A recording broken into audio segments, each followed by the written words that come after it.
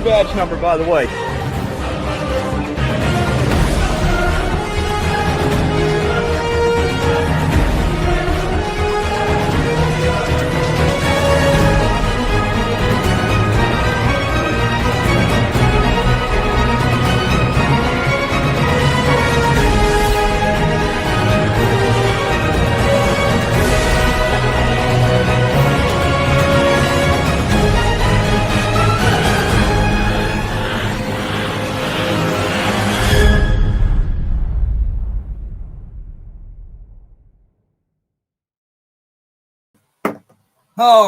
All right. What's going on, everybody?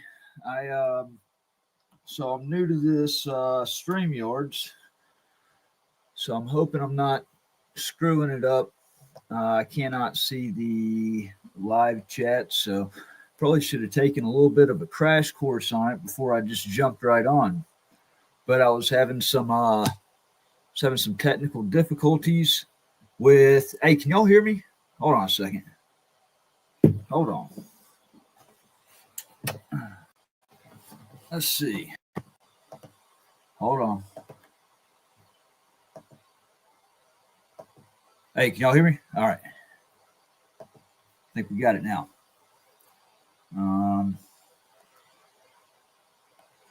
Give me 1 second.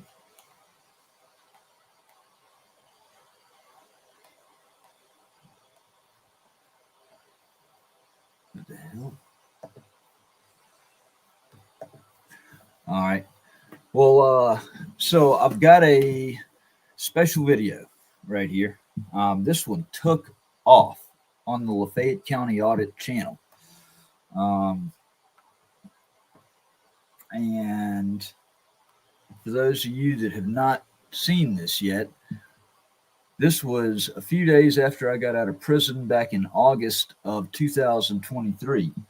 I was coming out of the Walmart in South Haven, and I saw a repo truck that was hooked up to somebody's car, and I felt like I was going to pull a Good Samaritan deed. Okay, I got the live stream up here now. Now I figured out how to do it. All right, thank you all for bearing with me. See, I don't even know where the YouTube. Hey, somebody. Hey, TV, text me the link to this live stream. Please text this to me. So I have that link. I can't even, it's not pulling up on my YouTube channel. I want to get, so I want to talk about this actually after this video, because if I go ahead and get into another topic now, people that tune in for this video are going to get pissed off. So I want to go ahead and send this thing live for y'all. I just want to give a shout out real quickly to Tyrants Beware. What's going on, brother? I appreciate you sending me that website. There it is. Copy. All right. Now let me go over here to my app real quickly. Messages. Skip. New message. Actually, groups. Updates.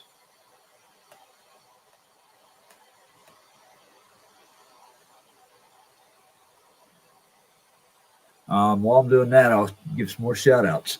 Let's see what we got. Joko, KS Cop Watch. What's up, man? I don't know if I threw you up there or not, Richard, but good to see you here in the chat. Daisy May. I love you, Daisy May. Let's see. Copy.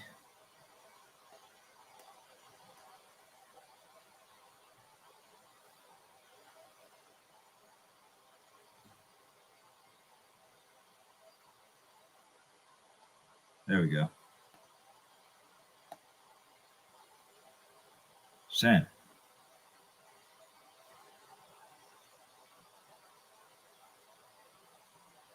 And the texts are away. All right, so I'm going to go ahead and I'm going to start this. So it is different than the one over at the Lafayette County Audit channel. Of course, I can't get back into the Lafayette County Audit channel.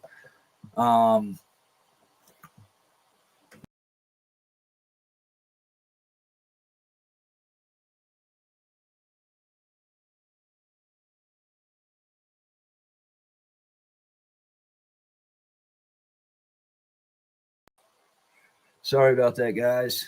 Like I said, I'm going to get better with this thing as time goes on. Stretch this back out. All right. So this is a little bit different. This actually has the 911 call on it. So I'm going to go ahead and I'm going to present this for you. This is the auditor gets assaulted or gets attacked by a repo man at Walmart. Let's see, video.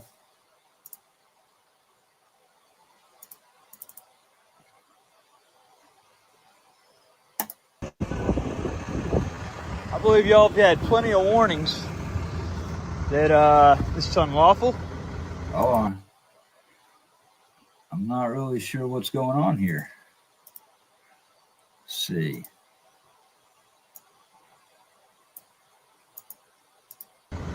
Walmart does not allow it.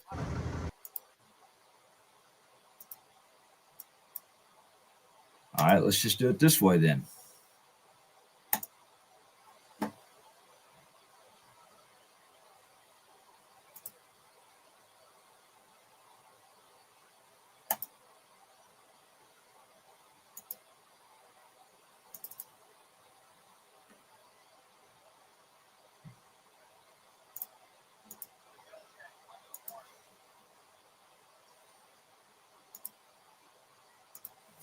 I shouldn't be this bad at I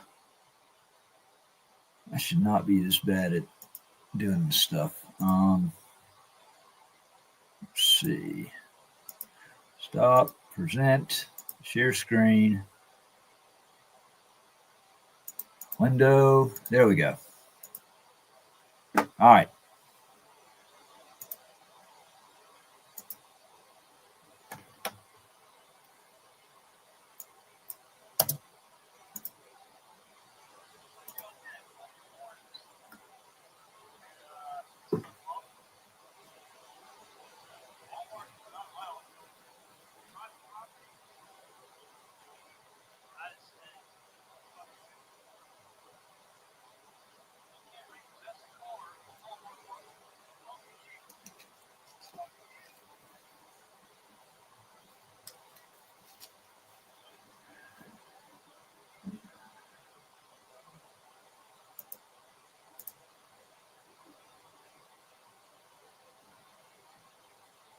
Oh, y'all still don't see it?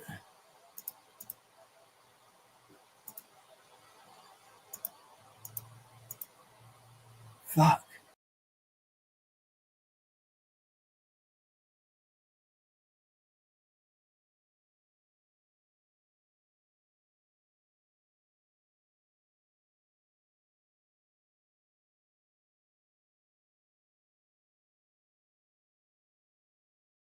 Private property. Right now, you're interfering with a repossession.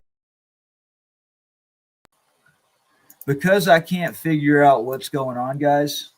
I'm sorry for screwing this up. I don't see anything in here to fix this. I'm really good at computers, and this thing is completely throwing me off on what to do. I should have.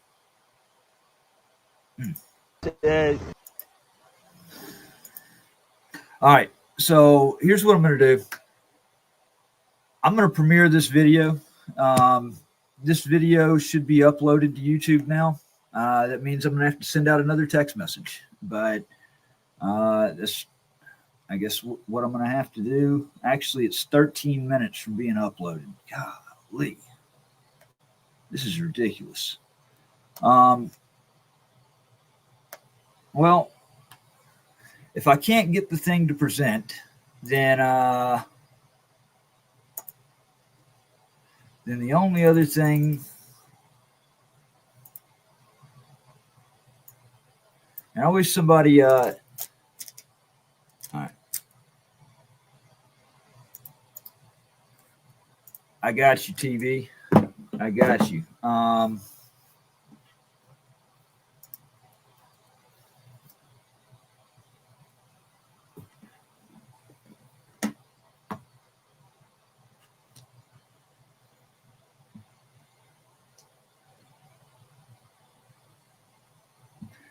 Got TB coming to the rescue.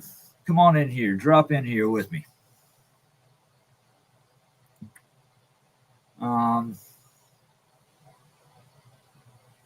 I know it's oh, there you go. All right. What's going on? What's going on, man?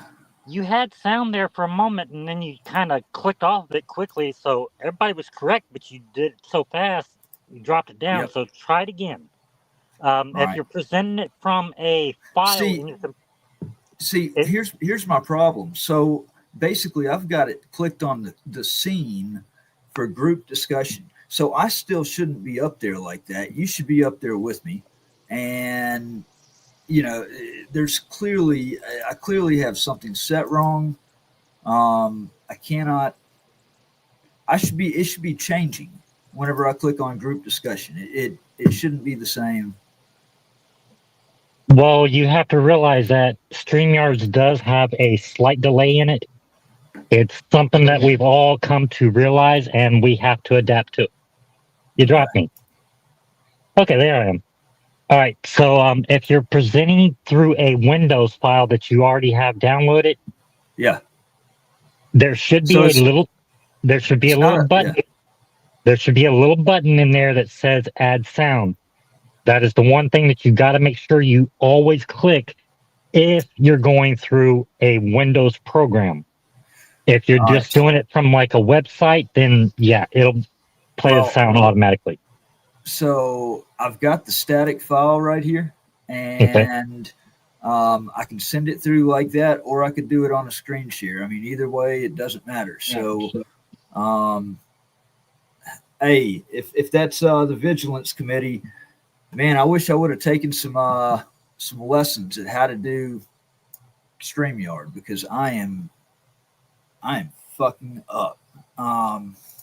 It takes time. But this should not be an issue, man. This should not be an issue. All right, so I've got it right here. When I click Add to Stage, I believe y'all had plenty of warnings. It's actually playing right now. But it's not showing on my end. Are y'all seeing it? Yeah, I'm seeing it. It's the guy, the tow truck driver, standing next to the other guy next to a car. Okay, all right, cool. I don't know why it's not showing on my end, but it might be on the other tab if you're actually playing. But I see what I was doing. Okay, my bad. I didn't click the save button. I was trying to rearrange the size of my window. All right, so cool. Got that problem straightened out. You're the man. Tyrants beware. I'm going to clearly have to, trim this video down, but I'm going to go ahead and send it live. If you want to stay in here with me, you're more than welcome to, brother. I'll stay for a little bit. All right, here we go. I believe y'all have had plenty of warnings that this is unlawful. Walmart does not allow it. It's private property. Right now you're interfering with a repossession. Fuck It'd be you. best if you just go on about your business. You can't repossess a car in the Walmart parking lot. Who the fuck are you? Who are you? Who the fuck are you? Who are you? That's what I want to know. I'm the guy that's fucking fed up with this shit happening. Who are you, though? Who are you? I ain't gotta tell you my goddamn name. Well, you're interfering with a repossession. I don't give a fuck. You ain't a cop, and if you were a cop, I'd tell you to fuck off too. You're not a fucking cop, so why would I listen to you too? Oh well. Same way. There ain't no reason. I bet you feel good about yourself towing away vehicles out of the Walmart park. Oh really? Assault. 154801 August 3, 2023. South Haven 911, what's the address of your emergency? Walmart. Over here. I was just assaulted in the parking lot. Okay. Where are you at in the parking lot? I'm on the row right closest to the grocery. There's a tow truck out here. He's illegally towing vehicles out of the parking lot. Walmart has already told them that they cannot tow vehicles. They cannot run tags. I confronted them about it. I stayed my distance away and told him that he was wrong for doing what he was doing, and he smacked my hand. Got it on recording. He aggressed me. He hit your hand? Yes, ma'am. He hit my phone in my hand. Okay. And what's your name? My name is, can I give you my first name? Yeah. It's Matthew.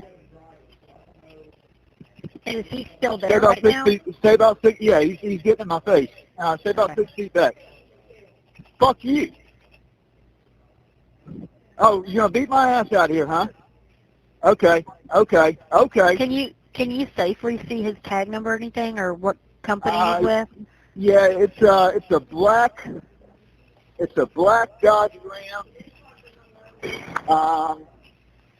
And I'm actually about to go get my other cell phone out of the car. I actually don't even see a license tag on the back of it. So that's illegal right there in itself. Does it have a company name on the side or anything? No company name. It's just a black tow truck. It's Does he have a vehicle on it? Whoa, he's chasing me. On foot? He's chasing me. On foot? Yeah, he's running me off. Like he told me he's going to beat my ass. Please get the cops down here quick. They're coming. This is ridiculous. They're working this team. Hey, can I get off of here and here? Yeah, I need to record video, and I can't do it while I'm on the phone. Can I get off of here? They're almost there. Can you stay on the phone? Sure. And I need to know if he tries to leave, which way he goes. Okay.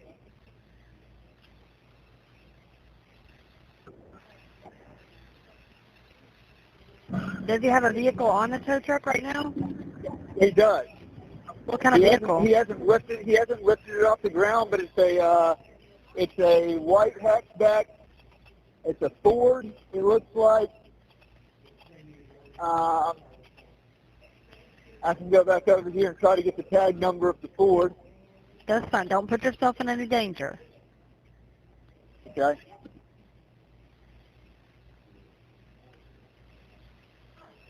The Ford they're trying to tow is Tennessee BMV 3444. DMV? BMV 3444. You're going to jail today. I hope that car was worth it.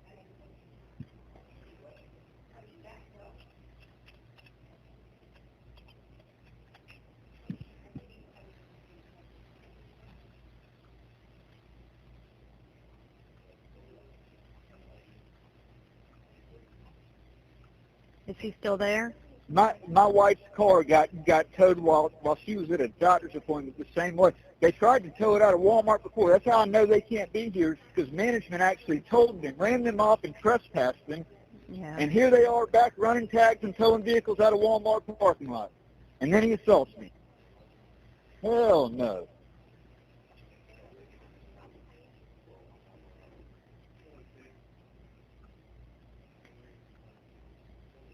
So they know who you are. What are you wearing?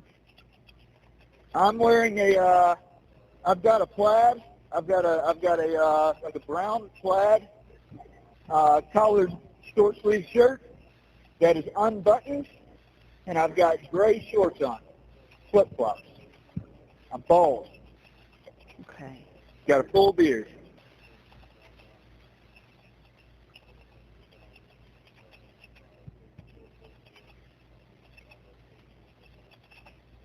I'm glad he didn't have a weapon, or at least yet, because I can't believe the cops still aren't here. Are they close? Yes. Are the officers close? I haven't seen an officer.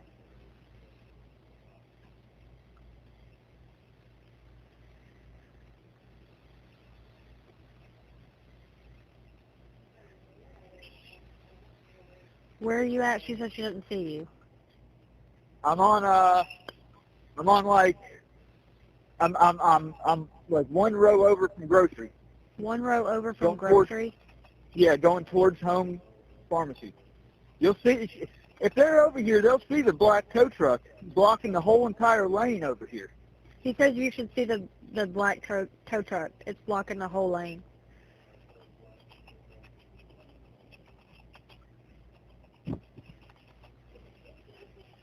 No. I think she's trying to get across to you. Is she on foot, or I haven't even seen a marked car. She's in a patrol car.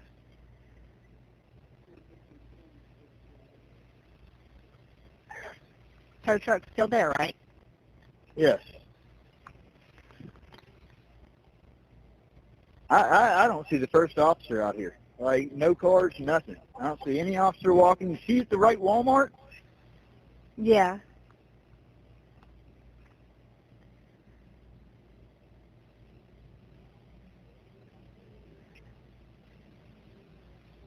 Come on.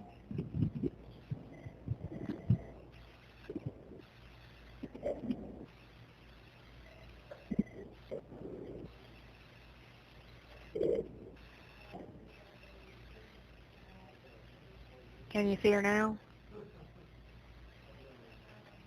Look over towards No. the Southcrest. She should be coming in over there. Like towards closer to the building, towards Southcrest. No, I don't see any officer.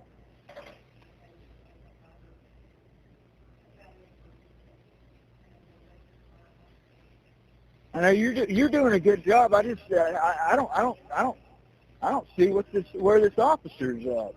I understand, and it's very frustrating. I Like understand. it is very frustrating because he's threatened me. He's already assaulted me, and I mean, as many cops as there are in South Haven, for there not to be a cop.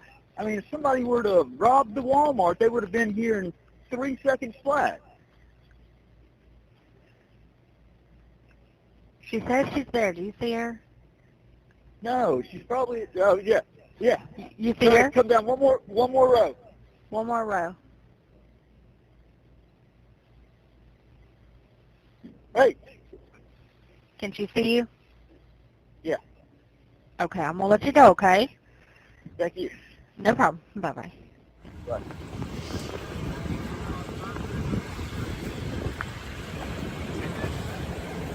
How you doing, man? Good. Name, badge number, please. Sir, Name, badge number, please. my name is badge number, Yeah. Officer Goss 1410. Hey, Officer Goss. This guy right here, he assaulted me. He hit Okay. my phone and hit You my can step hand. back a little bit. Just, yeah. I simply, when I came out of Walmart, I told him that it is against Walmart policy, and they've been warned multiple times and trespassed off the property. They're not allowed to be over here running license tags on Walmart property and towing vehicles away. I know this for a fact. Oh, okay. Well, you're going to jail. You're going to jail today. So you know what? That's Going for what? for You assault. coming up and talking shit to me? All right, First look, Amendment. let's separate. Go over First there. Amendment. I got Don't you. talk to him. Step over First there. Amendment. Step over there. We're not going to do this. I in didn't public. put my hands on you. Pay Listen, your car note, listen. broke ass dude. I told you stop talking. That's my last time asking you stop talking. Because y'all making this something that ain't got to be. Both of y'all. He's making it. He shouldn't even be I over here. asked you to step over there and stop talking. I'm not Let talking me- to him, I'm talking to you. We ain't Okay? got to talk about it. That's Let me what talk to he's him and from. get his side of the story, and then I will come talk to you. Step over there. Thank you. Continue your story, sir. So I was standing You about. are rudely being interrupted. Yes, ma'am. I was standing about probably 8 feet from him and telling him that the regulations are not allowed to be over here doing this. He comes up and I recorded it. I recorded it up until the part where he hit my hand in the phone. And I told him that was assault. And I immediately got on the phone and I called 911 to get y'all over here. Unfortunately, I couldn't record what happened while I was on the phone because it had my phone tied up. but he actually threatened. He said I'll beat your ass, and then chased me right down the road. I mean, the cameras will show that. I mean, it's. I mean, I guess he thinks he's invincible or something. He can just do what he wants to do and assault whoever. Hey, name and badge number, officer. Mark 1495. Thank you, officer. I do. I guess you would need it because I'm the victim in the crime, right? No, I need it for the report. There's going to be, if you're going to file charges on him, I need to have your name. No, I understand that. Yeah, if you're going to be the applicant, you'll have to sign. No, I understand. I understand. I'm a constitutional rights activist. First Amendment auditor. This caught him on, or he just happened to be out here on the wrong day, where you know, I come walking up, and of course I'm going to film it. Got you. And when he hit you, did he swipe your hand? Yes, ma'am.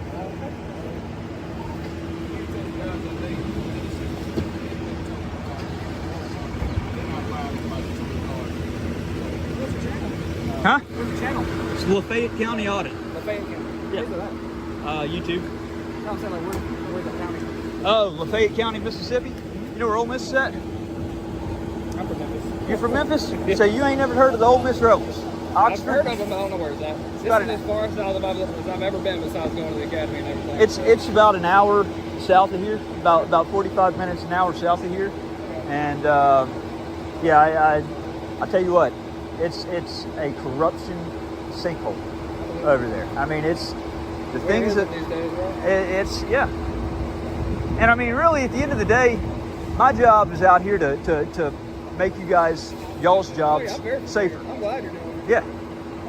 Makes our job easier. Well, Anything. and let me ask you something. What's the most dangerous person to a law enforcement officer like yourself?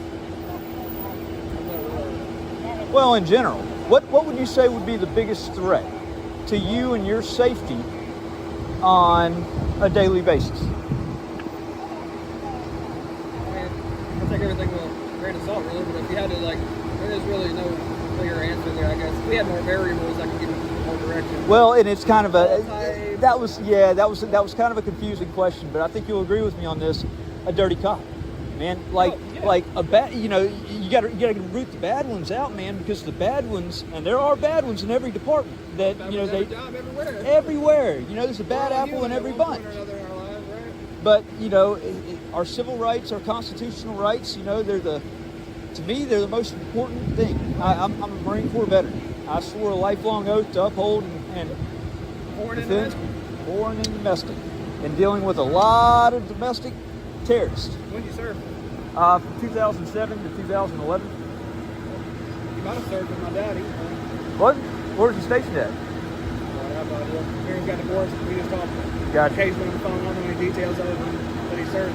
Sure. Kept it on the left side. So. I understand. I know, right? Well, I had to make you guys' job a little bit interesting today.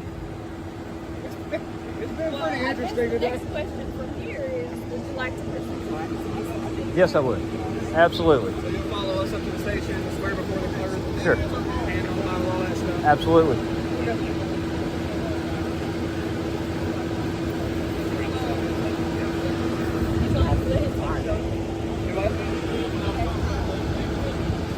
Not up, but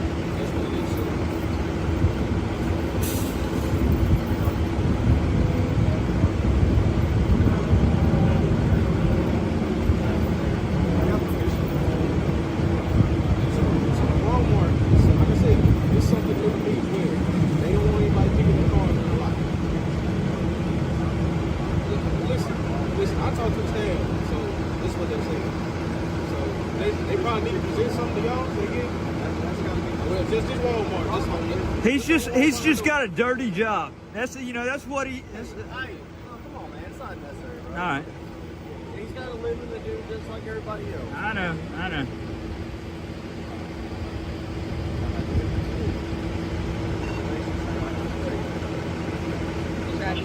Oh, thank you, officer. Did you capture the whole event? I did up until when he assaulted me, and then I immediately got on the phone with 911. Normally I have 2 or 3 phones on me, and I have the other 2 phones in my car. And I was kicking myself in the ass for that because I missed, you know, while I was on the phone with 911, that's when he threatened to beat my ass again and chase me. Well, that's a recorded line, so I'm sure that here that you've got the actual assault video. I do, and then I'm sure that I mean Walmart has cameras in these parking lots as well. Yeah. I don't know how good they work or not, but we can find out. He was out here with them, I think. I would assume he's with them. Now there is another car over here. It's a black. Yeah, It's their Scout. Yeah. He's the Scout. He looks for tags. Yeah, they're vultures. They're vultures. I mean, this is a, you know, if you're gonna get them properly. I mean, that's a cheap shot right here to wait until somebody goes into Walmart and then trying to profiteer off a.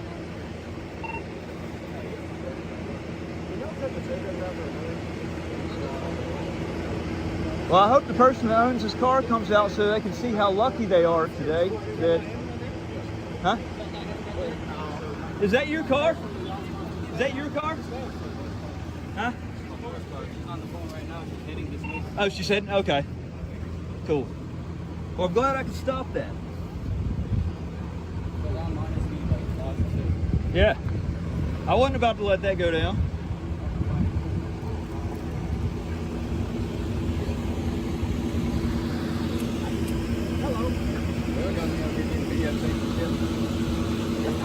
How you doing, officer? Can I get your name and badge number?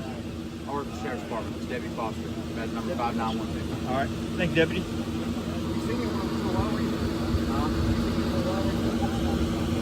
The place outside the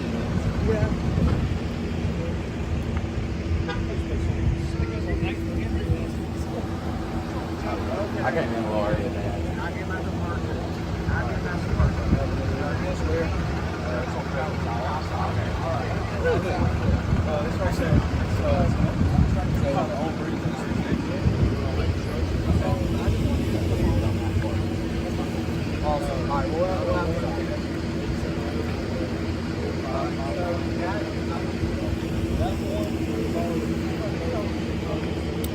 You know, it's times like now. It would have been great to have some pepper spray or some mace on me, because once he advanced towards me, he gave me the legal right of way to spray him down. Since we're here, I can't agree or disagree with you. Good less than lethal, non-lethal way to deter your attacker.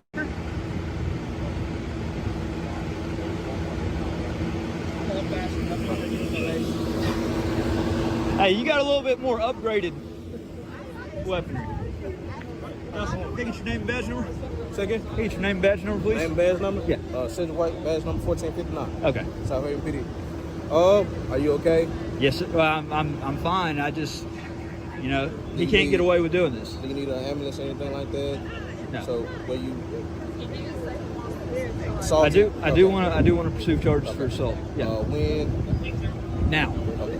So I would like him actually arrested on site. And I've got the video evidence on my phone, and Walmart, I'm sure, can pull it. Okay. But yeah, I would like him cuffed here on site. He taunted me after he did that, told me he was going to beat my ass, and then foot chased me through this parking lot.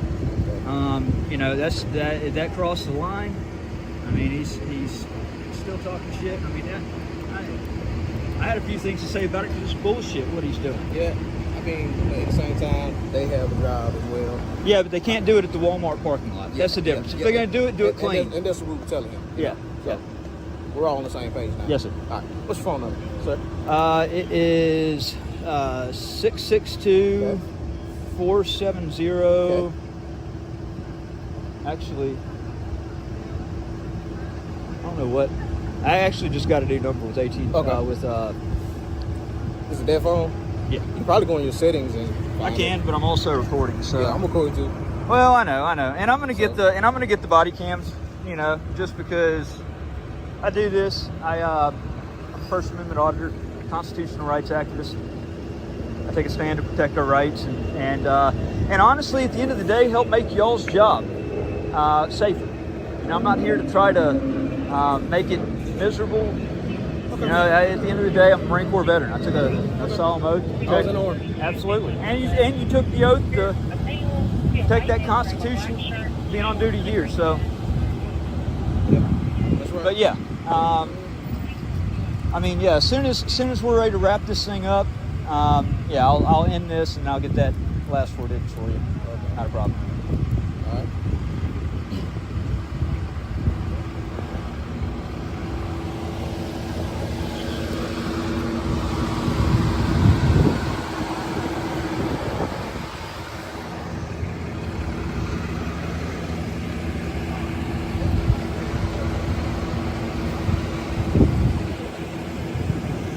Wow. Talk about being at the right place at the right time.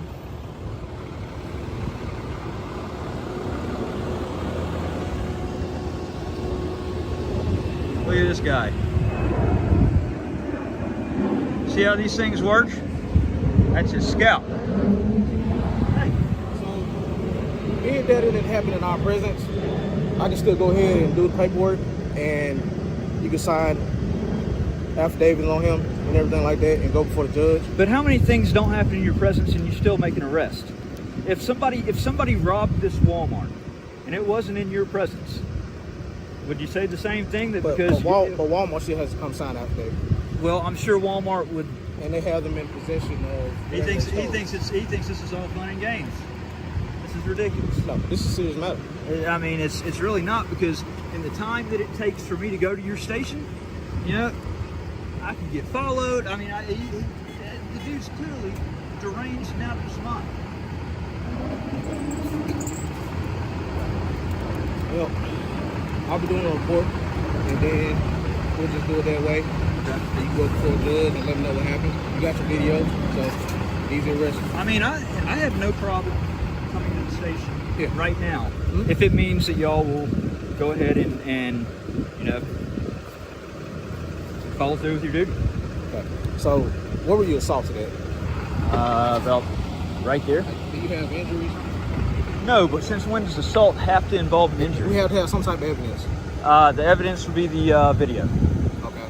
And I'm sure that Walmart has video also. Okay. And an affidavit sworn by me, which I'm willing to sign and swear. Okay. All right. This is obnoxious that he's actually able to leave like this. All right. Give me 1 second. I mean, I'd like a supervisor up here so y'all don't make the wrong call today.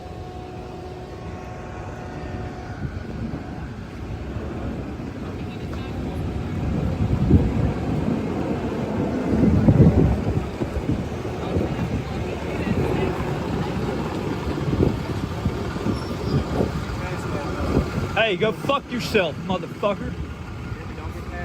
Go fuck yourself. Go fuck yourself. Go fuck yourself. You fucking piece of shit. Goddamn stupid motherfucker.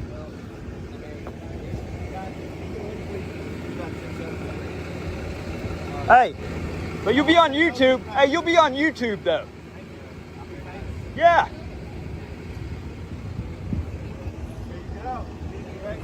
Piece of shit.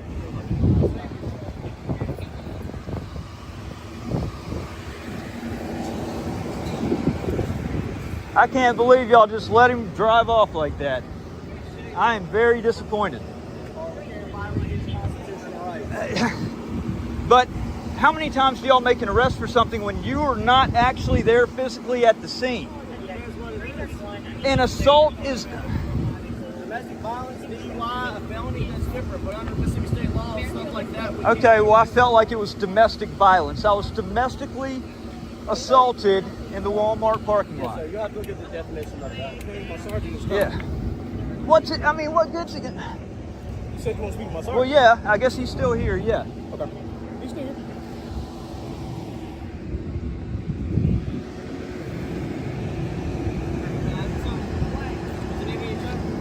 Lafayette County Audit. The what? Lafayette, L-A-F-A.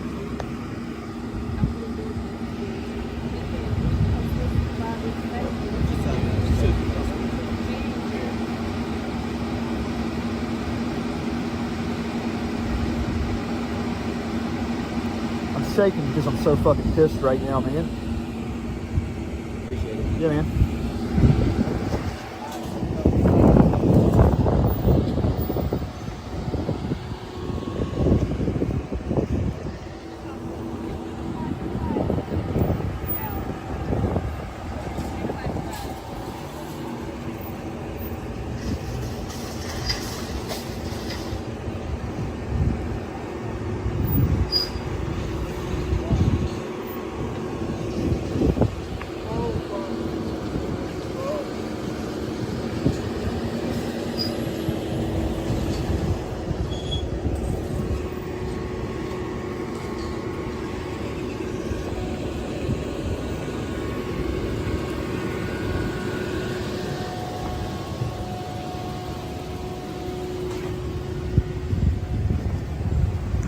211 BKRZ is the spotter.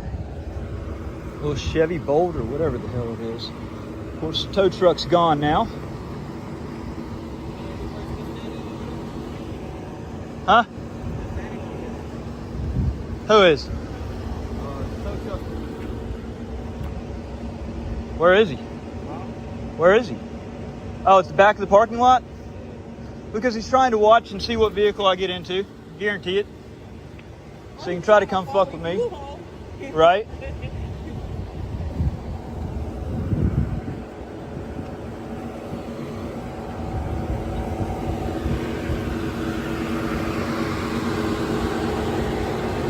Hey guys. So, because this guy was not arrested, he's now sitting at the back of the parking lot back there. If I had to bet, it would be to see what vehicle I got into. Huh? I can ask him to leave if you want. You can have some what? I'd like to ask him to leave. That way you can take it to your book. Well, yeah, but I mean, there's the black car that's driving around. I mean, they're working this thing as a team, man. Okay. That's the thing. I mean, y'all just let them get away with murder.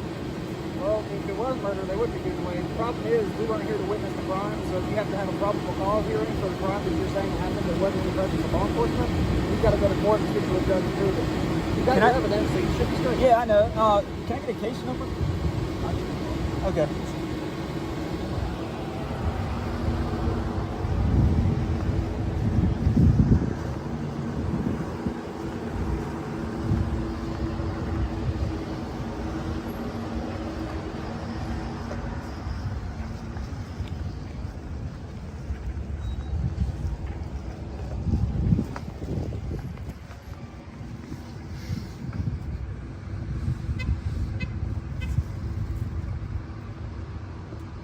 Look at him.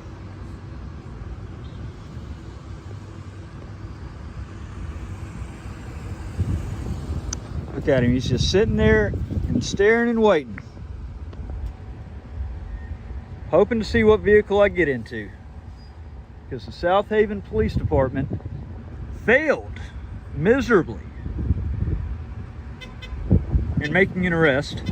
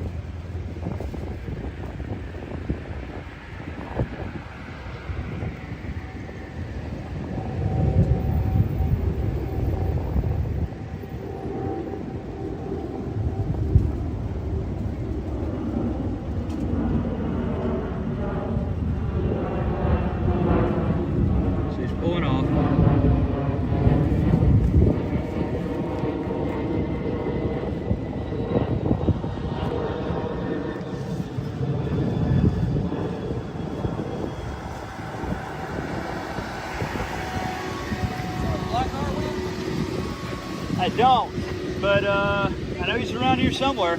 All right, I'll keep looking around. I'll talk to the tow truck driver. Okay. Clear out. All right. Well, yeah. I guess I'll hang out a few and try to let them cycle on out of here, and then I'll get on to my. Hey, good to meet you too. Lafayette County Audit.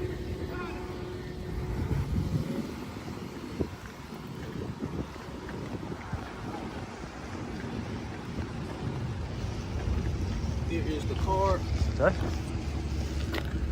I'm sure you can read it because I think I need another pen.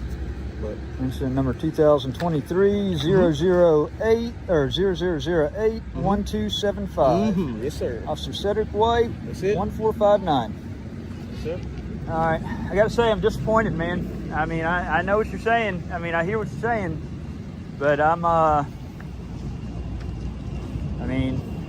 don't feel like my rights were adequately protected today as the victim in a crime that occurred in this parking lot. Can you tell me more about the assault? Did he just hit your hand? And Yeah, but all he ran would after you?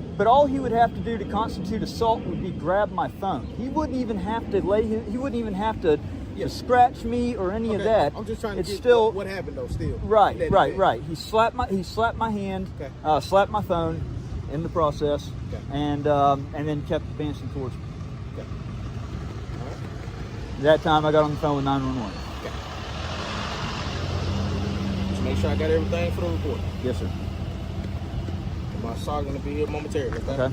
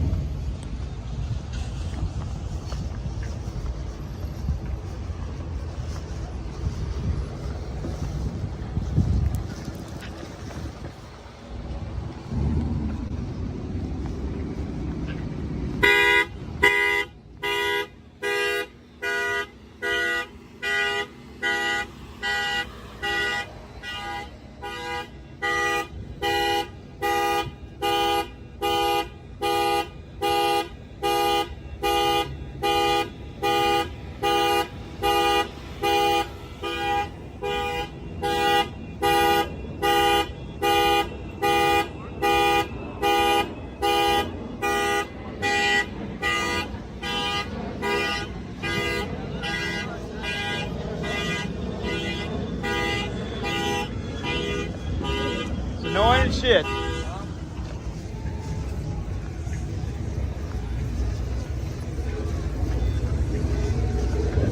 You know, officer, here's another thing that really just grinds my gears about that. I wouldn't have even given my ID up if I knew an arrest wasn't going to take place. Because that's why I asked. That's why I said, you know, are y'all going to be making an arrest?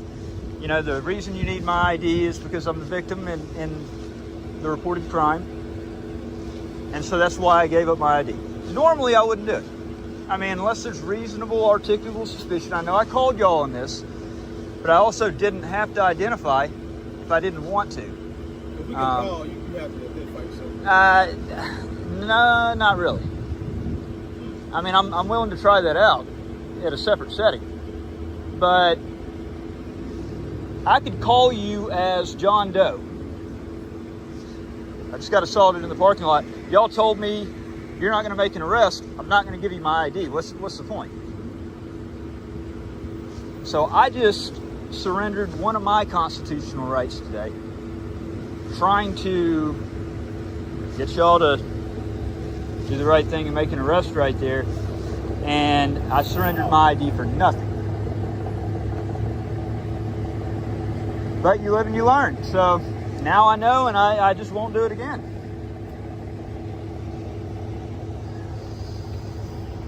My sergeant will be here in a few minutes, okay? All right.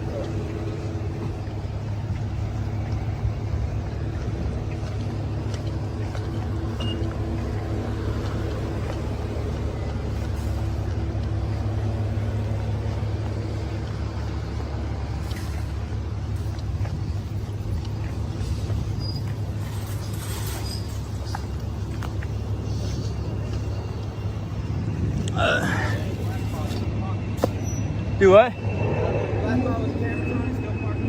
Oh, I know. I bet it is. You see it? Because I know the officer was asking where it was at because he was going to make him leave as well. Because I know he's a scout. He's somewhere around here. But you know what? Hey, you know what I learned today? You can go up and just assault somebody, and if the cops aren't there, you're home free. You know, because they didn't witness it. And that's what I just told him. I mean, any other occasion, in no way would I have given up my ID to the cops, because I don't have to. Unless there's reasonable, articulable suspicion that I committing a crime, or I'm going to commit a crime, they have no right to force ID on me. I did it because I was trying to, you know, I was trying to get them to do the right thing right there as the victim. And so I gave up my constitutional right for nothing right there. I identified myself under the idea that an arrest was going to be made.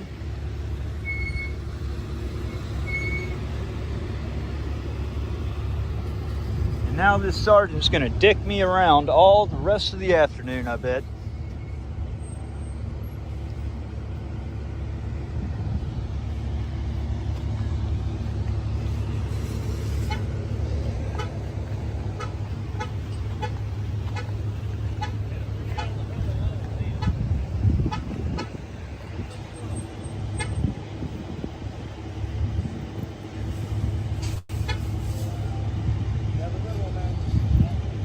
God bless the homeless vets.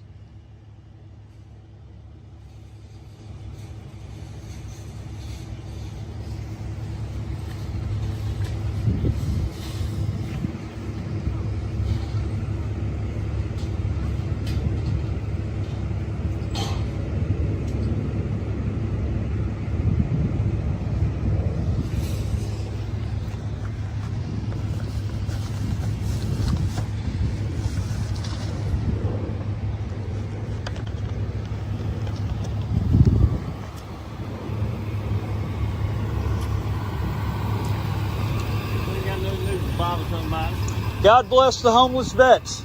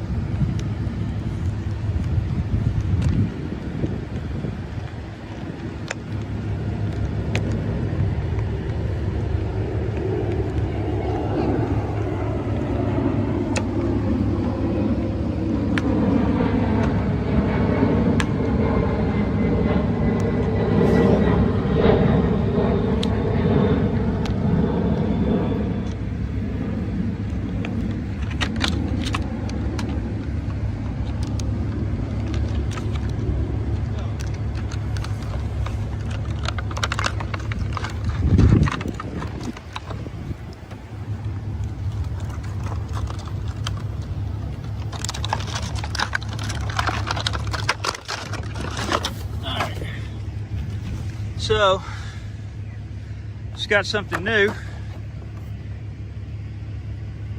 Looked pretty cool.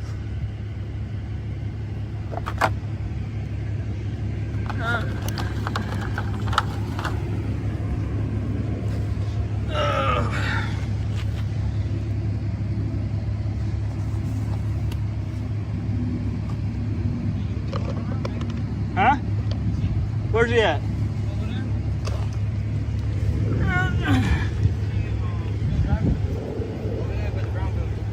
By the Brown building?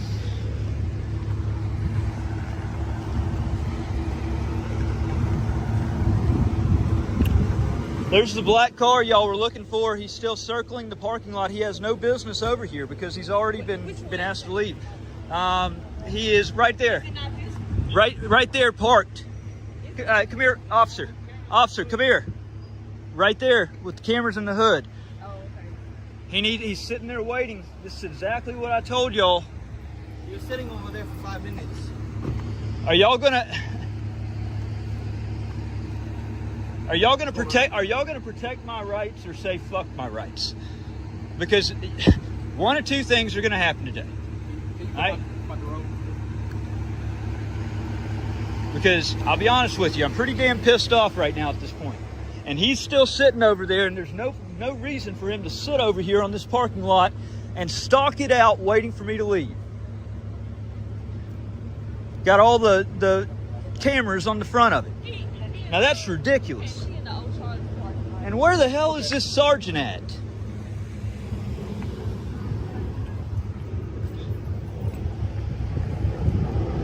I mean, are you gonna go talk to him? How about this? I'll go talk to him since y'all aren't wanting to move. No, actually, I'm going to. And, yeah. Actually, I'm going to, since y'all aren't going to uphold your oath, since you're not going to protect my rights, I'll protect them myself.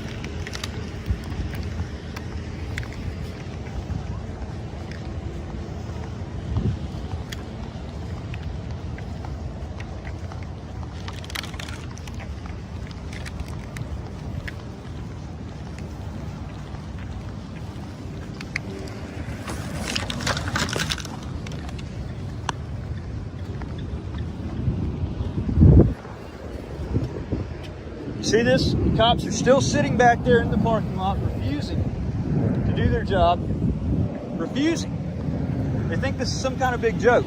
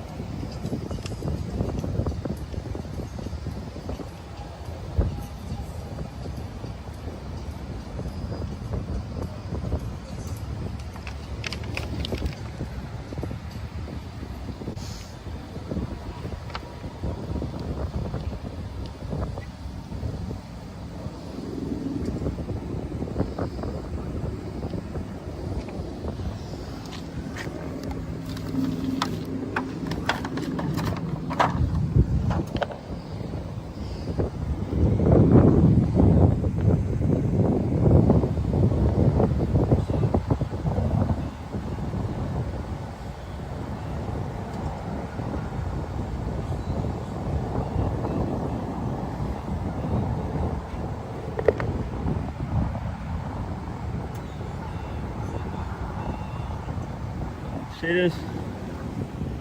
They could give a shit less.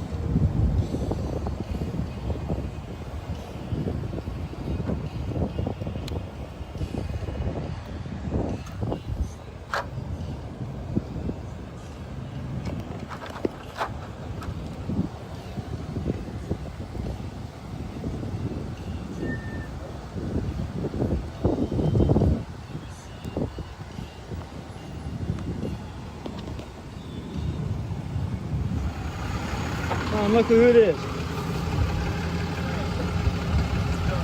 Oh, really?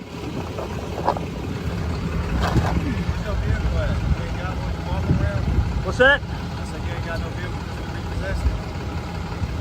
Walking around, causing problems. Cause the price. That's how you want to look at it. Why you on this guy right here? Huh? You got something better to do? You got something better to do. Okay. Maybe take care of that big ass sticker blister on your mouth. What? That big ass sticker blister on your mouth. Yeah. And them yellow ass. Got it from your fucking mom.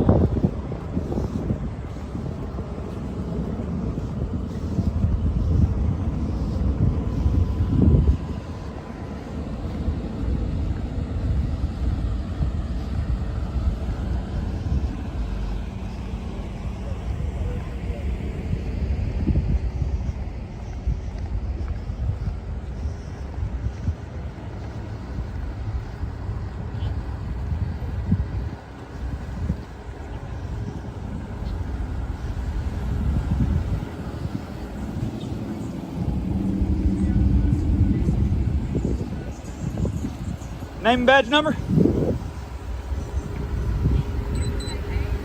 Taylor, 1324. How can I help you? Well, hey, because y'all wouldn't do your jobs. You failed at upholding your oath. Hey. You violated my rights in the process. What's going on? I was assaulted in this parking lot. Okay. Okay, I called it in. He told me he was going to beat my ass and he chased me, foot chased me. That's assault. Any day of the week, that's assault. Okay. Your officers get here. They asked me for ID. I said, do I really have to give you ID? And then I thought about it for a second. If I'm the victim in a crime and they're going to make an arrest, then yes, I'll give the ID. Okay, that was the whole thing. Otherwise, what's the whole point in me giving you my ID? If I haven't committed a crime and you're not going to arrest the perpetrator in it. Well, if you call to speak with us, we have to know who we're speaking with. I could be John Doe. I could be good citizen. Correct. You know, y'all could write a report that it was a John Doe that made the call. Sir, that's not how we do reports. Well, but you can. I mean, and unless you have reasonable, articulable suspicion. If you call us here for a crime that occurred, that you're alleging a crime occurred, then that makes you a victim. So that means we have a direct person that we're speaking with. But if you're not going to make an arrest, then we're not doing a report. Then I shouldn't have to give you my ID. But you So called us here. what's the whole point? Okay, but in y'all's investigation, your officers talked to him. I mean, I was willing to show them the video, and then your officers let them leave. Now, what's even more of a joke right now, that I guess they think is just a laughing ordeal, is that the tow truck as well as the Scout are sitting back there waiting. They have no business over here because they're not supposed to be. They were trespassing. They were towing vehicles off the lot. Walmart's already warned them not to come back and do that. Have you talked to somebody from Walmart? Actually, why don't you ask them? Well, if they don't call, then. Well, they didn't see it. Oh, okay. So I was a But good you don't need to Samaritan. make them aware So of I it. was a good Samaritan that told the guy he couldn't be over here towing off cars. You don't have the right to do that, sir. It's the First Amendment. You can't tell me I don't have the right. But it's the First Amendment. If I can come over here and shop, I can come over here and I can tell them not to tow a vehicle off. No, sir, you can't. I think that's bullshit. Okay. But what can I help you with? Well, first of all, y'all failed at your jobs today. I mean, it's blatantly obvious, and I think that there's going to be a lot of people that, in fact, there's going to be a very small, slim. But what can I help you with today? Well, I mean, they're scouting to see what vehicle I get in and leave. Yes, that's their job. I have nothing to do with their job. But what can I help you with today? So y'all aren't going to protect my safety as a victim that called in a crime. You didn't arrest the perpetrator, No, sir, and now you're going to let the perpetrators and his buddy sit at the back of the car lot, or at the back of the parking lot, and wait for me to leave so they can see what vehicle I drive, so they can follow me, so they can do whatever. Okay, I don't see them over here bothering you. I mean, they have been identified. If you wish to pursue charges, you have every right to go up to the station. Did y'all collect their information? Y'all collect the driver and the passenger's information? Okay. Okay. Well, y'all got their information. So if he wanted to sign charges, I y'all said have I open did. information. Okay, well then you can go to the station and sign charges if you wish. They have their information, but no, we will not make an arrest on something that we did not witness. I'll tell you what, y'all suck at your damn jobs. Yes, sir. Fucking pigs. All right.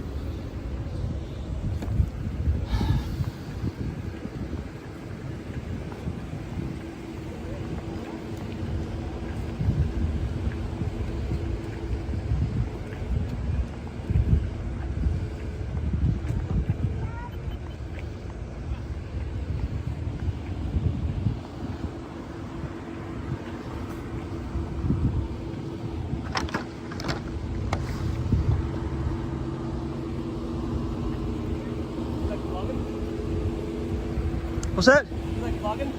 Vlogging? Yeah. What's that? Vlogging with the camera? Oh yeah. That's it's my good citizen duty. You do what? Well, I stopped a car from getting towed out of this parking lot by some vultures that weren't supposed to be over here towing cars off the lot. And then he assaulted me. He hit my hand and hit my phone, told me he was going to beat my ass and chase me through the parking lot, and these clowns let the guy go.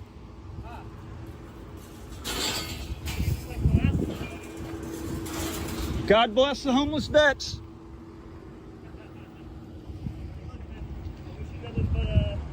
Luck or views or whatever you do this for. God bless the homeless vets.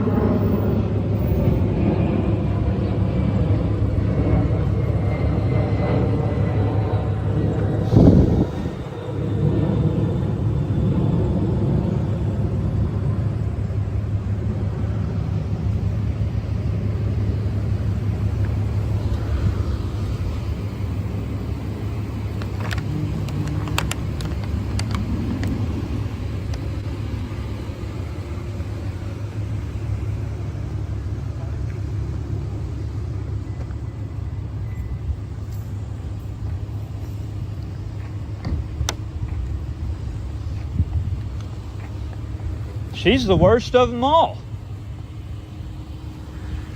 She's a joke to her department.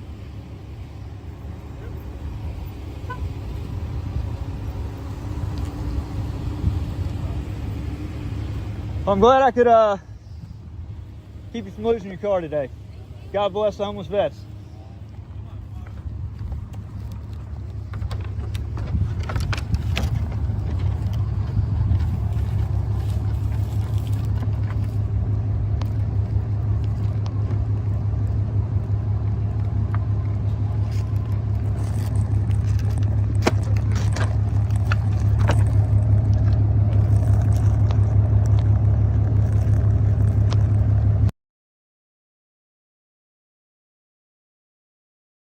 Right.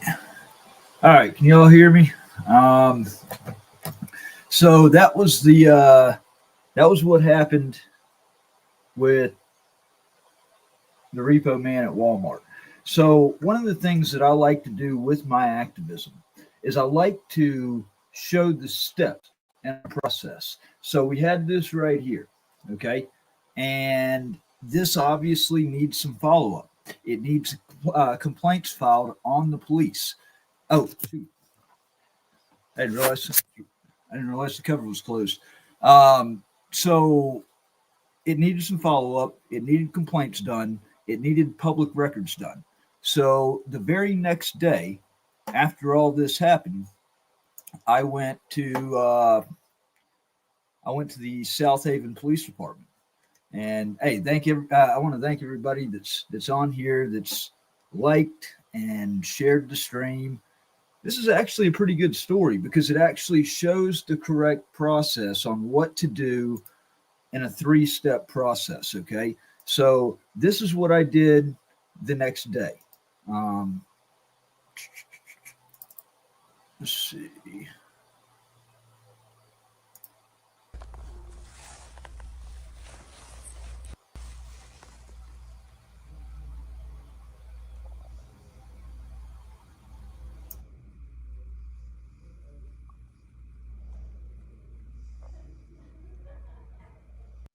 And Matt, Yeah. I'm going to hop on off. I got to get back inside. All right. Hey, can y'all hear the sound on this? I can.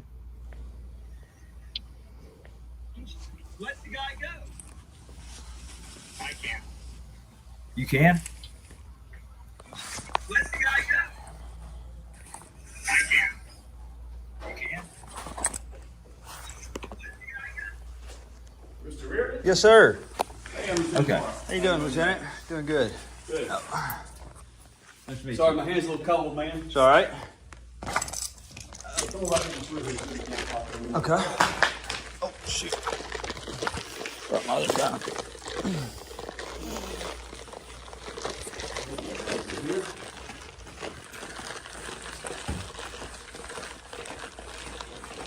Well. Okay. Well, Guess they don't want us going back there. Said no business maybe I today. got too much stuff in my wallet here. The card doesn't want to pick up. All right. There That's he goes. it. Good guess. All right, video. Come on in and have a seat. Sir. Okay. Let me have a seat right over there, sir. Absolutely. Oh. And here's my card. Thank you, sir. So just to kind of recap on the phone, you said you were on the Walmart parking lot and you were involved in an incident where a tow truck driver assaulted you. Yes, sir. And an officer Repo made a man. scene? A repo Yeah. man? I'm a repo man. Okay. Cream of the crop for types of people, I tell you. Okay. So so basically what you said to me that you want to file a complaint against the officers on the scene. Yes, sir. Okay. Now, as we discussed earlier, you said that you wanted to obtain copies of body-worn camera, stuff like that. If you're familiar with our City Hall building over here, if you'll go over there, I think it's on the north side, and they'll do a form. And yeah, I know where the office is. Yeah, I've been in there before. Okay. I just, yeah.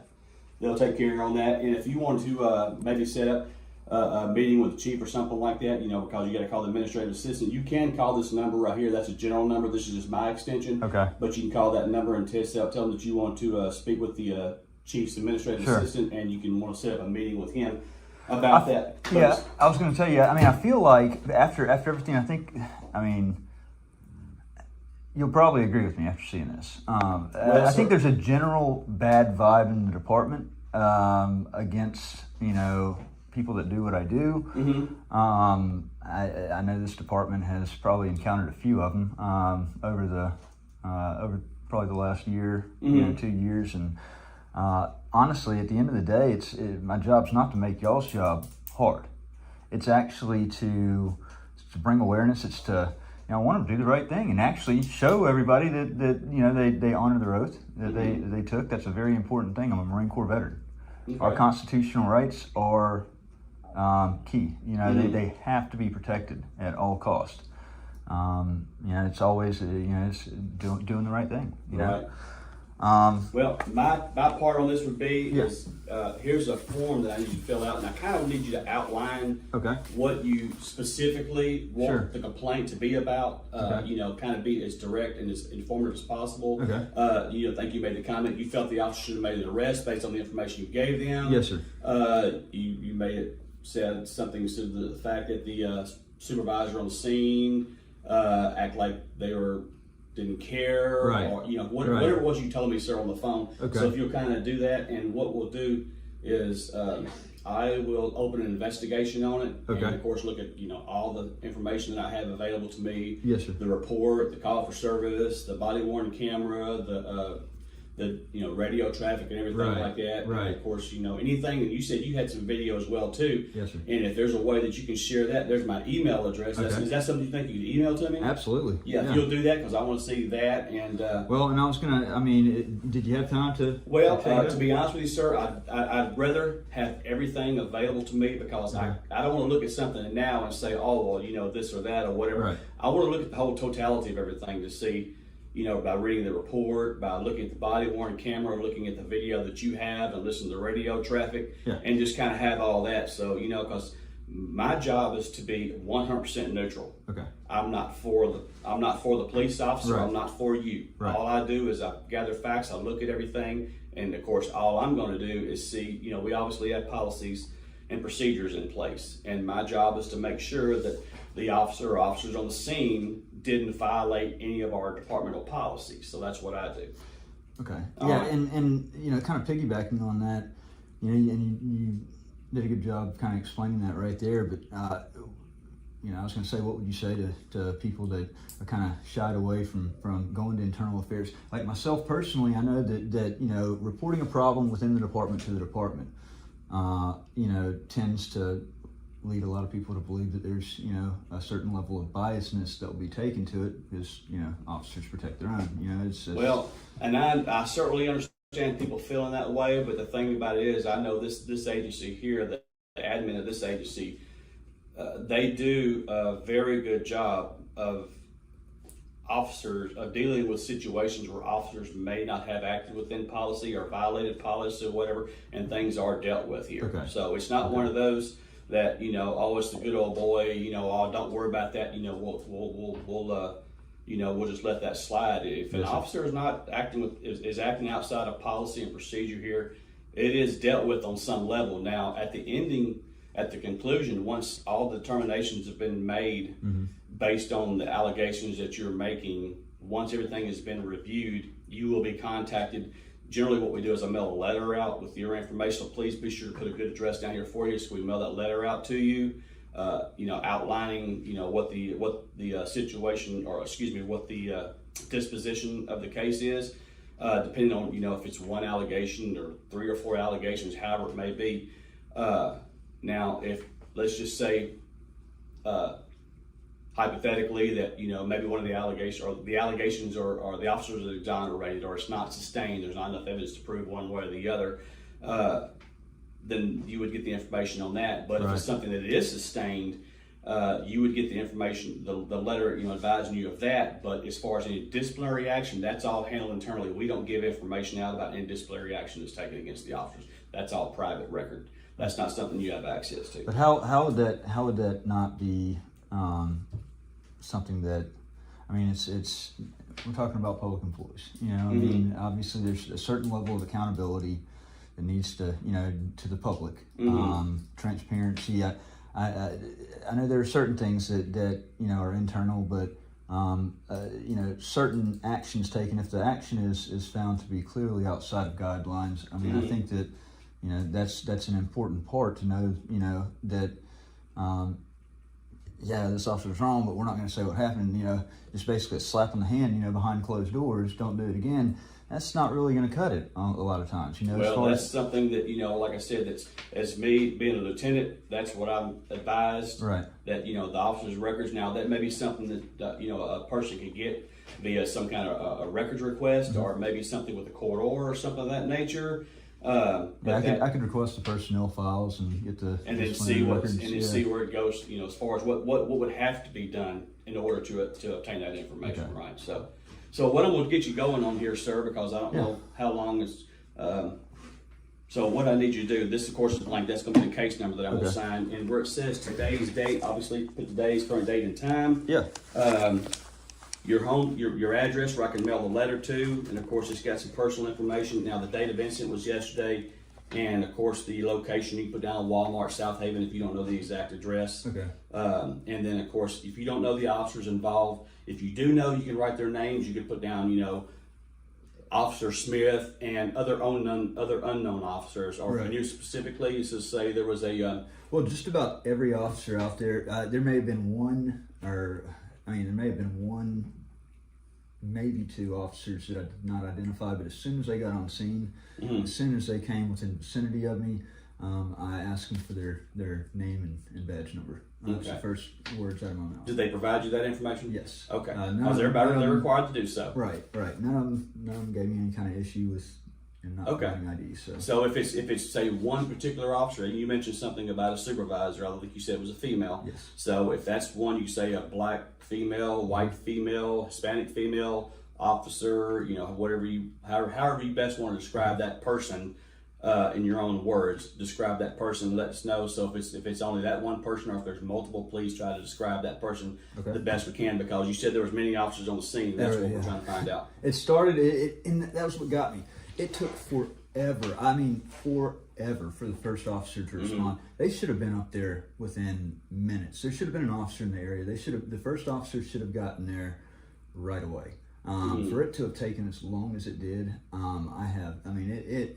it just blows my mind. And I wasn't able to actually get him threatening me, him chasing me to the lane because, I was on the phone with the dispatcher and she wouldn't let me get off so I could actually, record a video. So, I didn't have a second cell phone on me at the time. So you only had part of it. You didn't have all the incident that occurred between you and this person, right? The only part I did not get was while I was on the phone with 911. So I got the attack, and then as soon as the attack happened, I immediately stopped the recording and called 911. Okay. And I was on the phone with 911 for that 10, it felt like at least 10, 15 minutes. Then as soon as the officer finally got on scene, I quickly got off the phone with the dispatcher and I started recording again. Okay.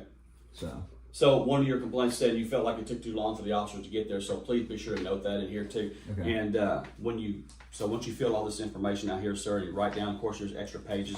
Please write only on the front, don't write on the back side of it. And then when you're done, let's just say you get halfway through this page, just kind of draw a line so that way nothing else can be added, and I'll get you to sign it on the bottom. You don't sign it here, that would be a place for an officer to sign.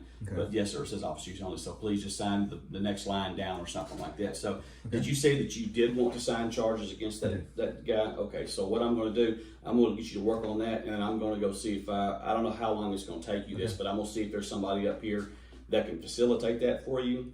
And so that way, whenever you get done with this, I'll get you with that officer. That way they can get that taken care of for you, Okay, and can you do me a favor as well? I got it yesterday, and I think it's, the card is in my stuff, in my bag somewhere. Hopefully it didn't. I didn't leave it in the hotel. But can you get me the case number again on this? The report number. They give you the report number, but you don't have that. He gave me the report number, and it was, and I showed it on the video at some point. I just have to find it. But if you could just, I'll write it on the back of this. How about that? That works. All right. So if you don't mind getting started on that, sir, I will go get that report number for you. Okay. Thanks, Tim. All right. You're welcome. It works now.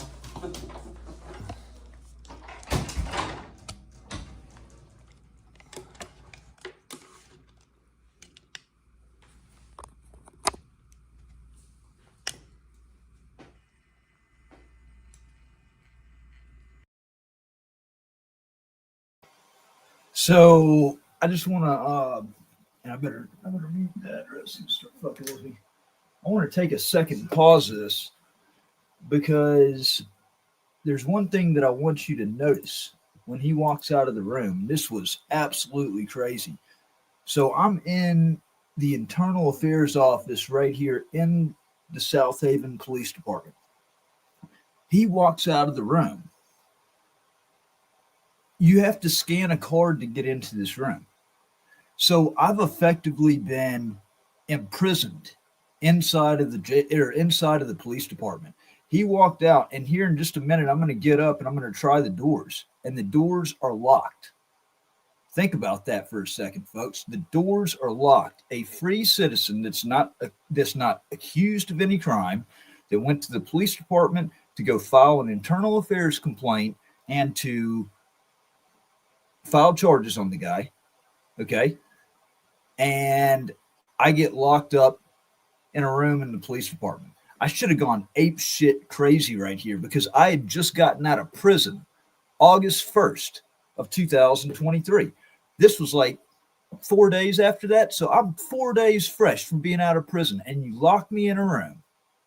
I should have, like, that right there was uncalled for. All right, I'm gonna turn it back on.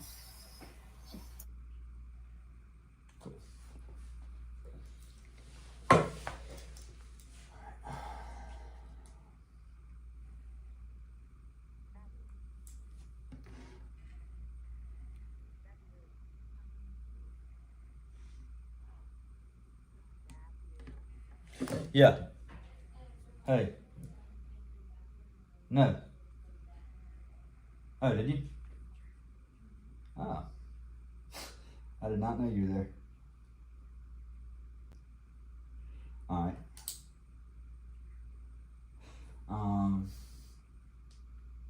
Let's see. Here, let me hold on a second.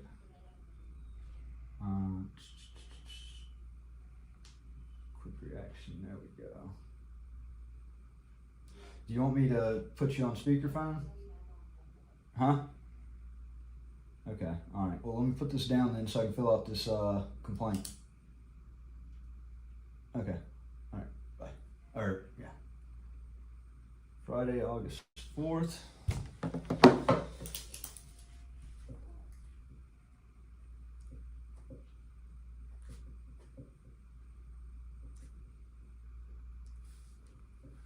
Time is 2:48 p.m. Oh. Here you go, Mr. Reardon. Here's the report number right there on the back of that card. Okay. And I'm gonna go check and see who might be available to help you with that affidavit. Okay. Sounds good. I'll be back Thanks, man. shortly.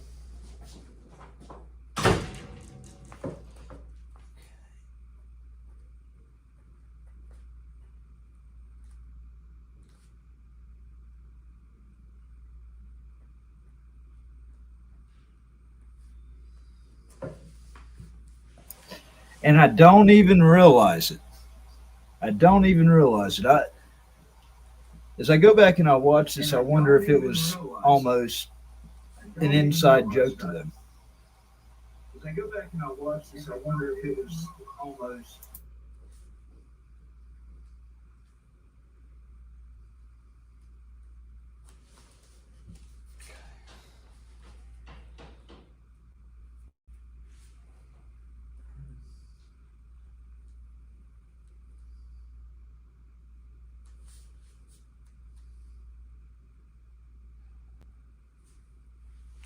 Hey, do you happen to remember about what time the incident occurred yesterday?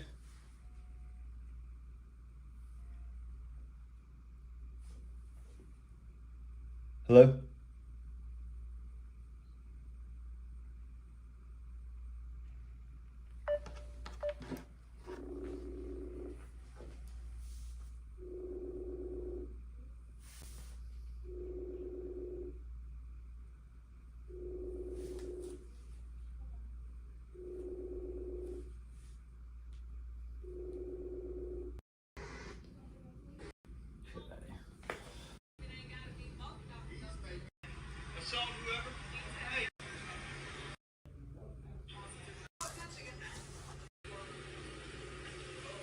So right here, I'm going back. I'm trying to identify each of the officers when I ask for their badge numbers so I can write them on the report. And you want to explain them, just describe them best you can. I mean.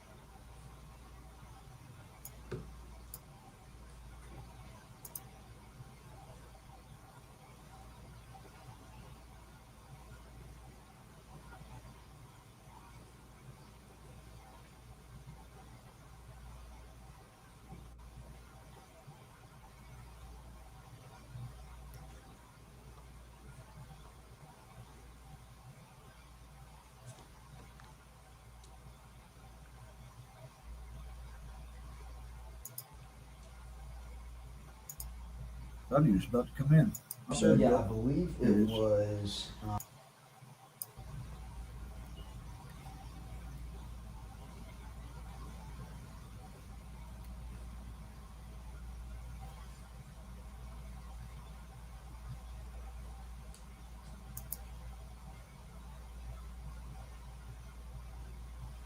On them in the back of the parking lot when they were sitting back there waiting for me to get into the vehicle and leave. Mm-hmm. Obviously, you know, and I mean, they had no business remaining there, you know, in the tow truck and all that after being asked to leave. Why would they be sitting at the back of the parking lot waiting, you know, for everything to, you know, it was clear they wanted to see what vehicle, you know, I was going to get into so they could come in and harass me further or Do you remember which officer that was, or was it a male officer? Yeah, I believe it was A white or a male black, or yeah, his name was.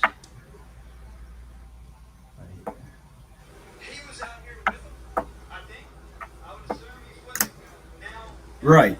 Exactly. Exactly. I could have just freaking started breaking stuff in there and had every justification. Barker? Okay. Barker. He did Yeah. great. I mean, he's going to leave again, and then I'm going to realize that the doors are locked. I commend him on how he handled everything. He actually went and approached him at the back of the parking lot while everybody else just stood around. It even got so bad that I said, look, the scout, the guy that's got 4 cameras mounted on his hood that was driving through the lanes, is sitting back there at the O'Charlie's like exit, just looking this way, just being the point man. And I said, y'all just gonna allow him to sit right there and just. So it was 2 different vehicles that were involved. They're working as a team. Okay, yeah. You had the Scout, and then you had the repo truck. The Scout it was a black car that had like 4 cameras mounted on the hood. Looking for the tags and stuff. Mm-hmm. Okay. And I asked 2 officers if that were talking. I said, "Are y'all gonna just seriously just allow him to sit back there like a predator and try to scope out my vehicle? It's already bad enough that the attacker was able to leave the scene. I felt like my rights as a victim were not upheld right there. We're not protected. Mm-hmm. Y'all just gonna let them just sit back there?" And he just shrugged his shoulders. Said, "If you're not gonna do your job, if you're not gonna approach him, I will." And that's what Barker said? No, that's what I said. Oh, okay. That's what I told the officer. It was the Sydney whatever. And he said, "No, you're not." I said, "If you're just gonna stand here and you're not gonna approach him, I will." And he was like, "Don't do that." And I took off walking to the back of the parking lot. And I just, I stood out there, and I was hoping he would just drive off, but I just, I didn't actually. I wasn't going to go and approach the window because there's lots of crazy people. He could have had a gun behind the window, but I stayed, safe distance, hopefully, to get him to move on out of here. Let him know that I knew what he was doing. But still, it's like the only one that even remotely, that even cared about, any of that, and kind of making sure that those guys moved on was him. It was Barker. I wrote his name down there so that way I know I can kind of exclude him from anything. So yeah. All right. So yes, sir. If you'll put that information in there, it's like you're gonna be just a little bit longer. So I'm gonna kind of just and I'm trying to summarize it really. No, you're fine. Take your time. It's not bothering me. I just want to make sure that you get all the information in there, sir. I'll be back shortly. Okay. Now I really drop a 1 in the chat if you think he's intentionally fucking with me. Do that. If you think he's intentionally doing that, drop a 1 in the chat. If you think he just wasn't using his head, then drop, let me know. I want to hear what you think about that. Because the more I listen to it, the more I'm starting to really wonder if this is just like an inside joke, an inside joke to them. It's not freaking funny.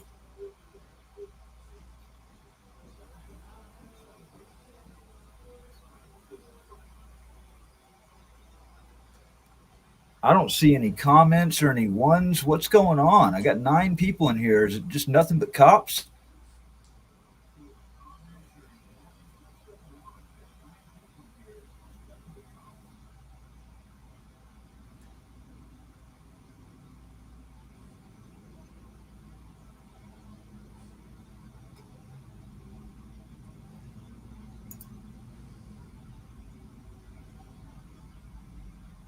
I think we do have quite a few. We have at least a few people from Lafayette County that have made their way onto here. I would be willing to bet.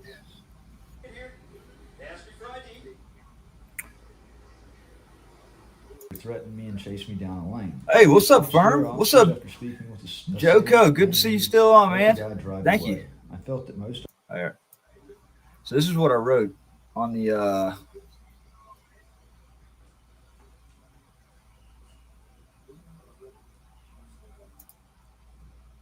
Complaint.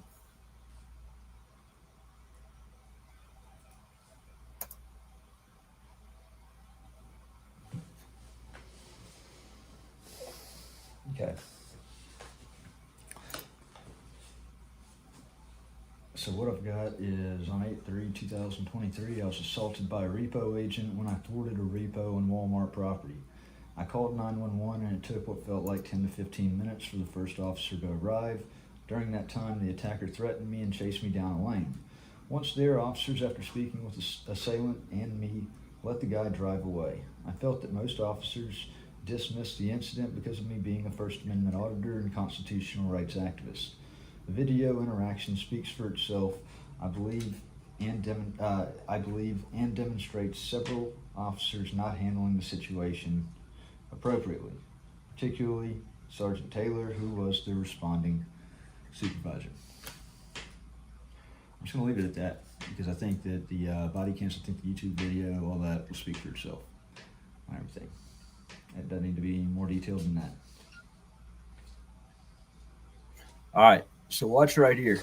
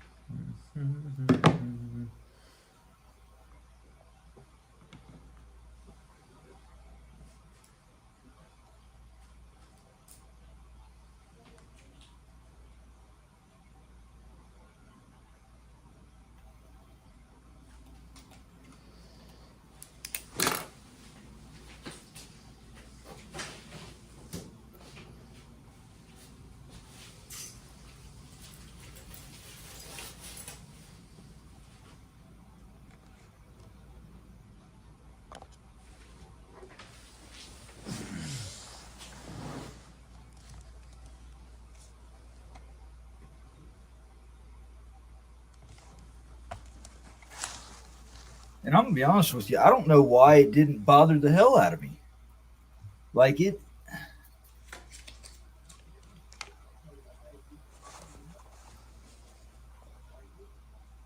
bothers the hell out of me right now watching it, that's for sure.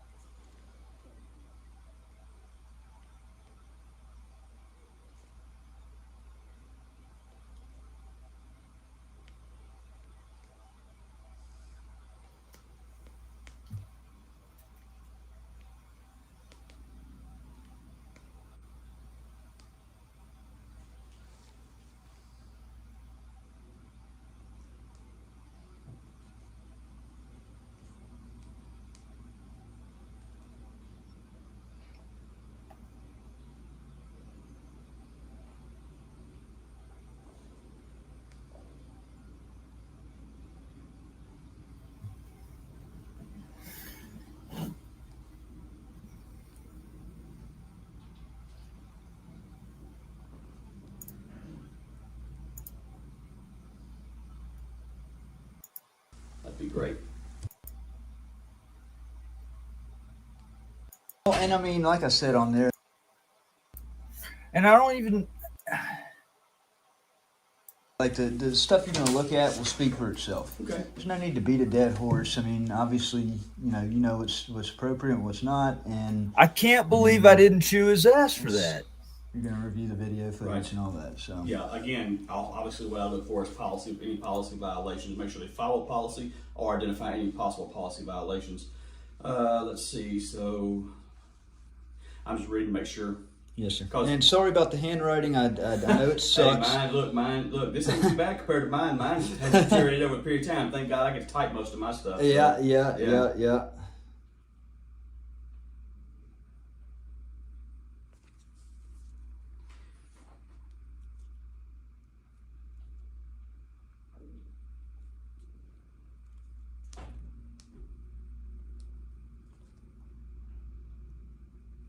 Okay. All right. Let me just get you, if you would, please, sir, just if you would mind just signing at the bottom somewhere down here, one of those lines. Yeah. That'd be great. Just anywhere on one of those lines, sir, since you just about filled it all up. So, all right, and let me get an officer up here to assist you with that warrant. Okay. That sounds great. Oh. I guess they had a warrant.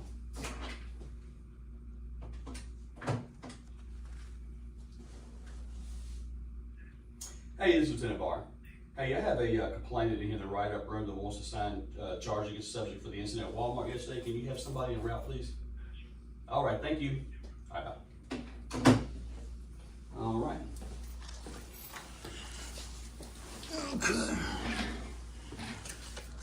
And just so you and just so you know, I mean, my thing is, as I said, it's accountability, transparency is very.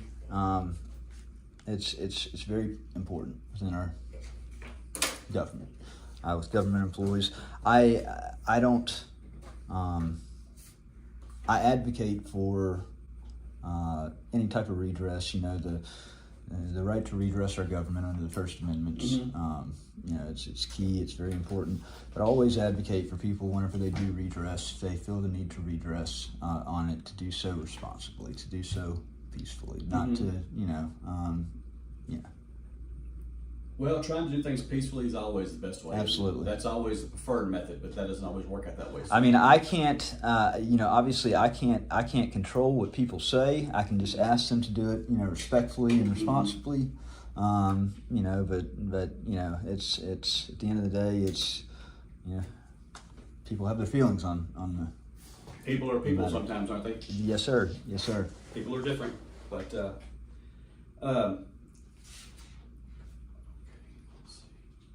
I'm gonna read this one more time, sir, just to make sure I understand it fully.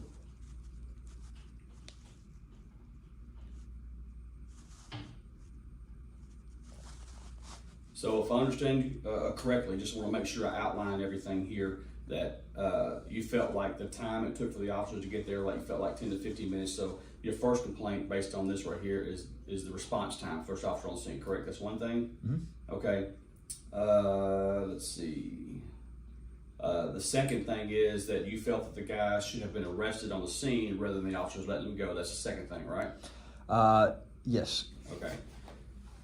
You felt like most of the officers dismissed the incident because of you being a First Amendment auditor and constitutional rights activist. So you felt like they were...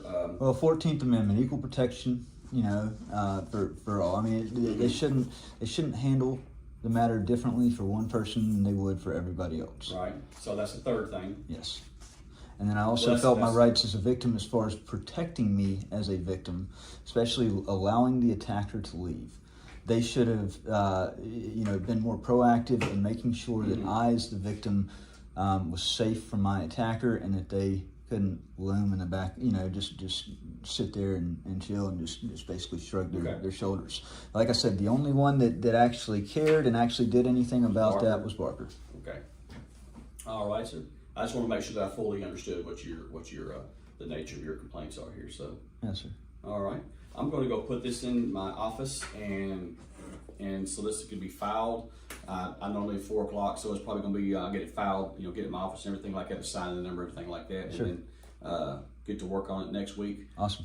These do take time for the simple reason that I wear many hats in here. I'm not just the internal affairs investigator. I also have a lot of other functions, like, you know, we've got, you know, whenever there's testing, promotional testing or lateral, you know, somebody, like a patrol officer wants to go to a like in our ISU unit or something like that, help facilitate a lot of that stuff, and we actually got some stuff going next week. So, but we'll definitely take a look at it, jump on it as soon as possibly can, and take a look at it and see what all we got here. And I'm hoping the city doesn't give me a hard time about the cost of producing, you know, body cams and the 911 That's call. something that we have no control over, either, of course. I understand. That's just something I'd have to take up with the city. But honestly, you know, it's something that between you and me, I believe that Walmart should pick up the cost for that, because when their employees were unable, like, I know that you know, they have policy against, you know, they have trespassed those people from their property, from repoing cars out of their lot. You that, or? Well, no, I have a personal experience with it. As far as my wife,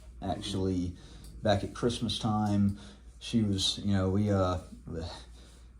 hit a difficult, you know, more difficult time. Tough patch. And yeah, she was, they fell behind a little bit on the car, and they actually pulled up on her while she was walking out of the store and saw the repo man back at the car, and there was a Walmart employee or manager that was out there saying, "You better drop that damn thing and get out of here right now. Y'all have been told, y'all have been trespassed, y'all have been warned, you can't come on this property and tow cars." And it makes sense. Why would Walmart, you know, want their paying customers that came there to shop? You know, why would they, you know, somebody driving through their lanes and scanning license tags, you know, like no store's going to want, no store's going to want anybody. I don't know if that's a nationwide, in other words, that's all Walmarts, or maybe just that one. I don't know. Right. I don't know if you had looked into that or not. Well, I know it's at least that store, and I would venture to say it's probably, you know, Walmart corporate probably feels the same way, and so, you know, no employees were out there to stop it, and I never, you know, saw any come out during all of this. So I mean, at the end of the day, you know, there was an injury that occurred on Walmart property. I was attacked by a repo man for actually trying to uphold and enforce their own policy. Therefore, I think it only makes sense that the cost for getting the 911 call, Walmart would have a shared interest in this because it happened on their property. You know, so any cost for obtaining the records, any cost for obtaining the 911 call, the body cams, I think that should be something that this large company should pick up the cost on, as well as any additional injury or any additional expenses relating to that. And you know, I 100% believe that. What happened? Where the hell was Walmart offering to cover the cost of this? Physically, you know, he didn't break any skin or anything. I mean, obviously, you know, it's you know, there's still an incident that happened. Yeah. Have you reached out to maybe Walmart corporate to see if that, you know, answer some of your questions? No, because honestly, they'll see it anyways. Yeah. I mean, when the video goes public, I mean, I have no doubt in my mind that they'll see it. It'll get to their attention real quick. Yeah. There's no ifs, ands, or buts about it. So. All right. Mr. Reardon, I'm going to take this back here. I'll be back here in a minute. We'll stand by here. The officers should be here any time now. Yeah. I'm not sure, you know, where they had to pull them from, because obviously there's only so many out there, depending on, where they had to come from. Sometimes. Hell, get Barker over here. Well, if he worked yesterday, he's not here today. He's not here today? I got you. Right, yes, I got you. Alternating shifts? Yeah, 2 different day shifts. But I don't know where they had to pull somebody from, but they'll give somebody here as soon as they can. So, okay. But I'll be right back here in a minute, sir. Thank you.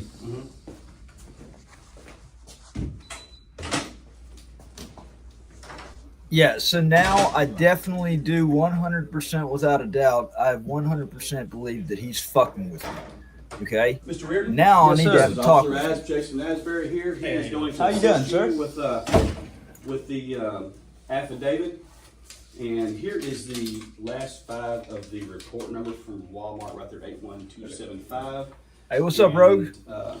He would like to sign charges against the other subject for assault. Okay. Yep. All right. Hey, thank you, Lieutenant. Yes, sir. You're welcome. All right. And actually, I've got a, if you can actually email me, I should have put an email address down on that, because that's the easiest way. To get with you? Well, here, yeah, you because you'll write it on there. To be honest with you, I don't even live at that physical address that I gave you. Yeah, if you just want to write it down right there, or somewhere, or on the side somewhere, there's really no place to change that format where you can put an email down. Okay. Just somewhere on there's fine. Is that what you're saying? Is that how you want me to correspond with you? The outcome of the investigation is to email it to you? Yes. Okay, I can do that.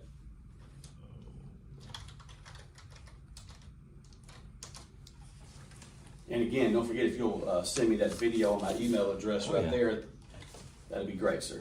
Absolutely. Make sure I can fully understand what that is. PatriotPressTV@gmail.com. Gmail.com? Okay. Yes, sir. All right. All right. All right. Good luck. Thank you. Yes, sir. With the charge there and all that. All right. Thanks, sir. Mr. Reed, while I'm pulling this up, can you just kind of walk me? I'm new to this. Can you just kind of walk me through what's going on? Yeah. Because I don't know anything about any of this. I was attacked by the repo man at the Walmart parking lot yesterday. I was actually doing a good Samaritan deed and you know, trying to get him to vacate the parking lot. They were him and a scout of his were running tags, and were about to haul a car out of a parking spot. Walmart has warned them multiple times that they have no business on that lot towing off their customers' cars. Mm-hmm. And it's, as I told Lieutenant, I know from a personal dealing with it, that's the case. So it's pretty sad, isn't it? As I was recording him and telling him, you know, he needed to leave. They are so complacent. Attacking me. He hit my phone, hit my hand. It was a jab, and so I called 911, and yeah, I mean, and then as far as everything that happened after that, that's in the internal affairs, report. I don't have anything to do with that. So yeah, this is just, and then while I was on the phone with the 911 dispatcher, he actually came up to me and said, "I'm gonna beat your ass," and then he charged at me and chased me down the lane of the parking lot. Okay. Which hand did he hit you? It's the right.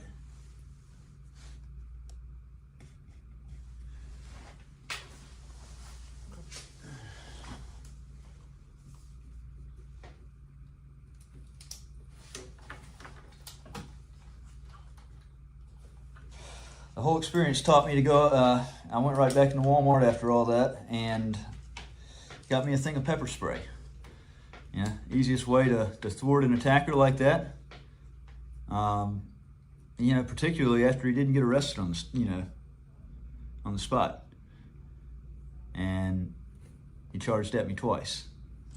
Well, unfortunately, if it occurs outside our presence, it's a misdemeanor offense. We can't make an arrest. Right. Well, I mean, but you gotta take that up to the. But you could if somebody was shoplifting. That's a misdemeanor offense as well. That would generally happen outside of the presence of law enforcement. So, I mean, there's lots of things where an arrest is made that happens outside of the presence of law enforcement, but an arrest is still made. Well, that's true, but it has to do with the specifics of each situation. Yeah.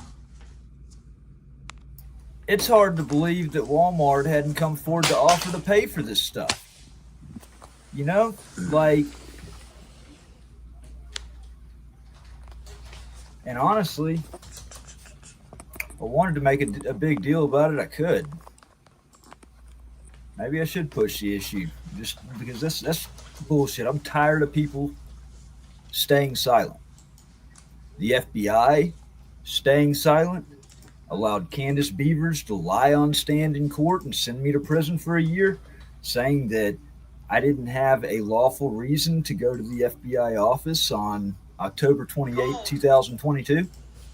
It's horseshit. I'm sick and tired of people in positions of authority or power that they get to just stay silent, refuse to do their job. Sickening.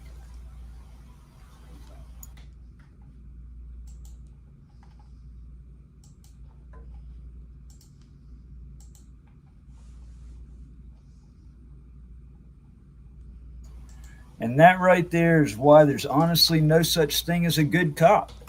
Maybe one time there was, but I still, all of them will turn a blind eye to something happening. If something goes down, they're not gonna blow the whistle on one of their blue line piggy buddies.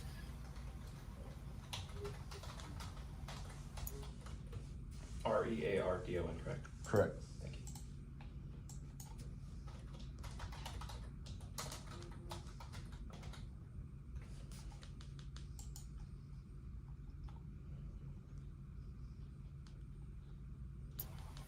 Hey, you're right about that, firm. They cover for each other.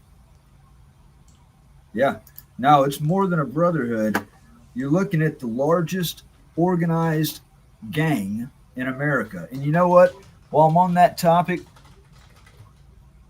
I am sick and tired of seeing the blue line flag. That is a desecration to the United States flag. So he's going to beat my ass.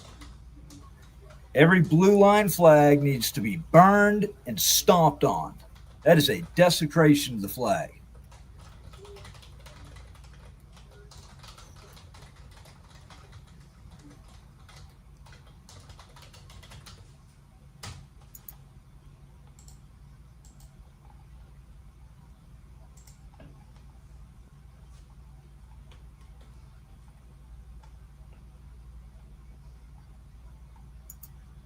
This guy is sure a class act. He's probably playing a game of solitaire. Acting like he's doing something. This stuff doesn't take that long.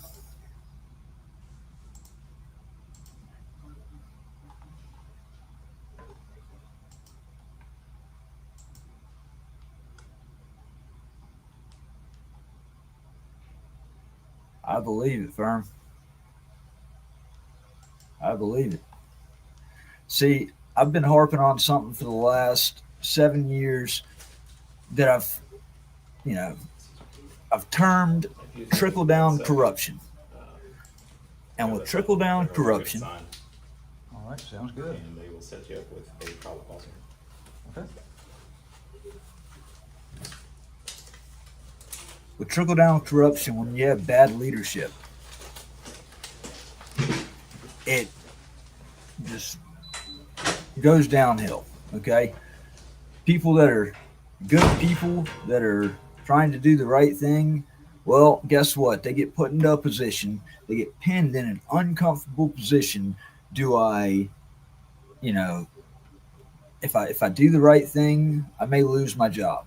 I lose my job, I lose my, way of supporting my family, supporting my kids, all that, okay? And before you know it, you're turning a blind eye just like the cop will do on the side of the road, okay? And when that happens, it puts them in the same bunch. I got a prime example of the deputy circuit clerk over in Lafayette County and the circuit clerk in Lafayette County. Love to tell you about.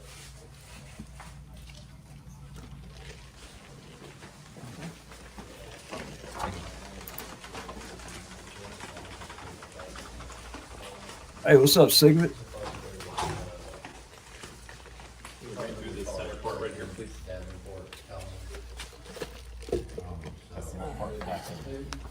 The report I can.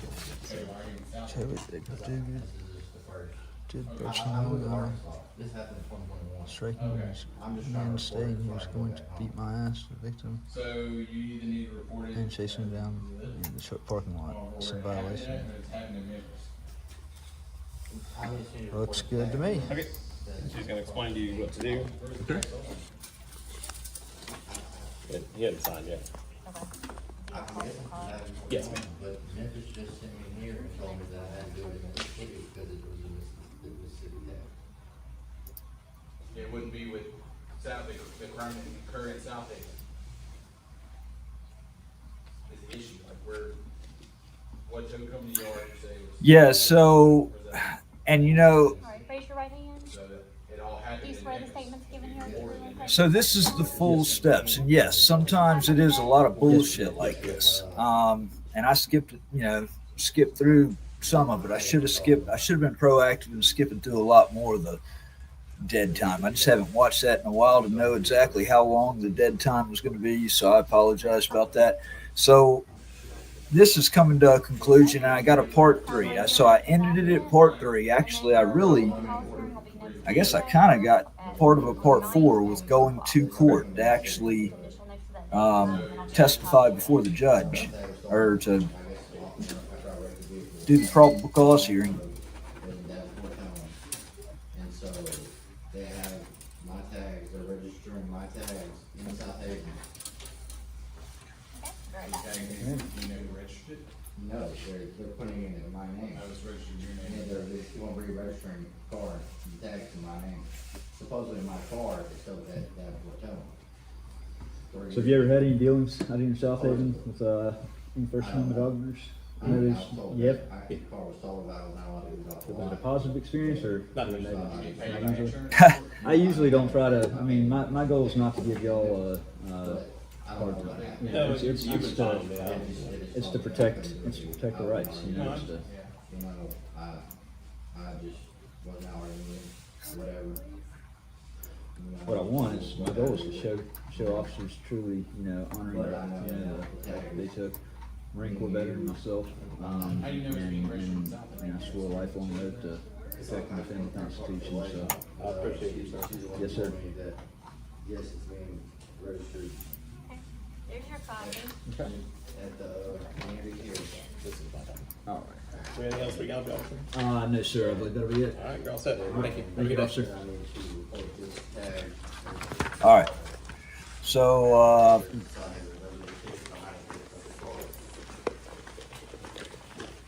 So, yeah, as far as that one goes, let me go ahead and remove that. So, like I said, I think it's a big part of activism to educate other people on certain things, on the process, on just how to follow something through. The one thing that I see too much of, and it shouldn't be that way, is not following through on things. Just, half-assing something. Okay, I see the news do that a lot. They'll publish an article about something, and then they won't come back in and do a follow-up, and you're left saying, okay, well, what happened with this story? And that's just, to me, that's trashy whenever you don't follow through. So I've got, and this is a pretty short one, but I've got part 3 right here. And this is going back it's the same day or it was the next day. I can't remember. And I went to City Hall. Let's see. Okay, I'm here for part 3 of the Walmart attack incident. I just met with Internal Affairs across the street, Lieutenant Barr, the South Haven Police Department, to lodge a internal affairs complaint to the officers that responded yesterday to the Walmart parking lot. I also swore a affidavit, criminal charges against the attacker. And there's a probable cause hearing set for next Wednesday, the 9th, I think at 2 o'clock in front of a judge. So now I'm over here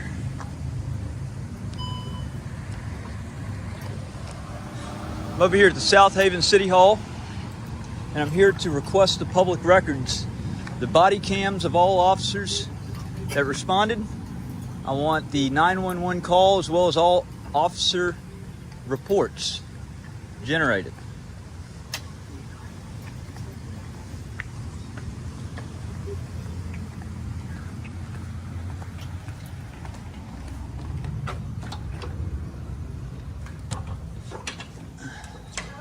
Hey, how you doing? Good, how are you? I'm good. I'm just going back to the city clerk's office.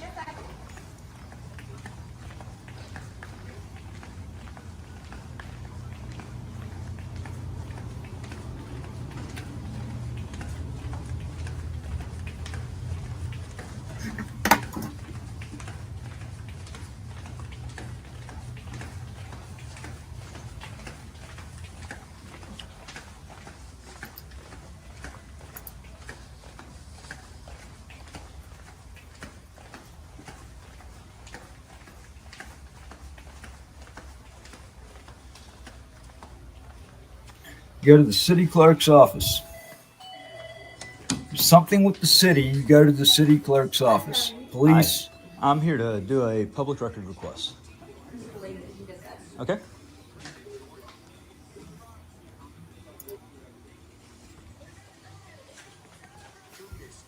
Yeah, I didn't know you back then, Richard. There would have been a lot of places. Thank you.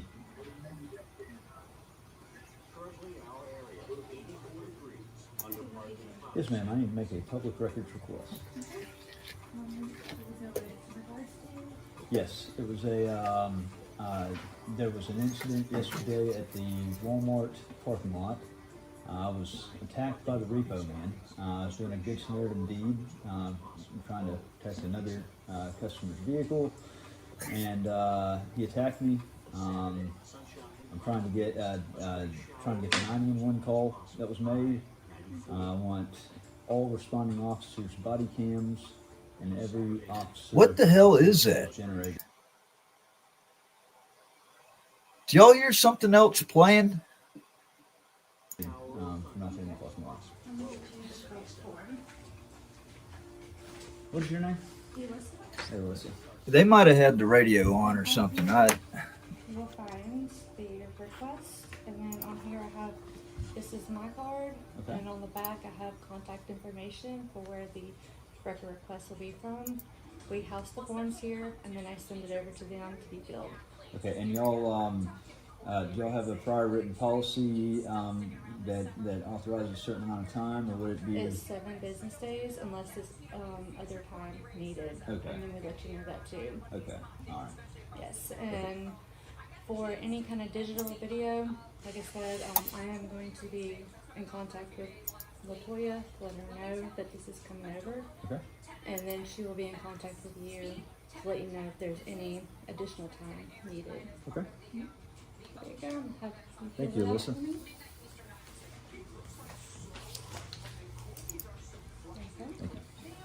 And I'll get that. Okay.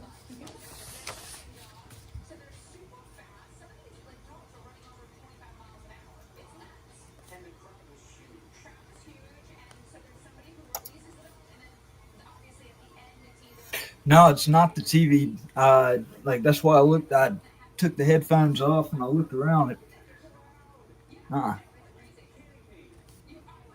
That TV behind me is actually on this stream. I was wanting to see what it looked like on the TV, but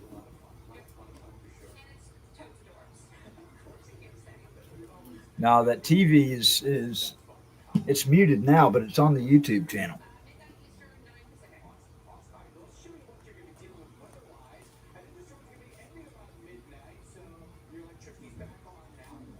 Oh, you're saying they had a TV in there? Yeah, 7 days.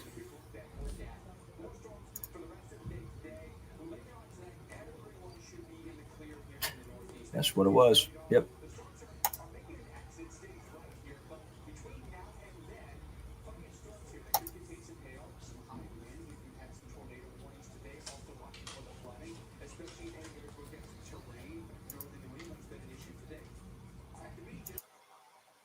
Yeah, it's in the video. It's definitely in the video.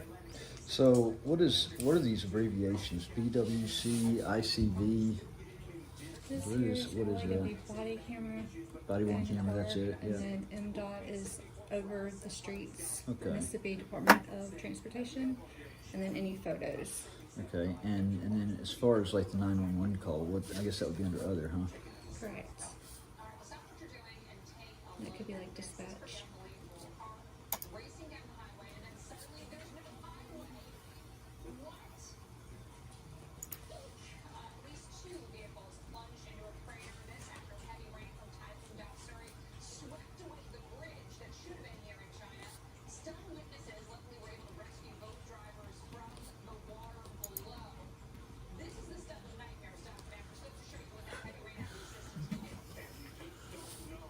That number is.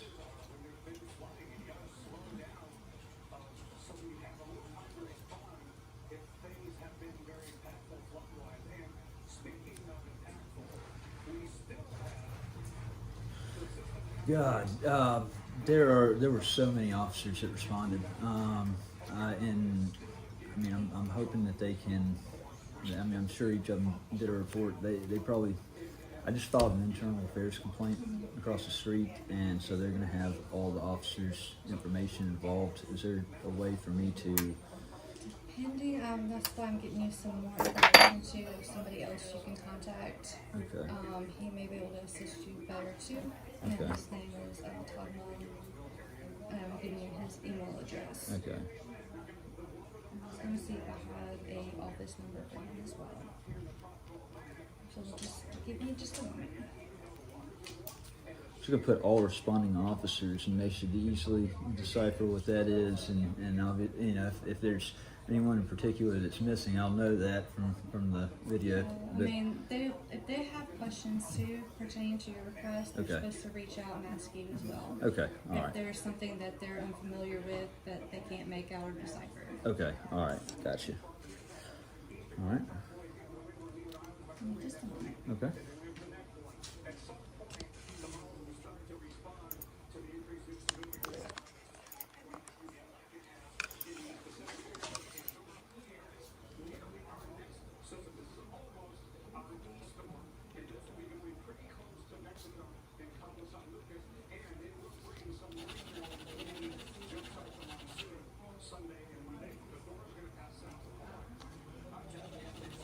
Well, that I'm 911 call placed.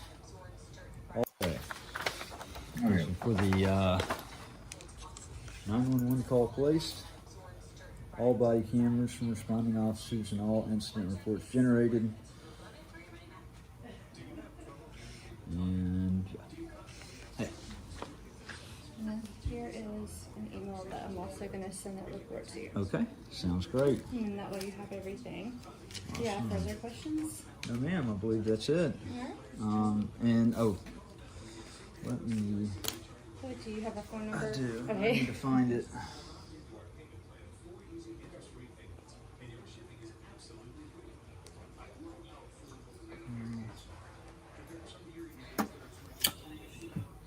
Hey, drop a 1 in the comments or in the live chat if you think that it is a violation of your constitutional rights to force somebody making a public records request to identify themselves. Okay? Because I've run into a lot of problems with that here lately. That's been a common theme where they won't release the records unless you show them ID. But that should do it. I want to see, I want to poll the audience, and we'll definitely talk about that for a second, because I think that's an important topic to actually talk about that's related to this. So, somebody, anybody, all right?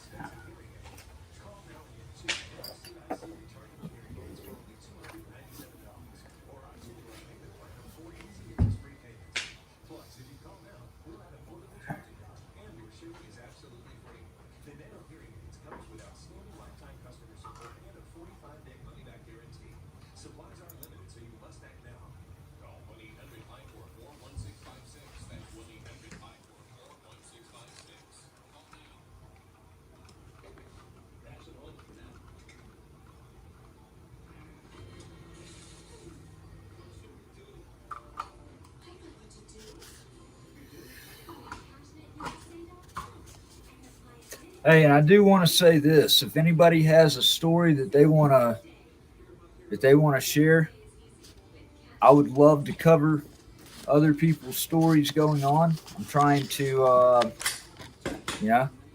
would love to. Right. I'd love to put Thank your you for your story help, out Melissa. there. I'd You've been a love great to help. have you on You for too. a Thank show you. and Have a good weekend. send me an email at patriotnewsactivism@gmail.com. And also make sure you go to LafayetteMS.net, www.LafayetteMS.net. I'm going to drop it in the comments.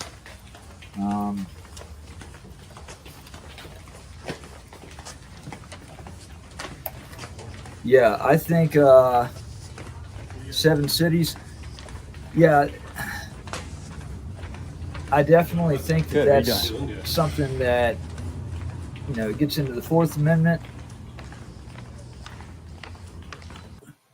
I definitely think it's something that gets into the Fourth Amendment because obviously, if you, you know, it's almost like the same type of thing as under threat of arrest. Under threat of arrest, you leave, you know, and it's standing right there. Um, this is basically in order to get the records that you requested, you have to show ID. You don't get them any other way. And so I definitely think it gets in, you know, that gets into Fourth Amendment. I think it gets into First Amendment because being able to seek these records out or being, you know, it's chilling a right. And then, of course, if it's dealing with the state and not the federal government, then it's going to get into the 14th Amendment as well. So, yeah, I want to do this real quickly. Make sure that I am on the right thing. Okay. So present, share screen, right here. All right. So just to tell you how that all turned out, because this is where it ends. Okay. I went to, after I swore that criminal affidavit for assault against the guy, and I've got his name somewhere, but as soon as I swore that affidavit, they set a court date for like a month later, or no, it wasn't a month later. It was days later actually, because I was out from August 1st, 2023. That was like around August 4th or 5th, and August 10th, I left to go to Galveston to go meet up with some other YouTubers, with News Now Ninja, with Harvey Freebird, and with Galveston Island Transparency, and with Good Citizen News. And then I was framed for a false DWI that it was completely fabricated. We've actually got recorded phone calls where the two sheriff's deputies that I exposed in the video, in fact, you know what? That actually that needs to actually get seen. Okay, so Candace Beavers and Hobie James are in this video. Let's see.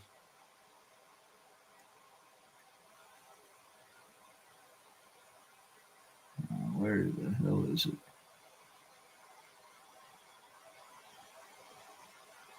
You've got to be kidding me.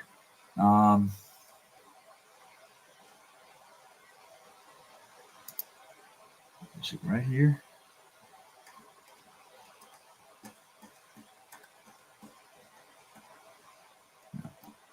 Here. Let me switch this over. Stop. Present. Share screen. Sorry about that, guys. I'm still. There we go. So back over here in my channel. And videos.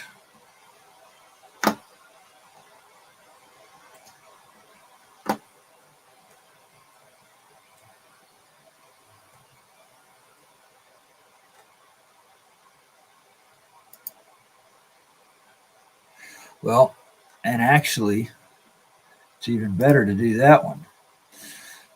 So I filed an OIG complaint with the Office of the Office of the Inspector General. Yeah, what happened was they scheduled that thing for trial, I guess. The guy that had assaulted me, and then all the stuff happened with Galveston, and I never made it to trial because I was jailed.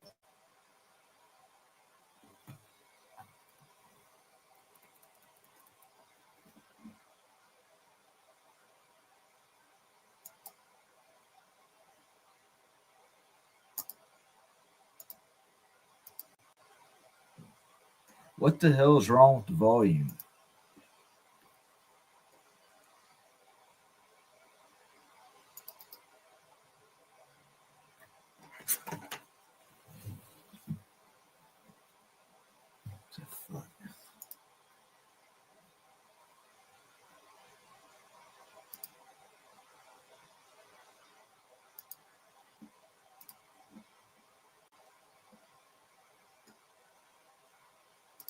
I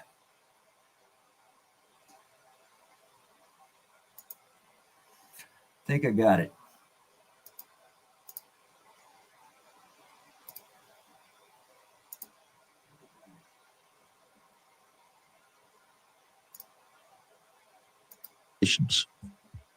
Dear Inspector, this is a complaint submitted to the Office of the Inspector General in Washington, D.C. regarding complaint against the Federal Bureau of Investigations for failure to investigate public corruption and civil rights violations. Dear Inspector General, I am submitting this formal complaint to the Office of the Inspector General, OIG, regarding the Federal Bureau of Investigations' failure to investigate documented allegations of public corruption, perjury, malicious prosecution, and civil rights violations committed by officials of Lafayette County, Mississippi. Despite presenting credible evidence and following proper procedures, the FBI neglected its duty to act, thereby enabling wrongful prosecution, false imprisonment, and due process violations. Background. On October 28, 2022, I attempted to report public corruption and police misconduct involving the Holly Springs Police Department and Lafayette County Sheriff's Department to the FBI office in Oxford, Mississippi. Prior to my visit, I confirmed with the FBI that I could walk in to provide evidence of misconduct. However, upon my arrival, I found no agents available, and my attempt to report these crimes were later used against me in a wrongful probation revocation.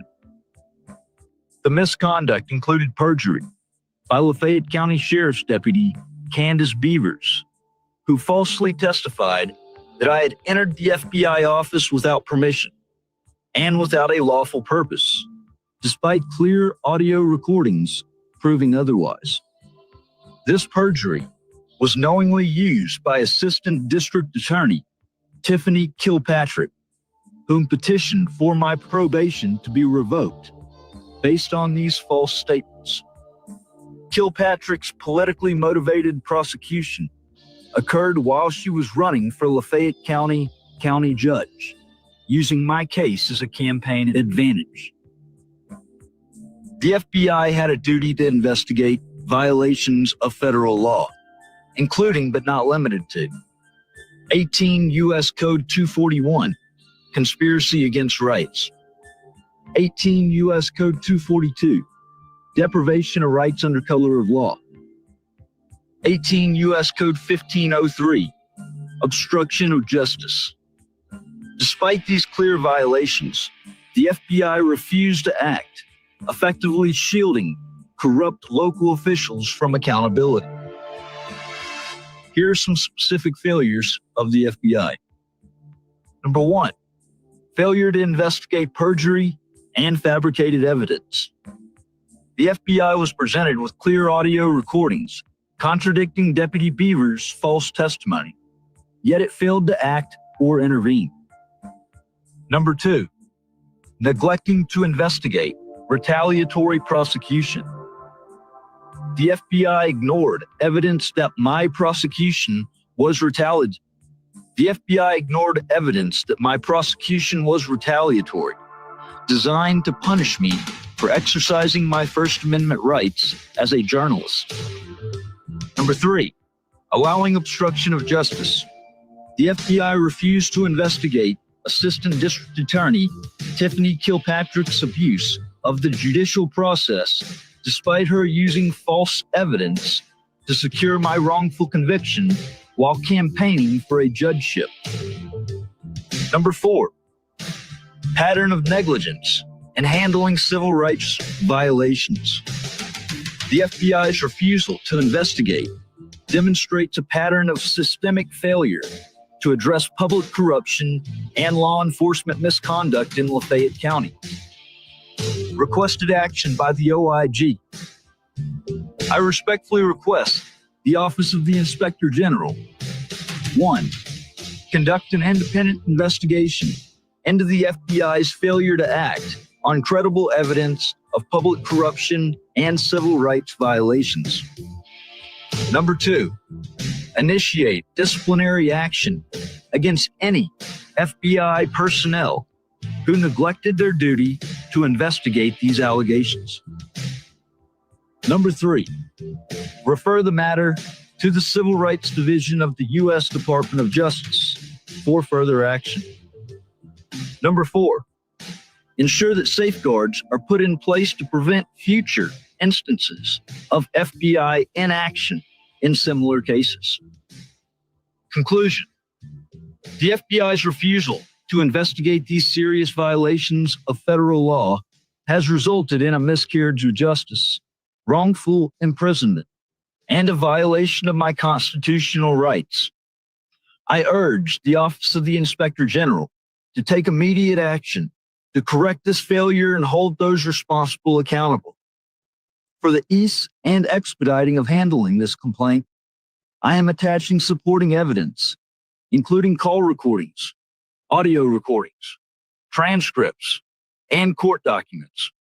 I will readily provide any additional information, court documents, etc., this office may possibly need. Please confirm receipt of this complaint and advise on the next steps regarding the investigation. Sincerely, Matthew Reardon. DriveSaver's Data Recovery is the industry leader when it comes to professional data recovery services.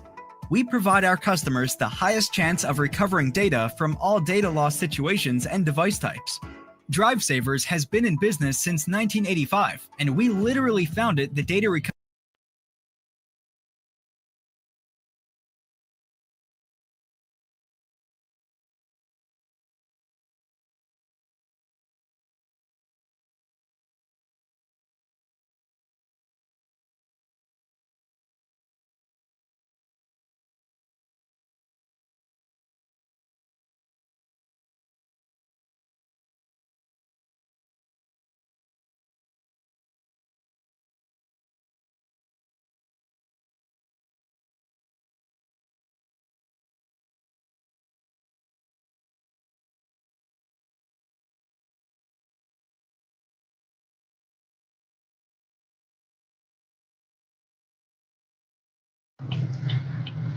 Hey, Matt. Yeah. What's going on, man? What's going on? Hey, man.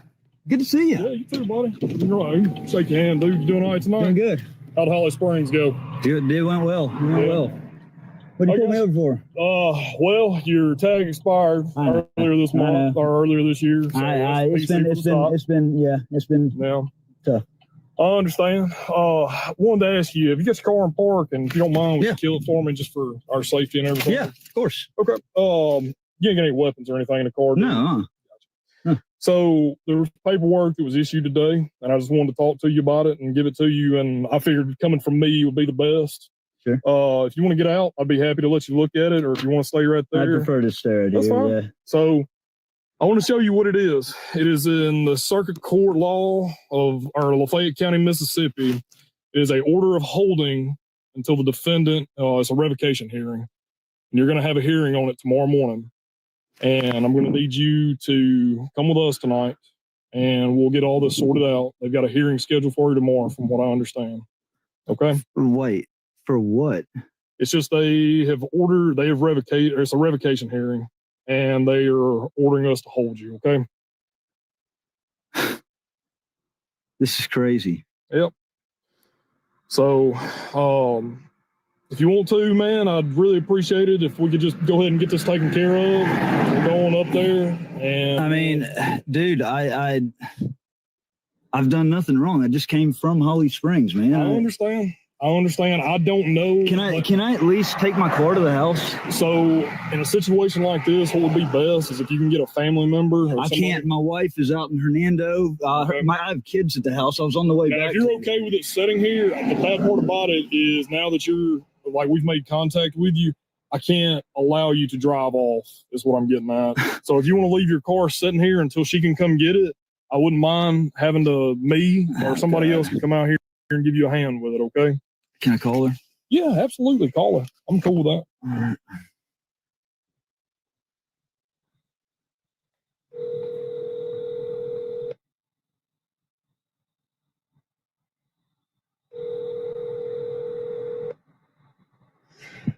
I got a cigarette. I'm just finding my cigarettes. You're good, man. I appreciate your transparency. These people will not. I said these people will not give up, man. Single thing. All I've done is just monitoring. Yeah. Well, Matt, like I said, I've never had any bad experiences with you besides like everything that's going on. So.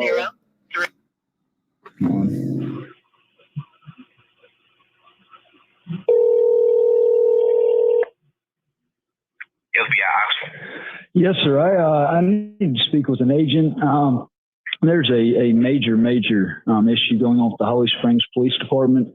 There's blatant corruption going on, starting from at the top down. And I've actually got this on video. I've got audio recordings. If I didn't have it, I wouldn't believe the evidence that I had myself. Well, we do walk-ins as opposed to phone calls. I understand that, but there's a little bit different of an issue for me. I'm actually, and that was another thing I was going to talk to the agents about. My constitutional rights have been literally mowed over by Lafayette County and now by Holly Springs. I'm actually banished from the city of Oxford. I've got to get permission to come into the city, and I know y'all are in the city, but so basically I need to make an appointment with y'all to come in there. If somebody can set a time with me so I can let Oxford know or let Lafayette County Sheriff's Department know and come in there and meet with y'all. Well, anytime between the hours of 8 to 4, Monday through Friday would be fine. Okay. Is there like a lunch period that nobody's there, or even during the lunch period? It kind of varies from day to day. I would say if you could come before 12 would be perfect. Okay. Well, I'm actually right now, I'm mixing down the video from what happened yesterday to include body cam. And I've got about another, actually, it's already encoded. I can go ahead and put it on a jump drive and bring that up there. Yeah, I can do that. Let me find a jump drive to load this evidence onto, and I'll come up there. Okay. All right. Great, thank you. Bye. Sheriff's Department. Is Jonathan Fingerman in? I don't think he works today. Hang on. All right. Can I speak to somebody else? I need to inform them that I'll be coming into Oxford. Okay, let me transfer you into dispatch. Hang on. Hey, this is Deputy Beavers. How can I help you? This is who? Hello? Hey, who's this? Hey, this is Deputy Beavers. Can you hear me? Yeah. What's up, Beavers? Hey, who's this? Reardon. Oh, hey, Matt, what's up? Hey, I've got to go meet with the FBI.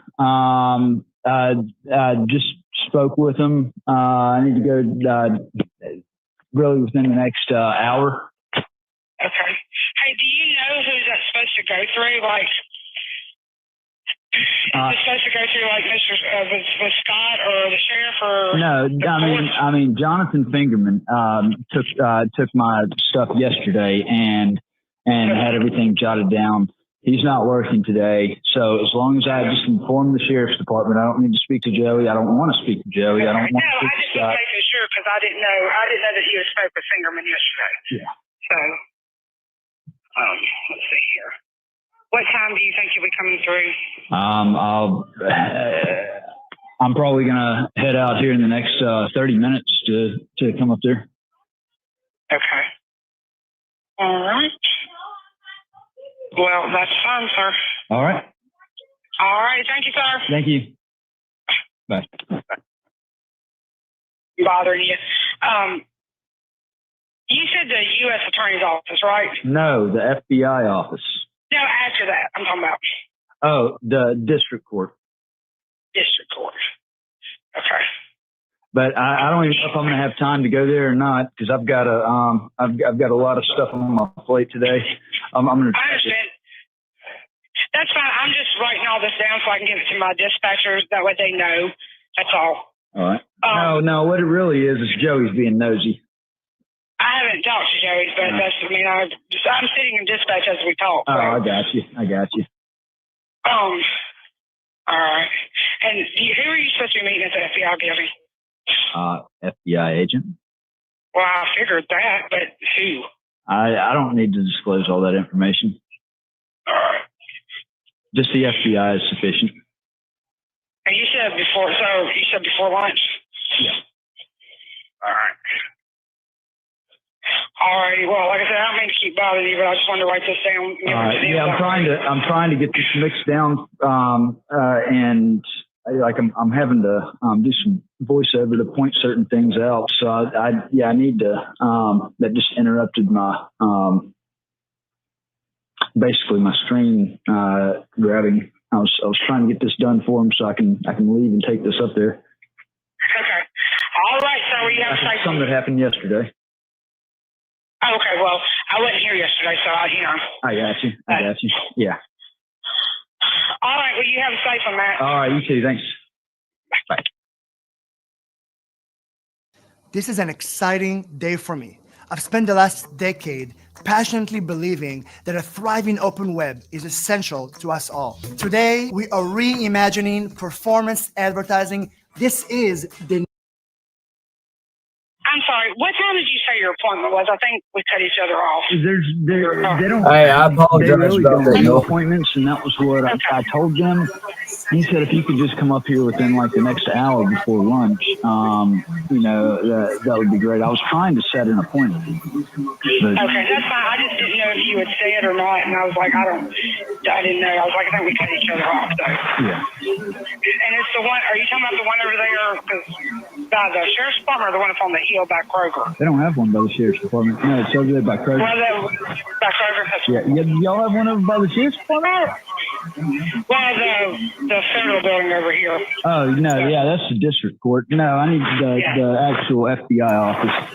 So I told her everything correctly. I was like, I don't know if you said the time or not, and I was just calling back. Yeah, she lied in court. Is that the only place you're going, though? Well, will you call?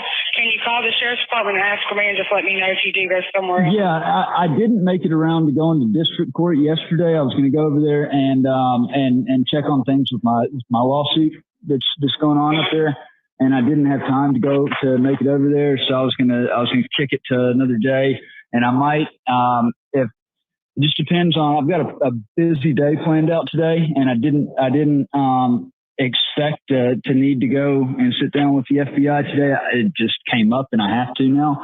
Understandable. So I may end up going to district court, but I can let you know. Yeah, if you don't mind, just that way somebody don't call and all that stuff, and that way I can already talk to you. Just if you decide to do that right before you leave the FBI building, just will you call me? Yeah, and is y'all's number still the same? Is it 911? I mean, if you want to call 911, absolutely. I'm just kidding. If you want to call I'm not going to tell you no if you're having an emergency, you know. But just call up here and you can ask dispatch for me, and they'll get you to me. All right. Sounds good. All right, sir. Be safe. Yeah, absolutely. All right, bye.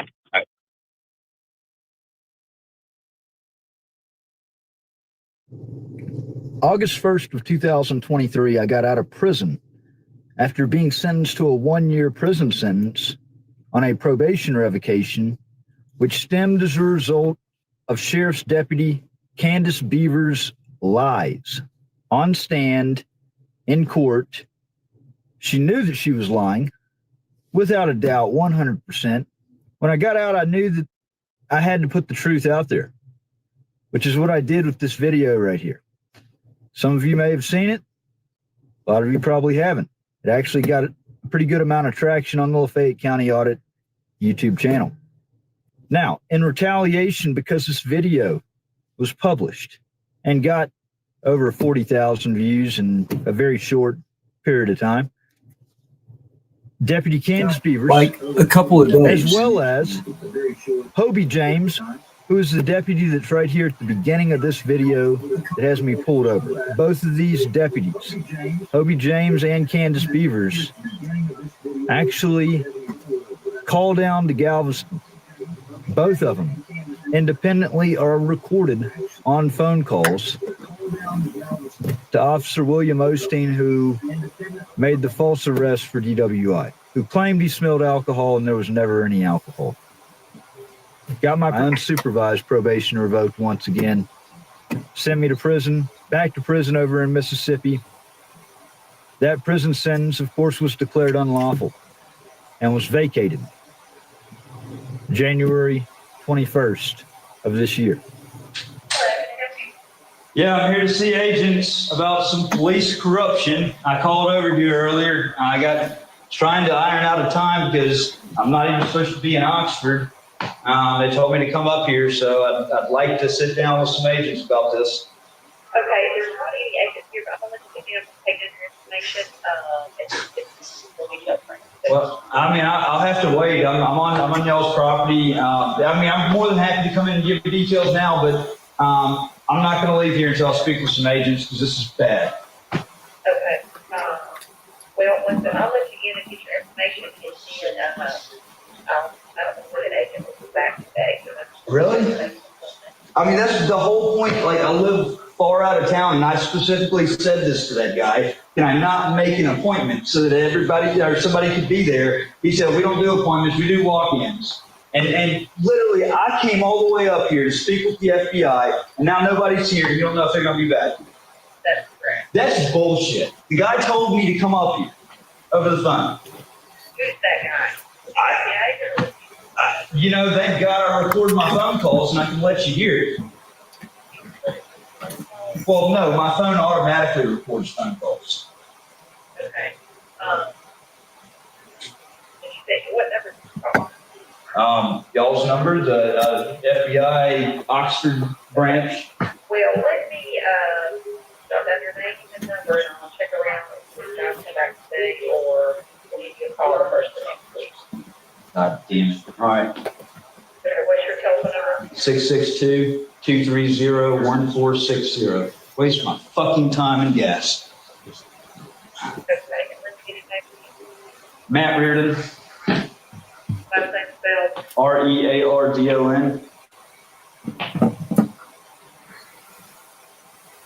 All right. I'm sorry. I'm not trying to, cuss at you. It's just the whole situation because I'm 20 minutes away from here. I have kids. I literally, did what the guy told me. I would have made an appointment, but no, I had to come up here, and now it's basically all for nothing. Well, hopefully it's not for nothing.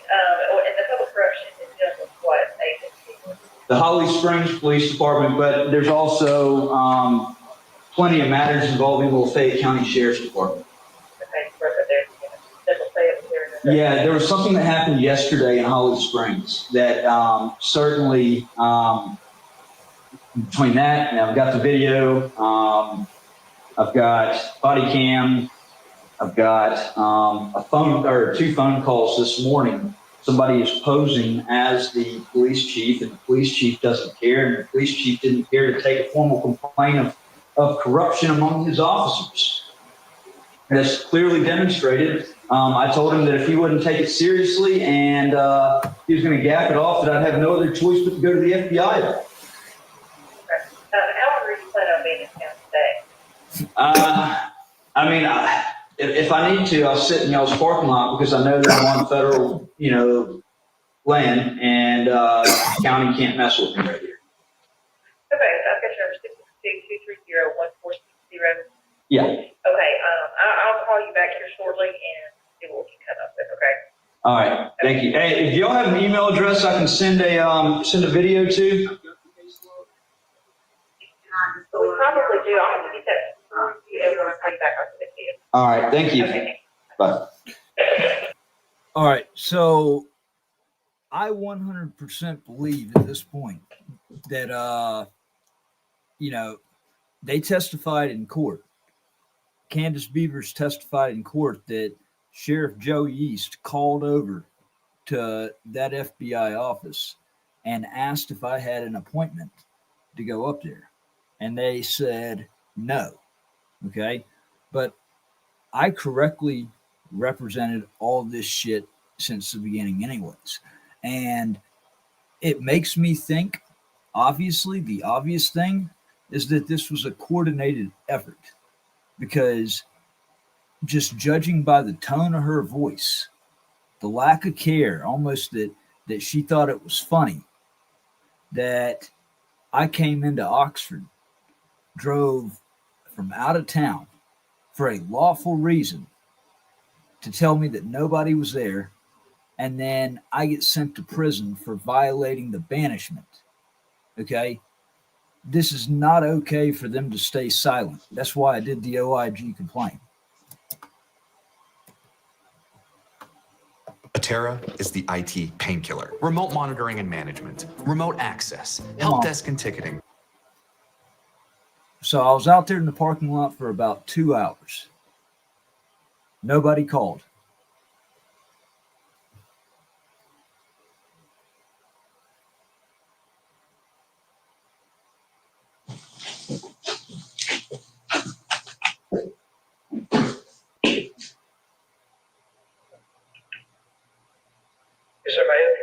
Yes, sir. I'm still waiting to speak to an agent. I've been out in the parking lot waiting. I was told to come up here, and I need to speak to somebody, so it's not a wasted trip. Okay, what's your name? Matt Reardon. I think that's the same guy. Do you have a contact number I can get for you? I'm sorry. Yeah, I've already given it. 662-230-1460.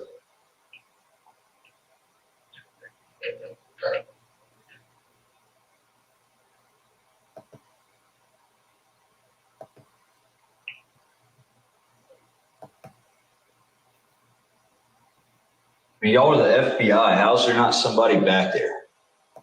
Let me, do you mind if I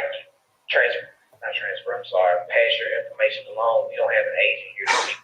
But that's bullshit. I think I talked to you on the phone. I came from 20 miles out of town.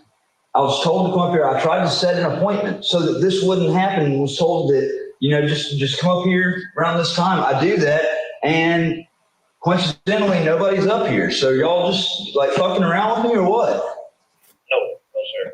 Well, I mean, I was told to come up here because it's involving police corruption.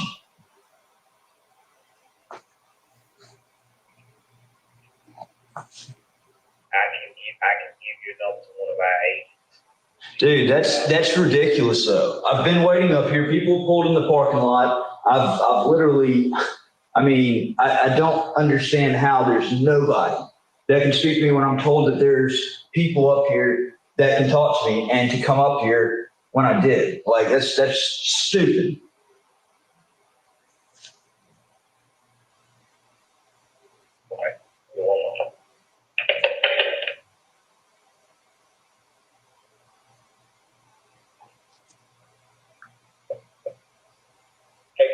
Yep. Can you hear me? Yeah. I can give you our FBI hotline. It's called the National Threat Operations Center in top. But again, we do not have anyone that can speak with you. I don't know why I was told to come up here then. I think it was him that told me too. Huh? Well, they're gone for the day. I should say that. How are they gone for the day? It's 2:45 in the afternoon, man. Is this where our tax dollars are going to work? Hey, let's go. What a great use of tax dollars. Hello again. Apparently at 2:45 in the afternoon, everybody's gone for the day. Isn't our tax dollars a great use? Federal Friday. Jesus. Yeah. All right. What's the number, man? 1-855-324-7257.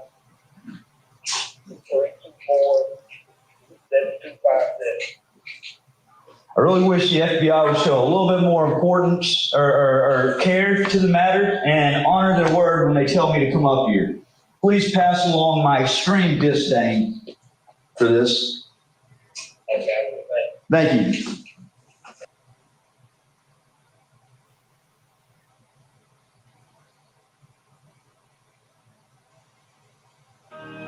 Caught red-handed, their lies laid bare.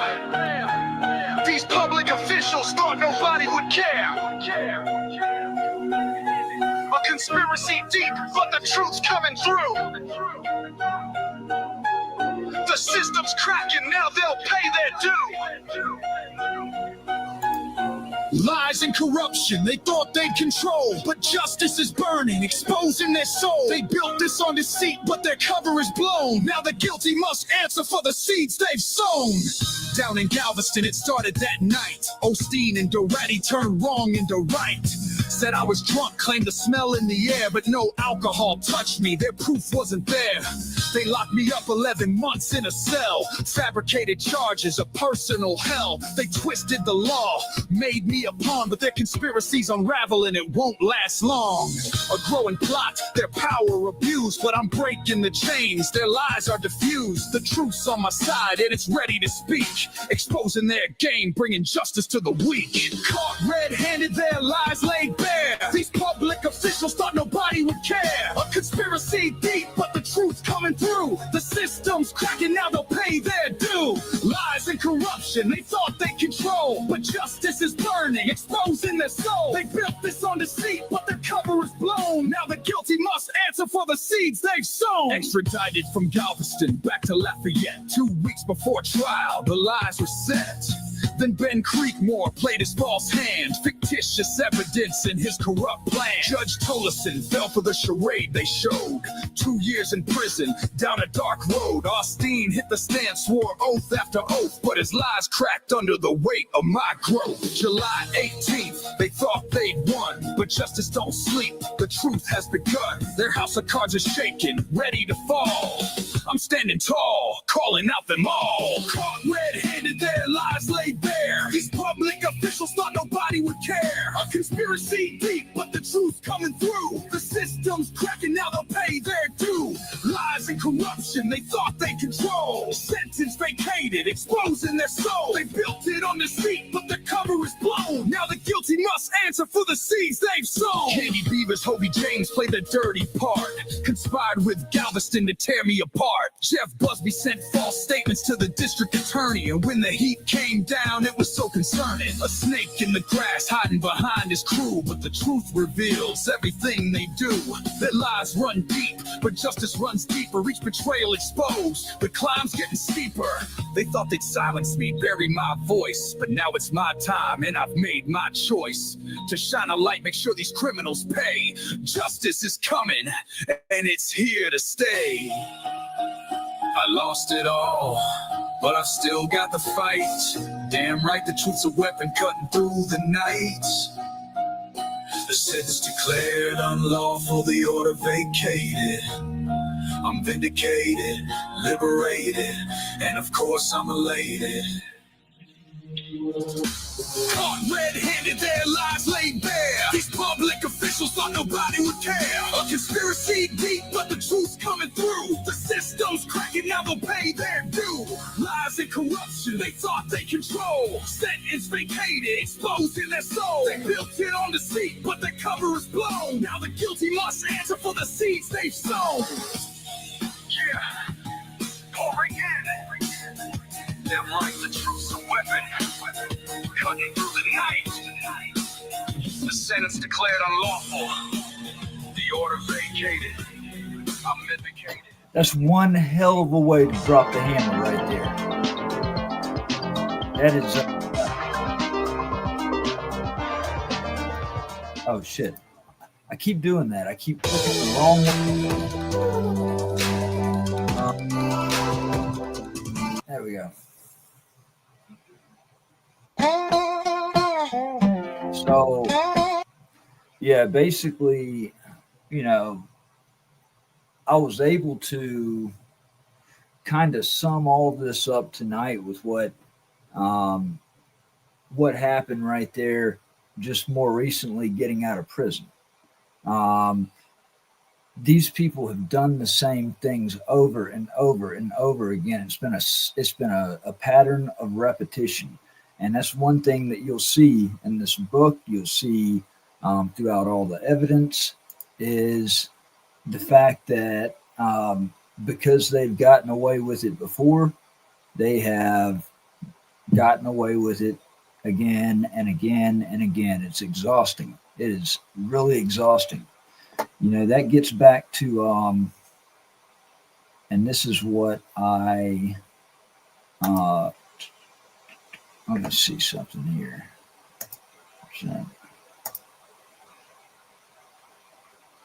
So, all right, there we go. And I'm going to wrap it up after this. But yeah, so right here, when you go to my website, www.lafayettems.net, okay, I've got two new articles in particular that all this ties into. The only reason why I'm on probation, the only reason why I was banished, is because they used a restraining order that was still in place 5 years later.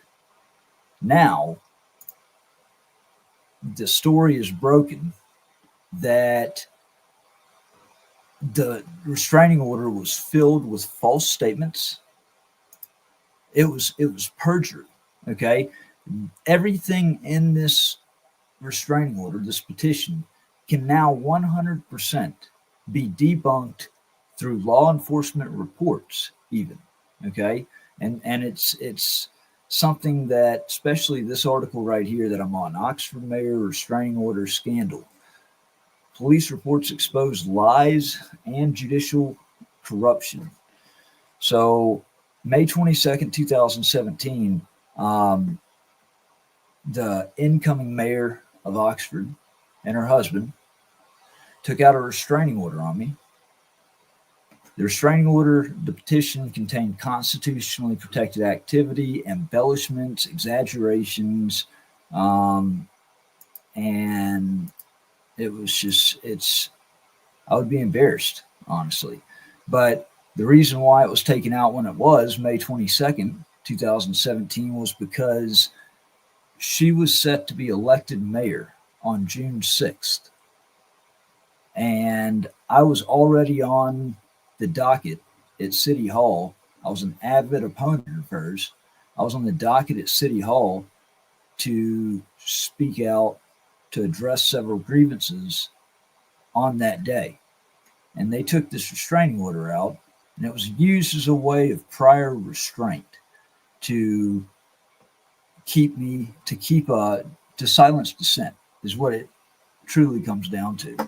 So this is the article I wrote. A 2017 restraining order issued against journalist Matthew Reardon is now under intense scrutiny, as newly obtained police reports contradict the claims made by Ray and Robin Tannehill on their petition to justify the order. And I'll click on that. You can click on the link and it'll pull up the restraining order. But the evidence not only debunks allegations that Reardon was a threat, but it also reveals that Ray Tannehill himself made a documented threat of extreme physical violence against Reardon in the courthouse on May 30th, 2017, an allegation that was conveniently omitted from Tannehill's legal filings.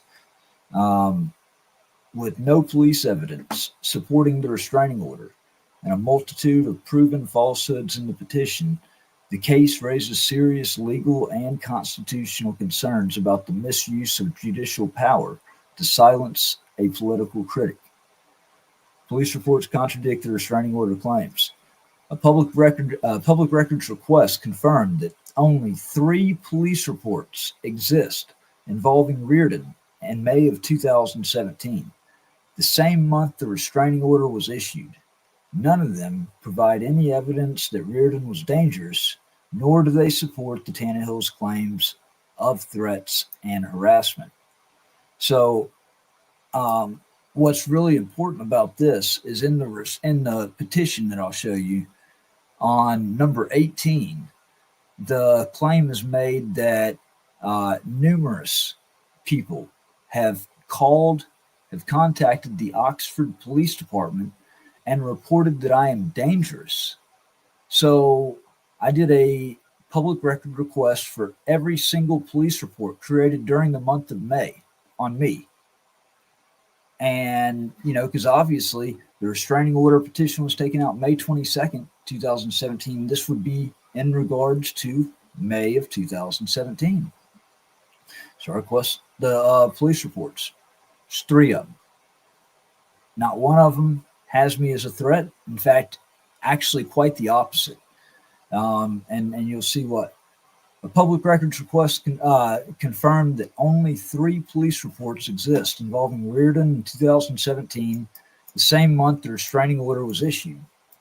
None of them provide any evidence that Reardon was dangerous, nor do they support the Tannehill's claims of threats and harassment. First, May 5th, 2017, Reardon was the one threatened. Reardon filed a police report stating that a woman named Nikki Pruitt posted on Facebook that she would punch him in the mouth. There was no report of Reardon threatening anyone.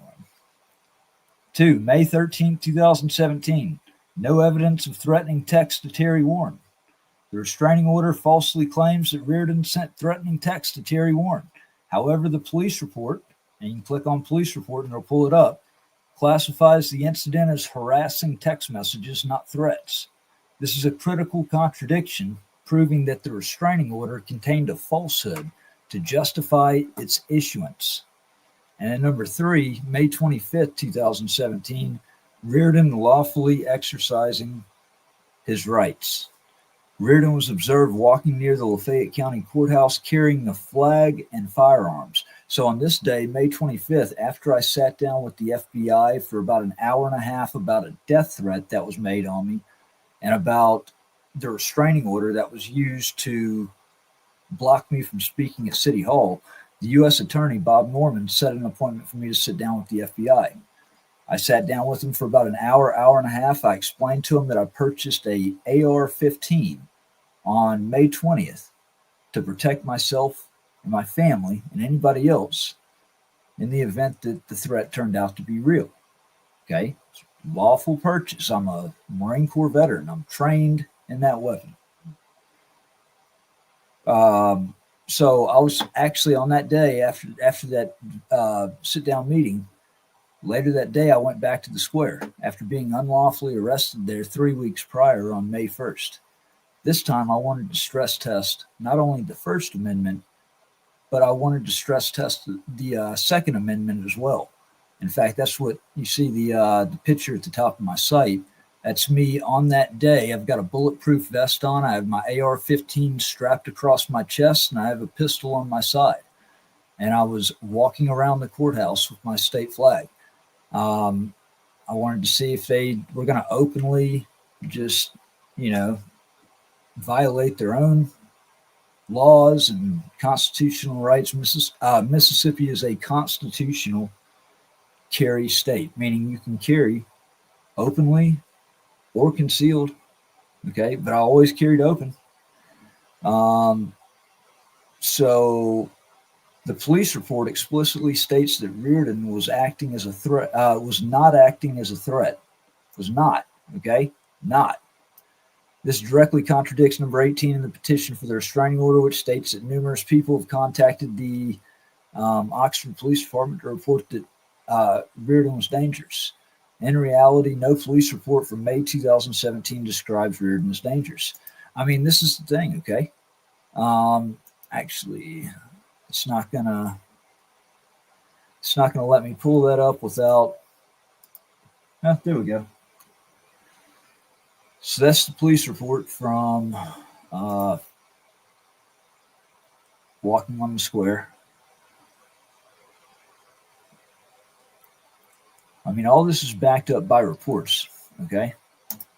So, right here, Ray Tannehill's documented threat against Reardon. Perhaps the most damning revelation in these reports is that Ray Tannehill himself threatened extreme physical violence against Reardon on May 30th, 2017 in the hallway outside the courtroom. According to the Lafayette County Sheriff's Office report. So actually, this is so important. I need to just go ahead and pull this up, okay? This is the report. May 30th, 2017. There's the complaint number. On Tuesday, May 30th, 2017, Chief Deputy Scott Mills and I, Major John Hill, took inmate Matt Reardon to Chancery Court for his restraining order hearing that was filed by Robin and Ray Tannehill. The hearing was continued so Matt could get an attorney to represent him.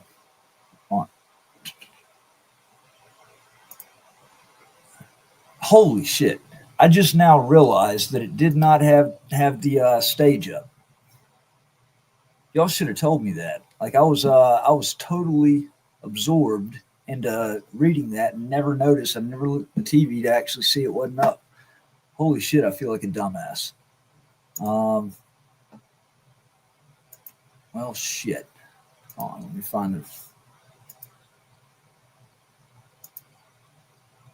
Do it right there. All right. Sorry about that, guys. Let's see. There we go. All right. So,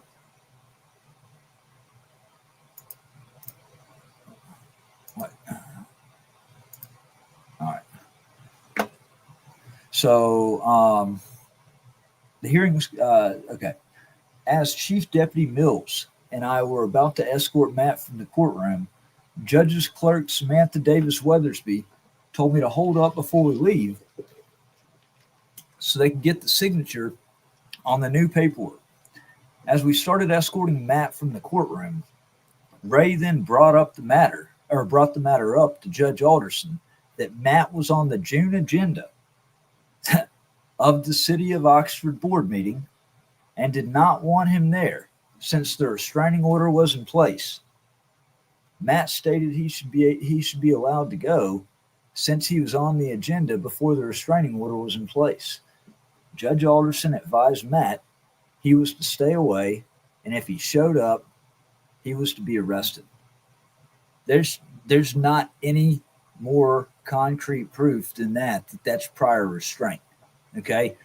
This was clearly a chief concern about me going to City Hall as I was scheduled to do, to speak out on the day of his wife's election. This is how outrageous this shit is, folks. Okay? And it gets even better. Chief Deputy Mills and I then walked Matt out of the courtroom. I had Matt go sit in a chair in the back hallway so he would not be around anyone leaving the courtroom while we waited on the paperwork that Matt had to sign. Chief Deputy Mills then walked back inside to check on the paperwork. Ray came out of the courtroom door. That was the hallway Matt and I were in, near the judge's chamber. Matt told Ray, "Fuck you, you're a fucking liar." Ray then started walking towards Matt with a water bottle in his hand and said, "I'll bash your head in." I then stepped in front of Ray and told him to leave. Ray started walking away and going around the corner. When Oh, sorry about that. When Ray around the corner, when Matt said something else, which I didn't hear, Ray walked back around the corner and said something else that I didn't hear because I was telling him to leave, which he did. When Chief Deputy Mills walked out of the courtroom, he and I transported Matt back to LCDC. So here's the thing. That report was closed out. If I would have been in the same shoes as him, if it would have been me saying that to him, I'm pretty sure I would have been charged with a felony. And the fact that there's clearly two sets of laws here that he could do that. I was shackled up in a orange jumpsuit. I had handcuffs on my wrist, on my waist, and on my ankles. They were parading me around like I was some type of dangerous person. And there I was, defenseless in the hallway. And he tries to charge at me, saying he's going to bash my head in. Look, I 100% do not remember, and honestly, I don't think I said that. Fuck you, you're a fucking liar. I mean, but even if I did, okay, that doesn't justify that. It's crazy, man. It's I 100%, the way I totally remember that day is I smirked at him. He came out of the courtroom and I remember smirking at him, and he went off the deep end. All right. So, after the Ray and Robin, Ray Tannehill encountered each other in the hallway. Reardon called out Tannehill for lying, to which Tannehill attempted to rush at Reardon while holding a water bottle, yelling that he would bash Reardon's head in. I then stepped in front of Ray and told him to leave, the reporting officer said. Despite clear documentation of Tannehill threatening violence, no restraining order was issued against him.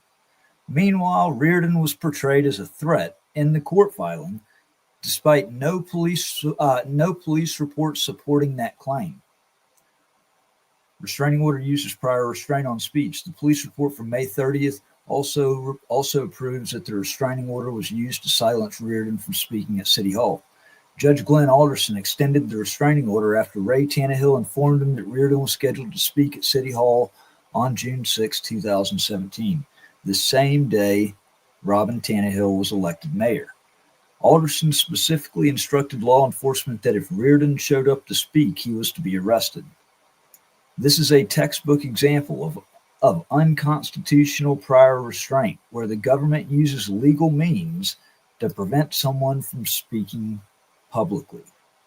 The timing and intent behind this restraining order are now clear, Reardon said. It was never about protecting anyone.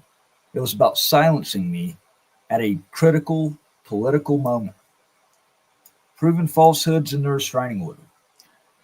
These police reports completely discredit multiple claims in the restraining order petition. Claim: Reardon sent threatening text to Terry Warren. Fact: the police report classifies the incident as harassing text messages, not threats. Claim: numerous people contacted the Oxford police to report that Reardon was dangerous. Fact: only 3 reports exist for May 2017, and not one describes Reardon as dangerous. Claim: the restraining order was necessary for protection. Fact: Ray Tannehill, not Reardon, made a documented violent threat, yet no action was taken against him. The legal and political implications. This new evidence raises serious legal and constitutional concerns. Did the Tannehills knowingly submit false information to obtain a restraining order? I think so. Did Judge Alderson violate Reardon's First Amendment rights by extending the order under political pressure? Yeah. Was the restraining order used as a tool of political retaliation rather than a legitimate legal safeguard? Absolutely. 100%. The U.S. Supreme Court has repeatedly ruled that prior restraints on speech are unconstitutional unless an extreme threat exists. The police reports show that no such threat ever existed. New York Times versus United States. Case of judicial corruption. With documented falsehoods in the restraining order petition, evidence of a physical threat made against Reardon, and a clear violation of First Amendment rights, this case raises the possibility of judicial corruption in Lafayette County. As Reardon continues to investigate, this case could become a landmark example of how judicial power can be abused for political and personal agendas. For now, the question remains, was this restraining order a legal safeguard, or was it a blatant act of judicial corruption designed to silence a political critic? So this is the restraining order.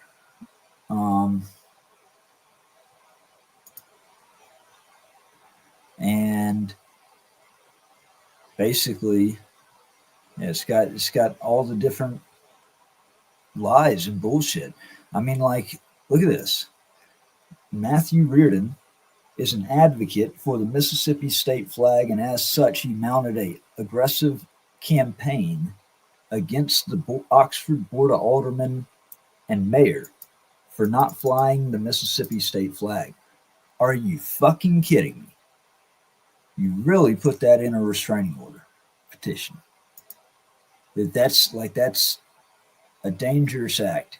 Yeah, I think that it's perfectly normal for opponents of somebody in politics to mount an aggressive online campaign against them. I mean, who doesn't do that?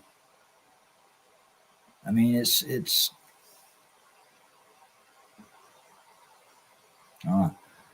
since that time, Reardon's mounted an aggressive internet campaign against many people, including myself and my wife, Robin Tannehill, who serves as alderman for Oxford's Ward 2. So, talking about the text that I sent Terry Warren, and it's because somebody told me that somebody told me that those two were friends and that I needed to watch out. I'll be the first to admit, in 2017, I had a bad drinking problem. Like, I went to the bar like every day. So I let, my emotions get the best of me sometimes, like especially when my child was held from me. And, go figure that Tannehill was my ex's child custody attorney. Me and him had several clashes in the courtroom. This goes way back. And so, on May 16th, 2017, Reardon posted a rant on Facebook about the Oxford Board of Aldermen at 11:18 a.m. and threatens a Southern fury is coming. See Exhibit B. All right. Shortly thereafter, at 11:42, Reardon posted on Facebook looking for a bulletproof vest in Oxford. Okay, I did, because there was text messages sent to me that there was a hit out on me. I mean, I was going to take that completely serious. So, yeah, I went and I properly armed up. I got an AR-15. I got a bulletproof vest, and now they're wanting to, jump on everything and try to use everything as a reason to get this restraining order so that I would not show up to City Hall on June 6th, as I was scheduled. Shortly thereafter, 11:42. Oh yeah, all right. Later that evening, Reardon posted a video on Facebook accusing Robin Tannehill of being corrupt, a communist, and a social Marxist, and ranting about her and her husband, despite the fact that she is a proud military spouse and has served her country more than respondent has ever thought about. Do you see how ridiculous this is? It's just, they're attacks. It's blatant disrespect and disregard for the Constitution, because you can't criminalize calling someone corrupt and a communist and a social Marxist, somebody that's already admitted to being a socialist, or already it's well known around there that she's more on the socialist side. On May 17, 2017, at 11:58 p.m., Reardon posted on Facebook that a father without his child has nothing to lose. On information and belief, Reardon has lost all visitation rights with his child except for 20 minutes every 2 weeks at the Oxford Police Department that he has with Lizzie Crowder, who Tannehill previously represented. And I actually, right here at the beginning, we come right back to 14. I skipped over one that was actually really important. Right here.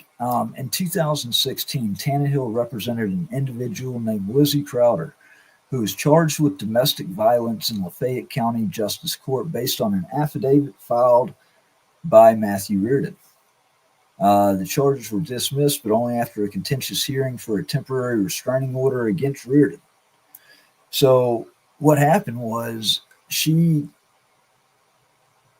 dug her freaking claws into my arm one night, and then when I was trying to pull her arm off, my freaking, the tips of my fingers just kind of dug into her skin, just trying to pull her off. She went and filed assault charges against me. So what did I do? The obvious, I don't even think my nails even broke skin on hers, but she sure clawed the hell out of me, and she's going to charge me with freaking assault. I freaking, fired back at her with domestic violence. Okay. So he admits right here, the charges were dismissed. Okay.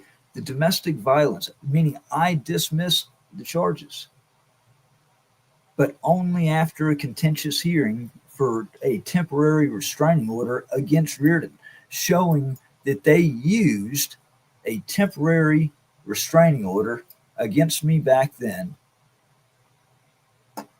to make me toss out the charge. It's right there, clear as day. On May 20th, 2017, Reardon made statements that he is going to wreak havoc and carnage on people, especially when they involve my daughter like they did. And then he says, this is clearly a reference to Tannehill, as he points out in a video this same evening. No, I never. This is once again just assumptions. Okay, like I said, I had a bad drinking problem that I'm ashamed of looking back. I haven't touched a drop of alcohol since the beginning of 2019. I may have said some stupid stuff. I mean, I did. I said some stupid stuff that I'm not proud of, but none of it was in any way threatening any kind of physical harm. The shit that I said and the shit that I did was basically embarrassing, but it wasn't criminal. And where's the proof? Because there's no videos anymore.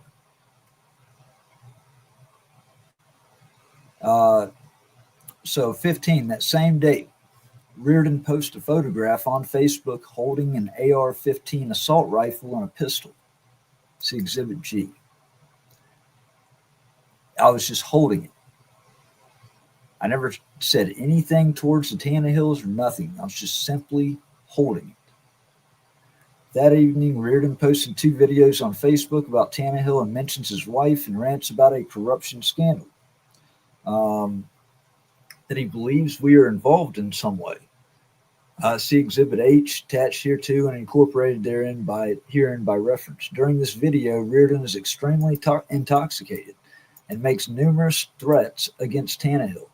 In fact, Reardon sent the video to Tannehill by tagging him, but eventually removed it from Facebook. I can tell you right now, he doesn't have any physical proof of me doing that because I never did. I would love for them to get constitutionally tested. I would love for them to. Nothing would make me happier. It is the threats on one of these videos combined with the other post earlier that day with a semi-automatic assault rifle that causes Tannehill to ultimately have to come to this court to seek relief. It appears that Reardon falsely believes that Tannehill is still representing Lizzie against him and has done something to affect his ability to see his child. Numerous people have reported this information to the Oxford Police Department, and petitioners have reported that respondent is dangerous. Now, folks, what do we know? We know there's 3 police reports from the Oxford Police Department for the whole month of May. And in fact, there's a major issue because I was arrested. I was thrown on the ground, ambush style arrested on May 26th, 2017. I was arrested by 4 law enforcement officers. So I was going to meet a Facebook follower at a bar to go have a couple of beers. And as I pulled into a parking spot, come to find out it was a setup. So I pulled into a parking spot. I was about to get out of my car. My door got ripped open, and I was pulled out and thrown on the ground by 4 law enforcement officers: Scott Mills of the Sheriff's Department, Alan Wilburn of the Sheriff's Department, Jared Bundren. So you got Major, you got a Chief Deputy, Major, and Lieutenant. And the 4th person was actually Joey East, who was the Oxford Police Chief. Okay. And there's actually photos of this. So what my question is if the police chief was there, Joey was part of pulling me out of my car, if it was a joint mission between Lafayette County Sheriff's Department and Oxford Police Department, why isn't there a police report? I mean, where are the escalation of force reports? Where are the police reports? Why is there only 3 police reports for Oxford Police Department in May, and I was arrested May 26th, and he was a part of it? So either they're destroying records, or they had shitty ass leadership with Joey, which, that's the case, but that's reckless. And I mean, this whole thing, everything that has happened is literally, it's all part of a huge freaking conspiracy because they've gotten away with it time and time again. All right. I do not know what this man is capable of, but long have passed the days where 2 men can take an argument outside. Reardon appears disturbed in several videos and appears to need mental health treatment. There's the gaslighting, the 5150 right there. Okay. 20, me and my family may not be the ones. All right. Let's look at the words here. Okay. We got may not. Okay. Don't know. When you go for a restraining order to restrain somebody and cut off their rights, you better have a lot more than than maybe. Okay. You better have fact. I do not know. Okay. On the one before, I do not know. Well, if you do not know, why are you putting it in a petition for a restraining order and taking out a restraining order on things that you do not know? And y'all may not be the one. Who is Reardon going to? If not Tannehill, then who? And clearly we either got the world's dumbest judge that, signed off on this, or was just a rubber stamp for corruption and he knew that he was about to retire. 21. Reardon has also held himself out to be the leader of the Southern Resistance Movement. It also has a Facebook page and on information and belief. Reardon manages the information placed on that page.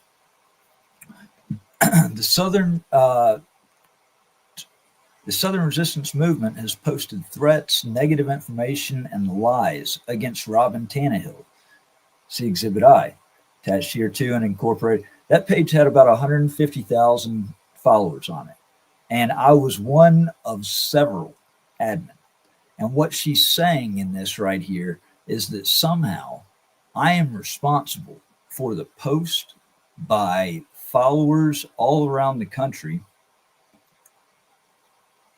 and what they say. That's, there's other admin. I never once posted anything that was threatening. Anything else, you can sue me in civil court if you don't like it. But this is not, you cannot do this. This has got to be nipped in the bud. Petitioners support Matthew Reardon's First and Second Amendment rights, and Tannehill has served 25 years in the Mississippi Army National Guard, including a deployment to Afghanistan, to make sure that his rights are protected. However, respondents' actions have been erratic, bizarre, and involve violent threats, false allegations, and lies. Respondent has lied and/or is confused about certain things he is posting on social media, and petitioners respectfully are asking this court to limit his ability to contact them in any way, be within 500 feet of them or their children at any time, or post about them on social media. Wherefore, premises considered, petitioners respectfully request a temporary restraining order be issued that would prevent Reardon from coming within 500 feet of them at any time, posting about them on social media, or contacting them in any way. So they did that, and it's, it's all fraud. It's all fraud.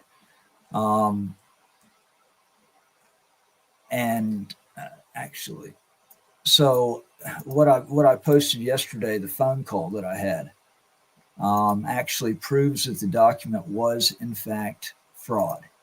And this proves this right here. And this was actually really good. Judge Little's office. Yes, this is Tara. Yes.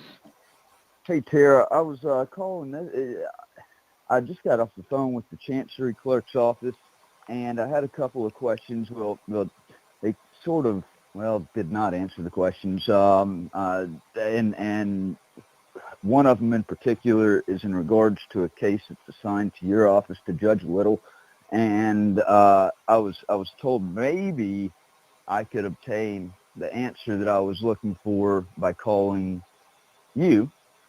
And so that's what this call is about. Can I give you a case number on something and see if you can look into something for me? First of all, could you tell me who I'm speaking to? Yeah, this is Matthew Reardon. Okay. All right. Hey, this is in regards to case number. So let me pause it right there real quickly. Hey, look, for those that are on here, if you can do me a favor, I would greatly appreciate it. I want you to call random Lafayette County officials, public servants, and I want you to ask them a question where basically you say that you're calling about Matthew Reardon, or it's in regards to Matthew Reardon, because what you notice, and everybody's told me this, and what I want is I want you to record it, because I want to actually get the reactions. I want to, and I keep looking over here because I keep thinking that it's that camera that's on me. I want to get the reactions, because it's, if you notice, any time I've got a lot of calls where as soon as they hear my name, their tone immediately changes. It's a complete 180. You could hear her voice as soon as I said Matthew Reardon. It was just it was a letdown. Like, oh God, the insolence from these people is incredible. Number 2017 CV 217.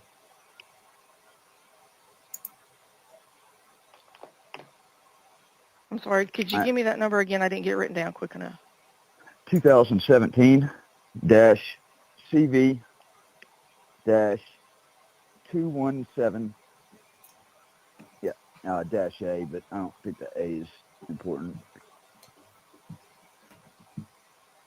Okay, what's your question? So my question is, I've looked on MEC. There's nothing on MEC about this, and I was calling to ask about the security deposit or the bond that was tendered when this injunction restraining order was applied for back in 2017.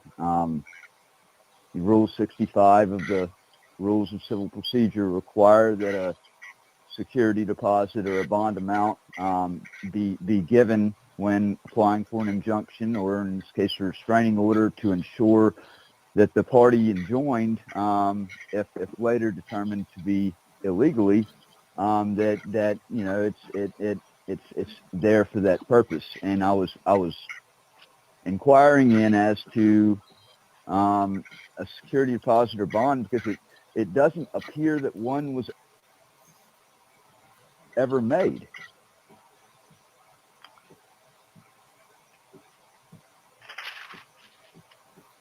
Okay, where do you say that that's required? And see right there, if they had it, she would have said, "Oh no, here it is," and directly challenging the court rules with me. Okay, that is a clear admission. There was never one paid. It's in Rule 65 of the Mississippi Rules of Civil Procedure.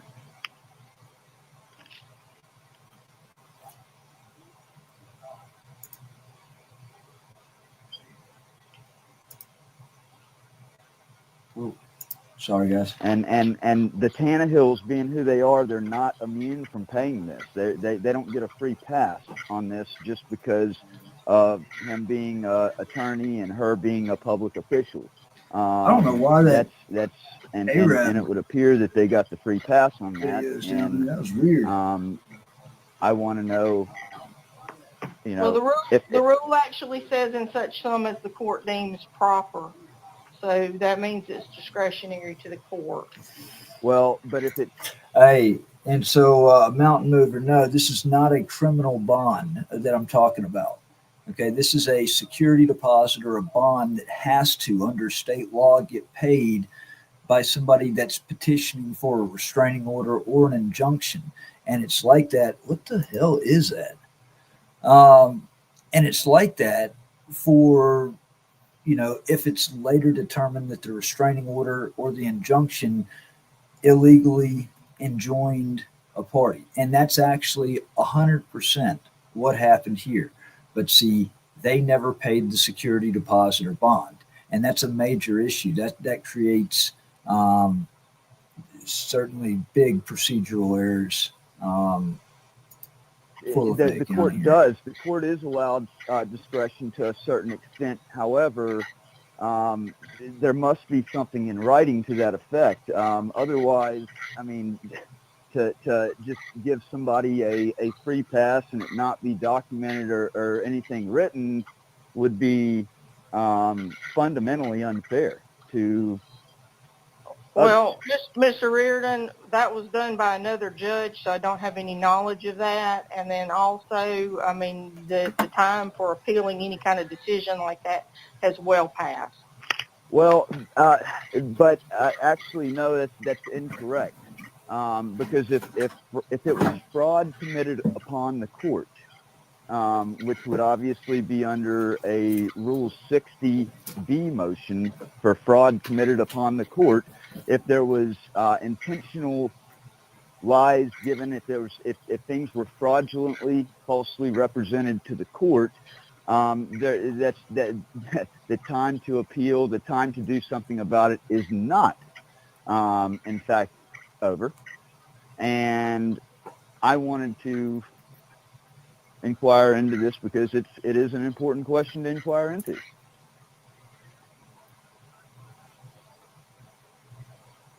Okay, well, I've answered your question. No, she didn't. And I also rebutted that as well by showing that Rule 60B... Well, I mean, but Is this a common practice that whenever it comes to anything against me, Matthew Reardon, that Lafayette County officials, Lafayette County public servants immediately can get complacent and deflect, and if it's and anything illegal can happen to me whenever I'm the party that is on the receiving end of it, and things are allowed to go by unchecked and unchallenged, no matter how wrong they are, how illegal they are. Is that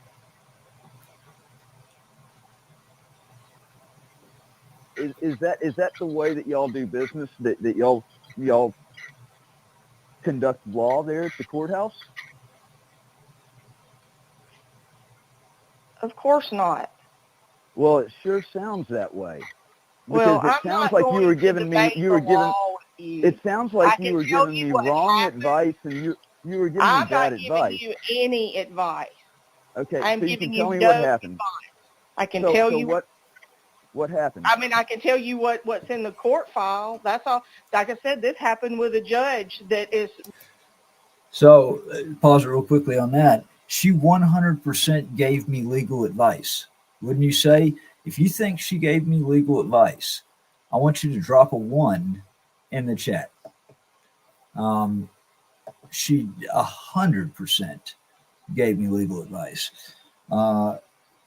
She gave me legal advice by telling me that it was too late for me to do anything about it, when that's not the case. But if I didn't know any better, she was trying to dissuade me and try to basically tell me, that there's nothing I could do about it. And that's either she is incompetent of the law, or she was intentionally feeding me wrong information to play a part of sticking it to me by a Lafayette County public servants, many of them. All right. So Retired and I was not working here at that time. So I cannot tell you anything more than what's in the court file. I know, and it was certainly done conveniently right at a time when Judge Alderson was leaving office, and that was one of the reasons why it was so quickly signed off and pushed through, and then Judge Alderson left. It was done a year and a half before Judge Alderson left. Well, and that it was also during that time that I was not allowed back into Lafayette County because of everything that had occurred. But I have uncovered some new evidence of things that the court should be very concerned about, and I can tell that there's zero concern. There's a proper way to present matters to the court, and a telephone call is not that way. Well, yeah, and you're right. There is, and there is a proper There's way. There's nothing wrong with a phone call. But being that I can't come into and Lafayette County, I tell that to anybody that calls into the court and asks questions the way that you have.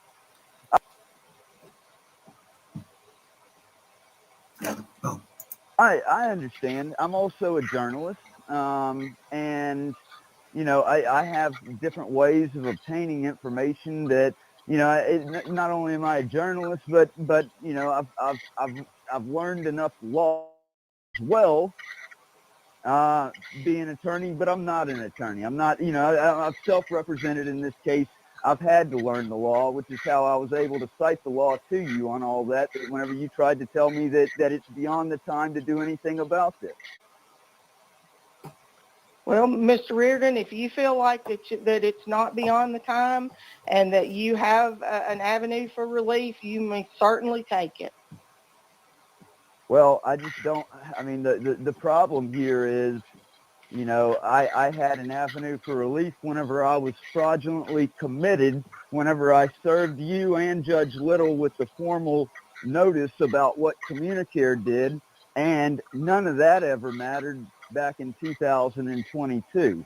That was a cover-up that happened back then, and I have absolutely no doubt in my mind that it'll be a cover-up here that happens, that it'll be completely ignored, it'll be completely condoned because, hey, it's Oxford's first couple, dealing with Mayor Tannehill and Ray. But it amazes me how. Well, Mr. Reardon, from what I can tell, it looks like the restraining order was dissolved in 2022. What? No, It I'm was? sorry. No, I'm sorry. That was a motion that was filed. I'm sorry. Yeah, it was a motion that laid out a lot of things on why it should have been dissolved. Absolutely, but Judge Little didn't really care for the facts in it, even though it was made. It should have been taken seriously. Certainly, it should have never been taken out in 2017. Mr. Reardon, I also remember how you acted in court that day. Well, if you were on the receiving end of the same things that happened, you would be pretty damn pissed off as well. So, I just, this type of stuff is it's not going to be allowed and not going to be condoned, and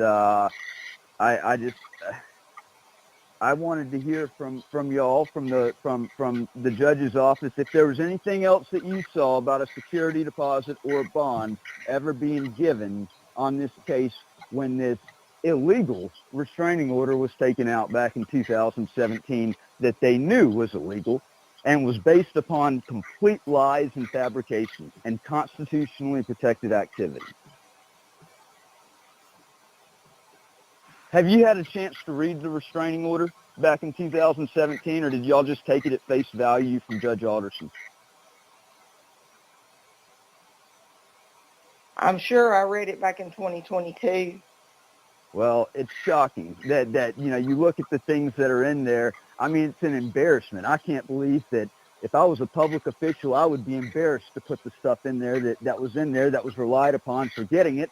And then, and to make matters even worse, the only other things in there that were not constitutionally protected can now 100% be debunked as lies.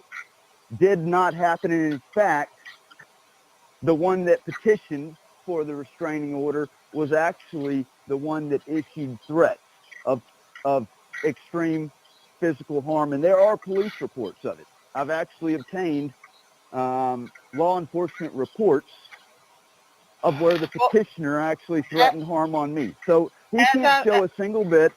As I've stated, Mr. Reardon, if you feel like that you have an avenue for the relief that you're requesting, there is a way to seek that, and that's what I would suggest that you do.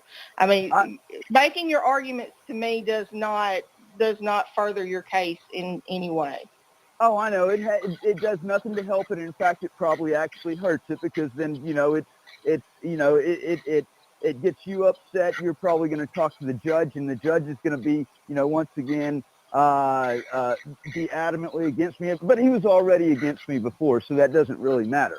But I mean, you're right. It does nothing other than, it gets some things off of my mind that I wanted to get off of my mind about all of this, and try to get to the bottom of whether or not there was ever a security deposit or a bond ever given by Ray Tannehill when he took out this restraining order, or the fraudulent restraining order back in 2017. I can't even call it a restraining order, because that's giving it too much credit.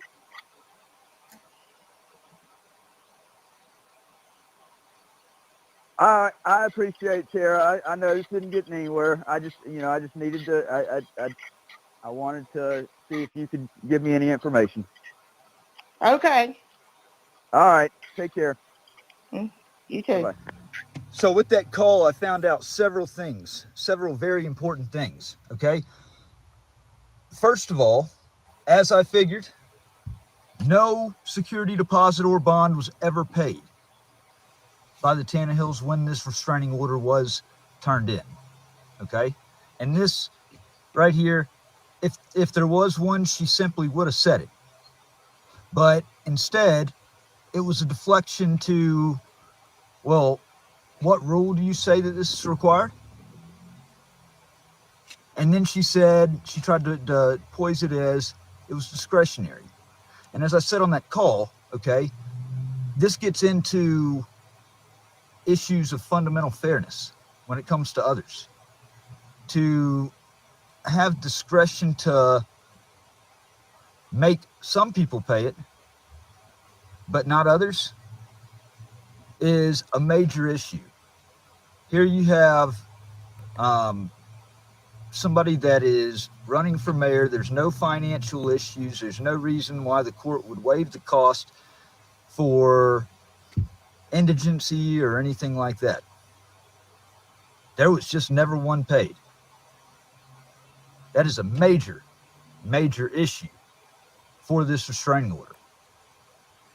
The other issue that came up during this call is the fact that Tara said on the phone that it was too late for me to do anything about it, which shows several things right there. It shows how easy Lafayette County is to stick it to me and say, woe is you, it's too late, you can't do anything about it. She gave me legal advice on the phone right there in saying it's too late for me to do something about that. She was actually trying to discourage me taking any legal action on that. There's no way that that can be seen as not giving legal advice. If I didn't know any better and if I didn't check that, I could have gone at that word and not done anything about it. Stay tuned on this issue. This is a developing story with Lafayette County. Yeah, it's funny you say that about the child support, denying money orders as evidence of payments. I'm actually dealing with an issue with them now. I have never been behind. Like I haven't seen or talked to my oldest child, Lydia, in 4 years, about 4 years now. Of course, she was a major part of my fight, with doing Riding with the Outlaws to try to get her out of that whole situation. Exposed to freaking the truth. But yeah, mom's taking child support, before I get any of the little bit of money I have left over in residual income, she gets paid first. And it's way grossly out of proportion. Well, while I was in prison, less than a month away from my sentence getting vacated, so December 23rd of this last year, she changes everything over to child support enforcement with the state. So she was getting bank wired her child support on the same day every month by this company. And then here I'm less than a month from getting out of prison. Sentence is going to get vacated. And she goes and opens up child support with the state. So the state sent me, I guess, letters to the house saying that this has gotten switched over and that all payments have to be directed to them. Well, so for 2 months, the child support payment was getting bank wired into my ex's bank account by the company that pays it. Child support enforcement with the state is now looking at it like that's a gift that was given to her. I said, I was in prison. How was I supposed to know? Y'all didn't send me anything to prison. I didn't know that I had any mail to have to do anything. That's why they did it. Is because they knew I wasn't going to get to it. I think it was a way to double milk the system, but I also think that the state of Mississippi, as corrupt as it is, that, this is something that the state could equally be exploiting. But I'll tell you another thing that really got, has my interest piqued is they admitted on the phone at child support enforcement that it was my ex and a private attorney that, in fact, let me do this.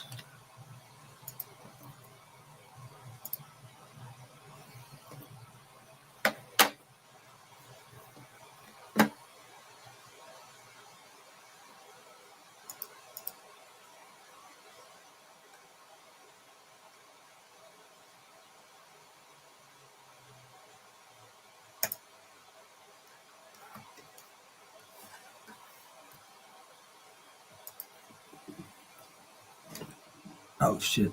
I need to actually go into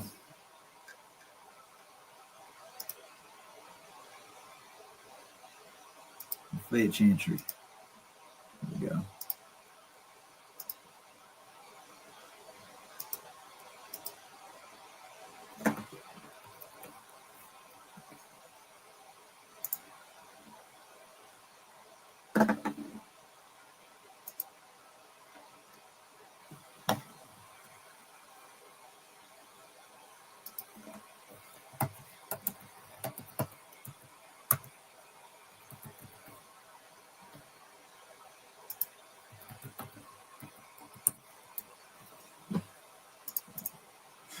So the only two cases I have in Chancery Court are, this one right here with my ex, and that is like, I mean, there are so many filings in that case, it's ridiculous.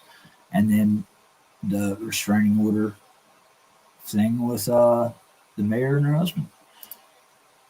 When I click on attorney,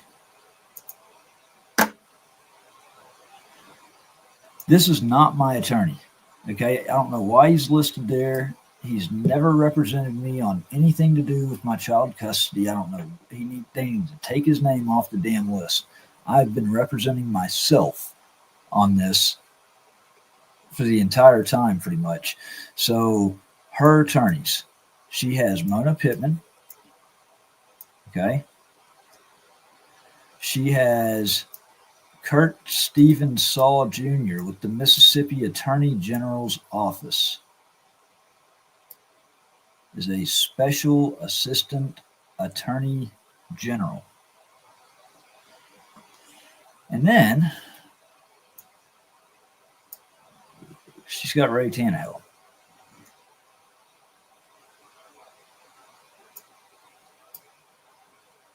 And so child support enforcement told me that her and an attorney went and switched that over when I was about to get out of prison. But they won't tell me who the attorney was. I have dug and I've dug and I've dug. I've told them that it's not privileged. Something like an attorney is, you have to disclose that. And it's up to the attorney whether or not the attorney wants to speak to me.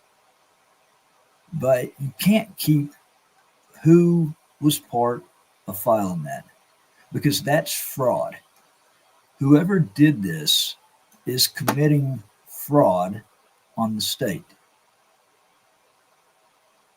because she's gotten paid. I've got proof through that company that they've paid her child support every month, but yet the state is saying that I have to pay them back, that I'm $800 in arrears.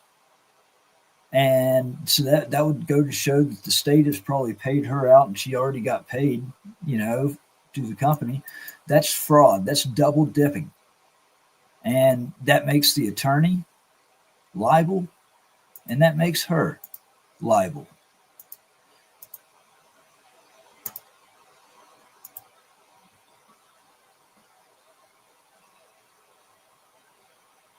So look at all these things. Actually, I shouldn't have done that. I should have gone to the docket report.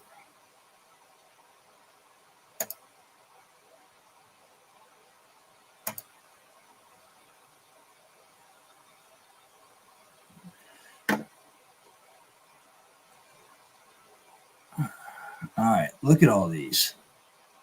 Starts back in 2016. Now, here's what's really odd. You know how I was arrested on the square in front of the statue on May 1st, holding the state flag on a public sidewalk? Well, at the same exact time, because it's time stamped on the filing, at the same exact time, her attorney is at Chancery Court filing a petition for emergency temporary relief without notice. Let me see something here. So, documents, PDFs.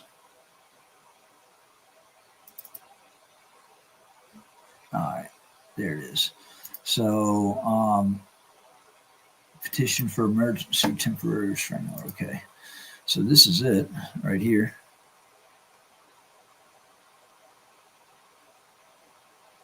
Defendant Matthew Oliver is resident of Lafayette County, Mississippi. The plaintiff and defendant are the natural parents of a minor child, LER, born August 19, 2014. The plaintiff and defendant have never been married. Agreed order to establish paternity, child support, and child custody and child support was entered by this court August 8. In recent days, the defendant has been calling, harassing, and stalking the plaintiff and threatening her with bodily harm. I never did. Never. I had actually just started dating my wife. In no way, shape, or form, this was her trying to sabotage my relationship. Moreover, the defendant has begun threatening the use of handguns against the plaintiff. The defendant is known to carry firearms on his person. She's gaslighting me for what they would do later. Okay? And when you look at where everything is tied in, okay, who does this stand to benefit? Because if this is just one step in everything, and I 100% believe it is, I believe everything just speaks it clearly, then, it should be clear to see who benefits from this. It should be clear to see who benefits from pretty much everything that happens. The defendant is under the influence of illegal drugs, is mentally and emotionally unstable, is armed and dangerous, and is otherwise a clear, present, and immediate danger to the plaintiff and the minor child. So, if that was actually what the Tannehills went off of by saying that people have reported that I'm dangerous, that was a complete...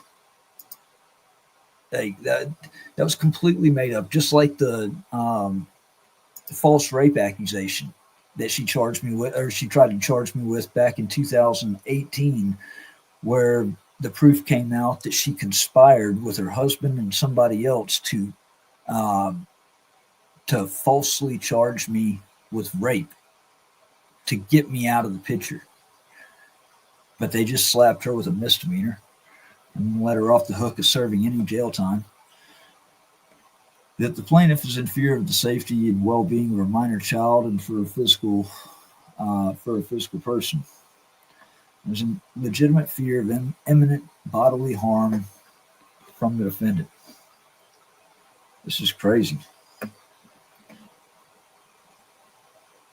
That counsel for the plaintiff has attached her affidavit, which avers that providing notice to the defendant would, in the counsel's best estimation, cause serious harm. So they sought to get this without notice. You're going to see what getting it without notice is. This is just like the judge for the Tannehills restraining order. It was a bought and paid for judge that didn't look into anything. I mean, the plaintiff is in real danger of suffering immediate and irreparable injury, loss, or damage unless this court enters a temporary restraining order without notice. And where it's just, there's so many ironic similarities when you look at the way that restraining orders were used. And I think that ties everything together even more, is the pattern here. All right. Being located within 500 yards. Who else has 500 yards on there. I believe that's on the Tannehill petition, the whole 500. Having contact with plaintiff or LER in person through third parties, phone, text, computer, or any other technical device. Suspending the defendant's visitation with the minor child until further order of the court. They wanted to hurt me as much as possible. This was their way of twisting my arm. I've said since day one, I demand a RICO investigation into all of this shit. It's what it is. It's RICO Act. That the sheriff of Lafayette County, Mississippi, and his deputies and all other law enforcement officers, city, county, or state should be authorized and empowered to directly take Matthew Oliver Reardon into custody without further order and incarcerate him in the Lafayette County Jail if he violates any provision of the temporary restraining order.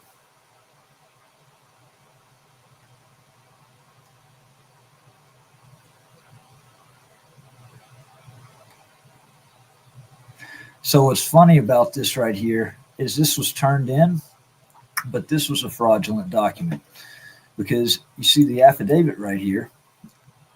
You've got her attorney that certifies right here that foregoing motion is true and correct, stated, set forth, and that's notarized.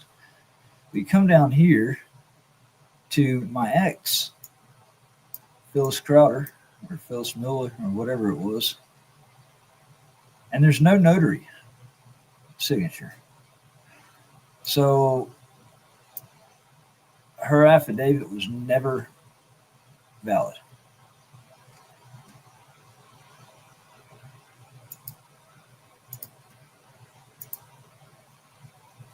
But yeah, there's so many different things. So most of these, like whenever it was me filing, when I was responding with something, or whenever I was filing my own petition, I mean, all these. So there's 107 court filings in it, and I should have pretty much all of them on the computer. But yeah, I would encourage you to check out this website because this website has got so much information on it. I'm going to be releasing some new stuff on YouTube.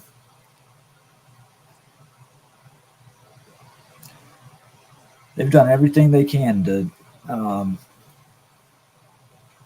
shut this website down. While I was in prison, there was a denial of service attack that was sent through this website. There's basically, I think, in just a couple of minutes' time, they sent like 100,000 people in that registered freaking subscriber accounts on my website, and it triggered something with legal with the people that host my site. It's definitely not in the United States. I wouldn't trust, honestly, at this point. I would not trust hosting my site in the United States because I haven't seen any willingness of anybody to come forward and do anything right. You know, the government to right this wrong. The FBI still stayed silent since the lies came out about me going to prison for a year for going to report law enforcement corruption.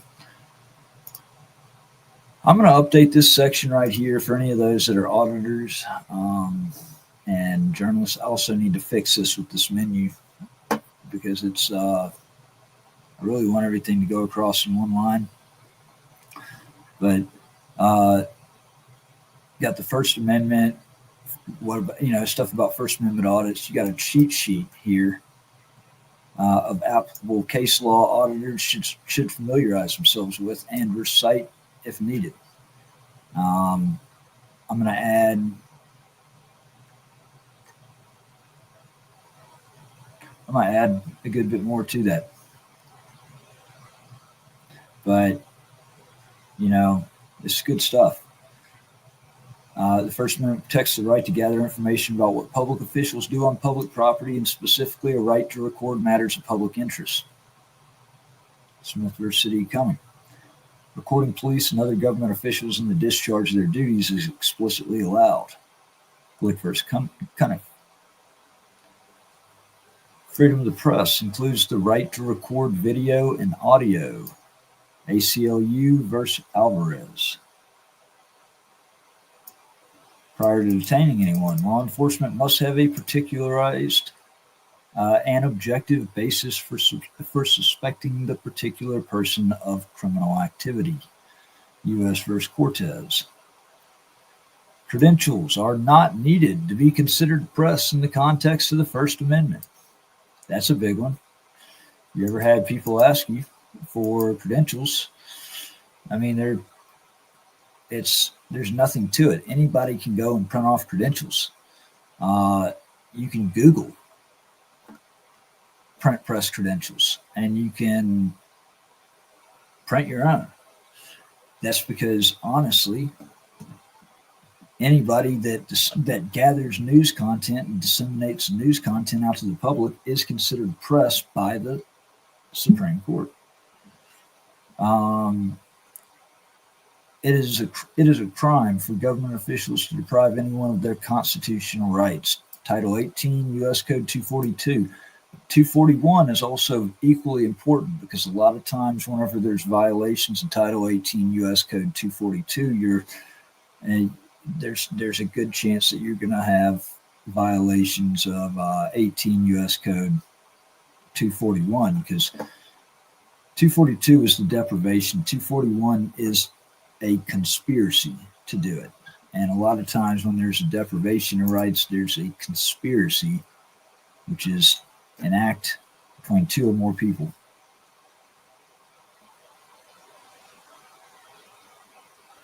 All right, let's see. Citizens' right to film government officials, including law enforcement officers, in the discharge of their duties in a public space was a basic, vital, and well-established liberty safeguarded by the First Amendment. Glick v. Cunning.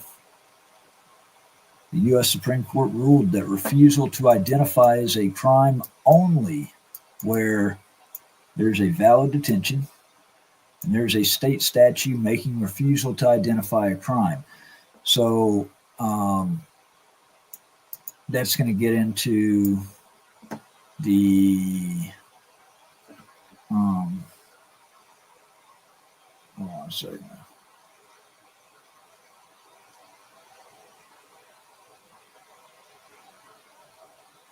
I just had to refresh my memory. I was thinking, yep.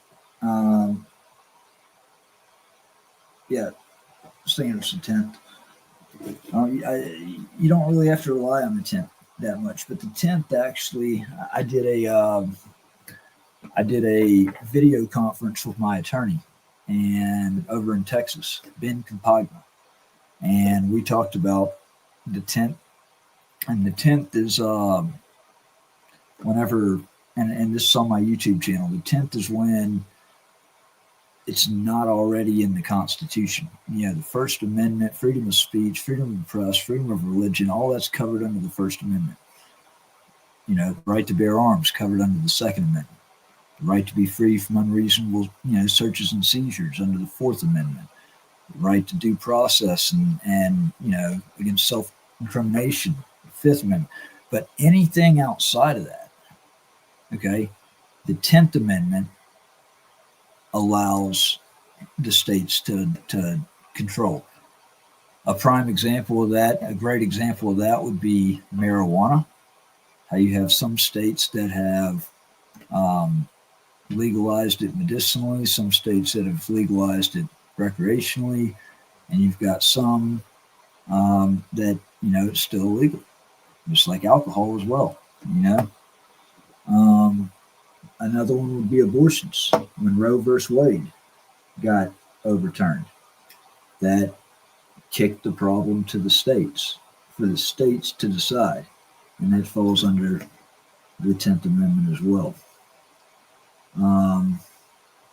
Yeah, I've got a lot of.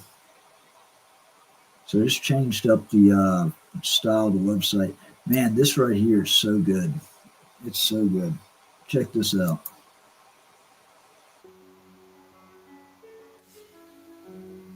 But the policy is not law, sir. The policy is not law. It goes to the United States Constitution, law, and then policy. So he's a law enforcement officer. He doesn't enforce policies. And you can't arrest anyone, correct?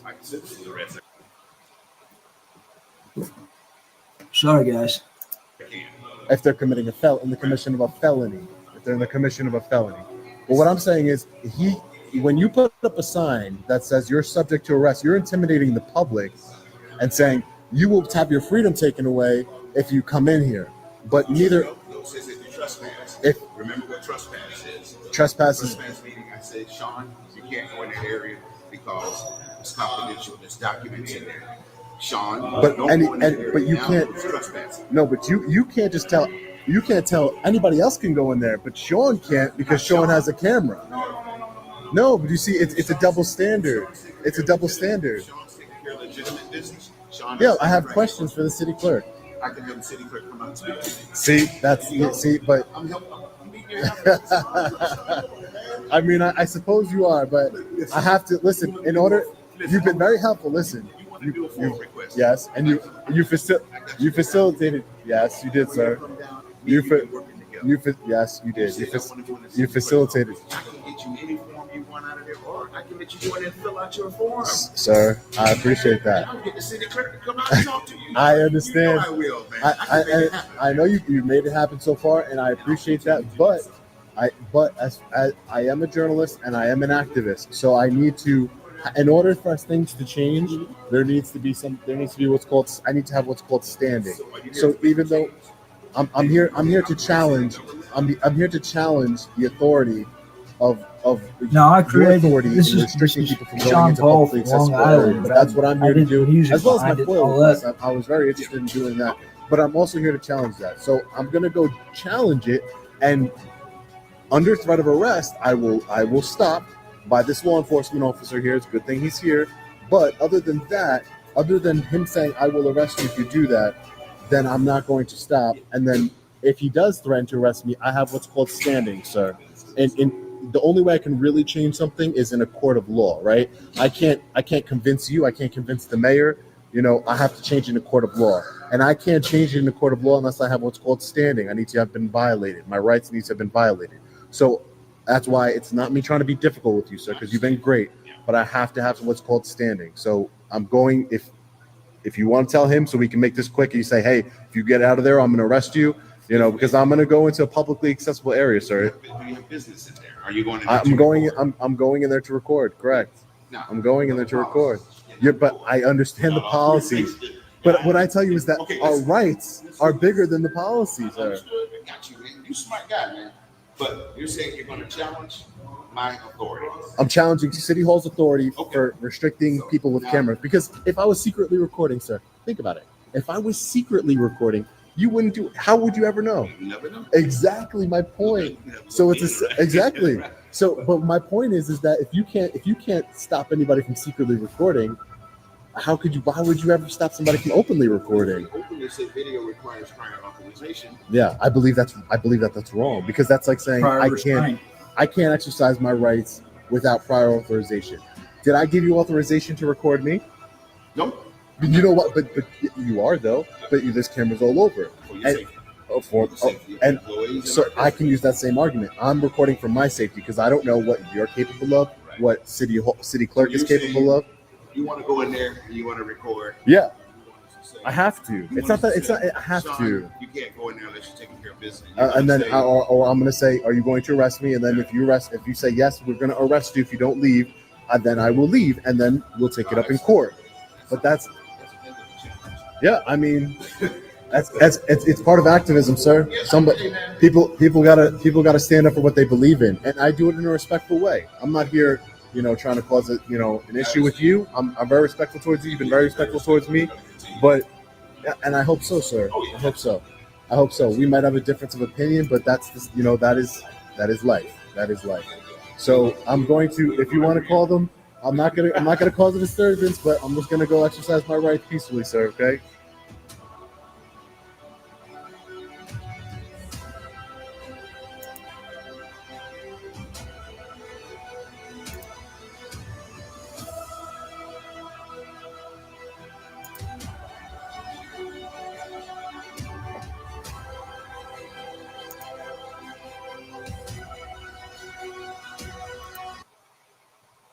Yeah, that was pretty good. But yeah,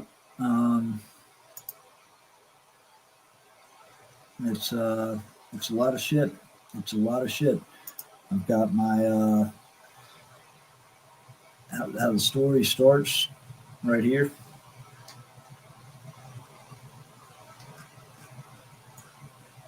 Yeah, and I like this. This is the start of my documentary, Riding with the Outlaw. Big news here in Mississippi.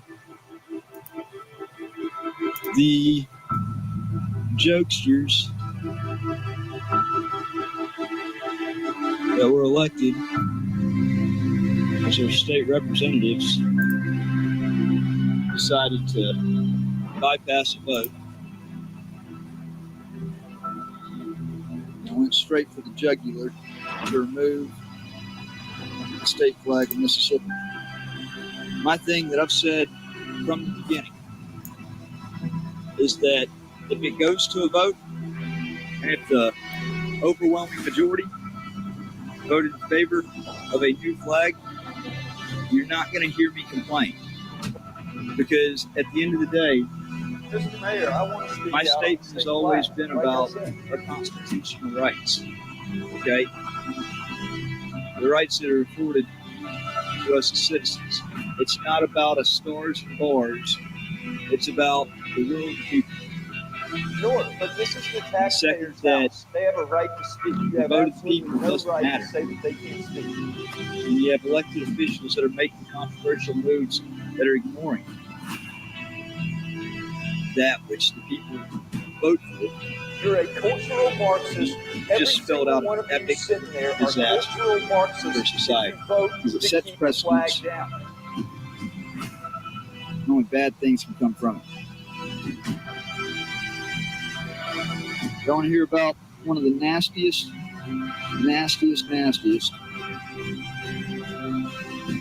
public corruption scandals? And what's crazy is I've literally mapped this thing out. Called every single phase of what's going on right now in advance. Because I knew what happened.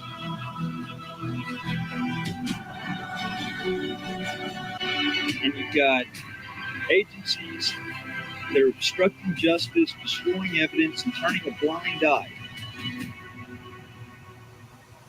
Shoveling proof of innocence. Jared Bundren. And shielding criminal activity. Hey, I'm here to show you how to conduct a proper investigation. You received a call on May 24th, 2017. Heinous corruption. I would like the details of that call. To such a level. Why are y'all cowards? Why are y'all cowards? To help get a female Democrat mayor I'm saying elected. I would like to. I'm trying to ask. You said noted. Kept damning information, which would have had potentially devastating political ramifications from coming down the hopper.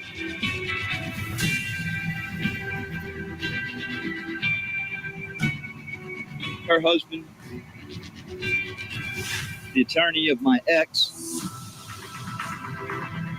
for the original child custody matter back in 2016, August of 2016.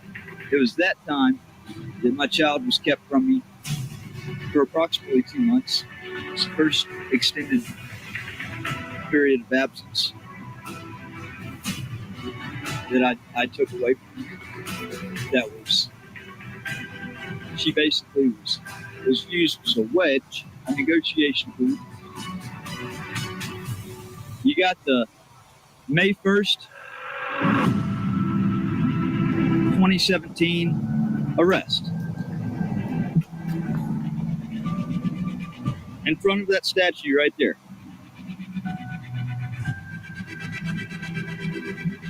Where I was holding the state flag of Mississippi. Standing on public property. Was not bothering a soul. Was not loud. Nothing. Just standing on this very pavement that I'm standing right now.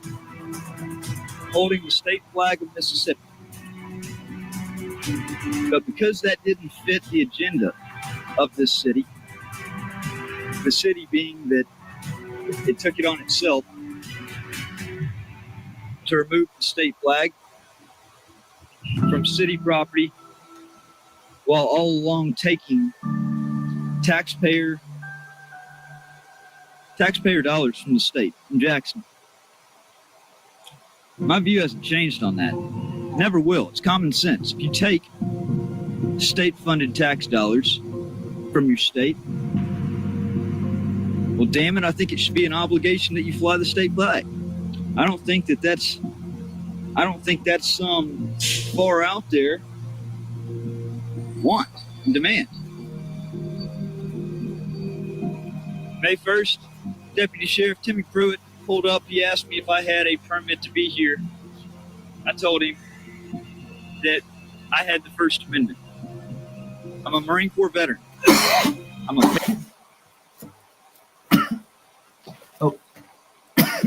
Patriot. I'm a 3%er. I took an oath at the end of 2007 to uphold and defend our Constitution from all enemies, both foreign and domestic. My oath had no expiration date.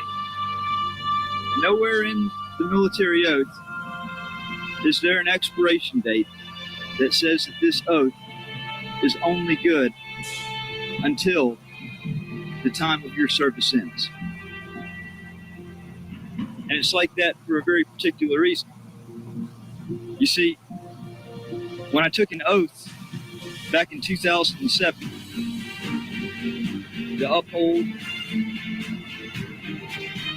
and defend our Constitution, I swore an oath to our country and ultimately wrote a blank check to our government for an amount up to and including my life. Now, I wasn't deployed.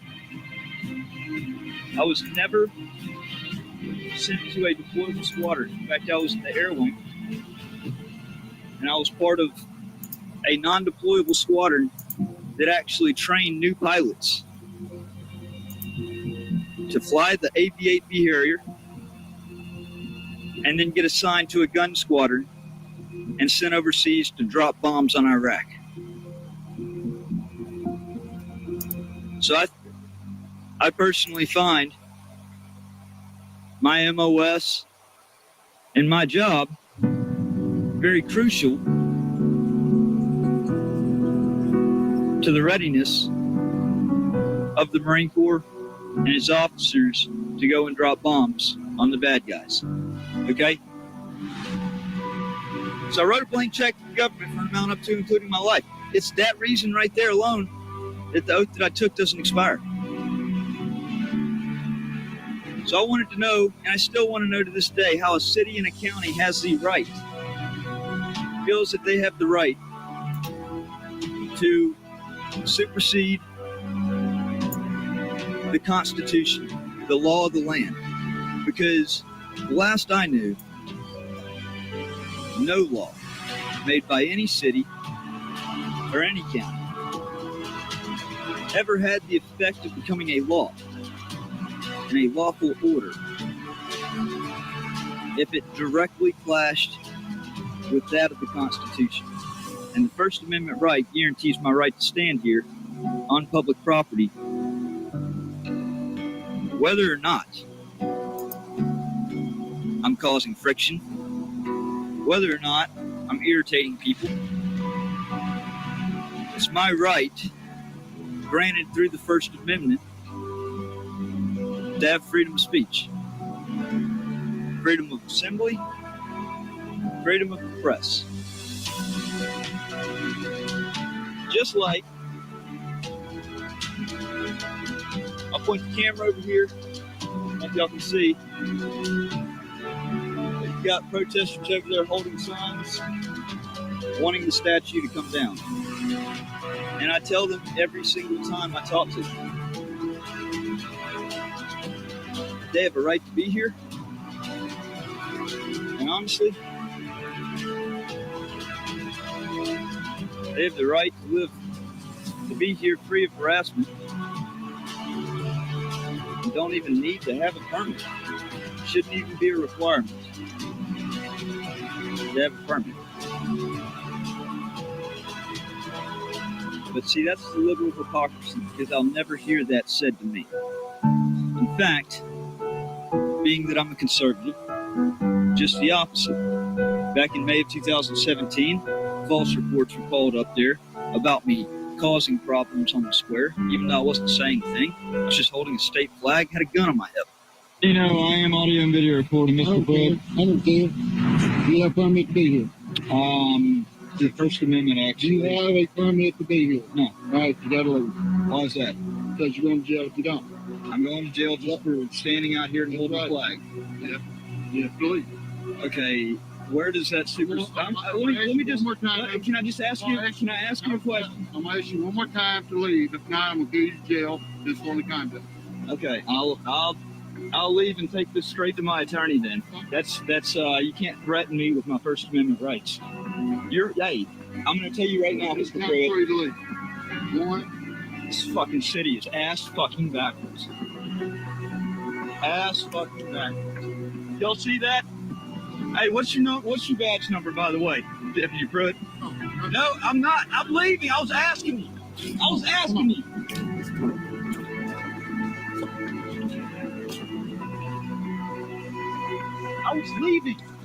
was leaving. Long story short, Deputy Pruitt said I had to leave. I didn't have a permit or I was going to face arrest. I said I was going to take the video straight to my attorney. I couldn't be threatened with my First Amendment rights. His uniform was a little bare that day.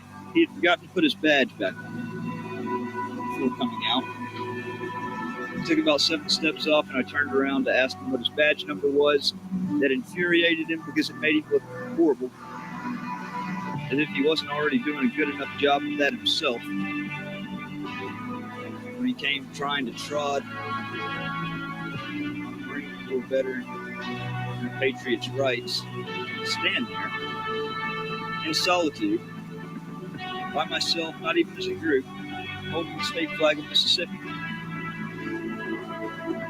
I was arrested. When I asked him what his badge number was, it infuriated him. He took me to the jail. I maybe was in the jail for about an hour before I posted bond. I grabbed my state flag. My car was parked right here on the square still. And I decided I was going to take a victory lap and walk from the sheriff's department with my state flag back to the square.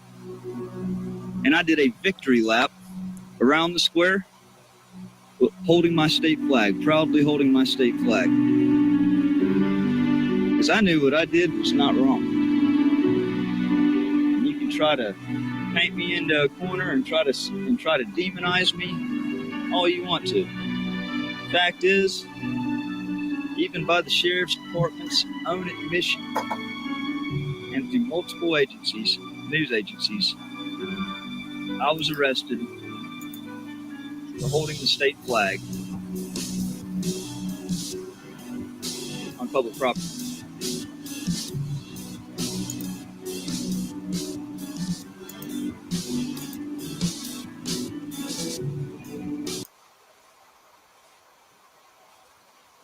So that's basically where we're at, other than this right here. So I want to tell you this. Always been about our constitutional rights. Okay. Whoa. The rights that are afforded to us as citizens. It's not about a story. Sorry about that. All right. So now that you know that, here's what happened. All right. And I don't think enough people actually know this. So that crazy arrest happened. The damn video went viral. It was picked up by a lot of circulations, cop block. They had to put Timmy Pruitt on administrative leave. He had to take a vacation, from what I was told. They were conspiring at this time.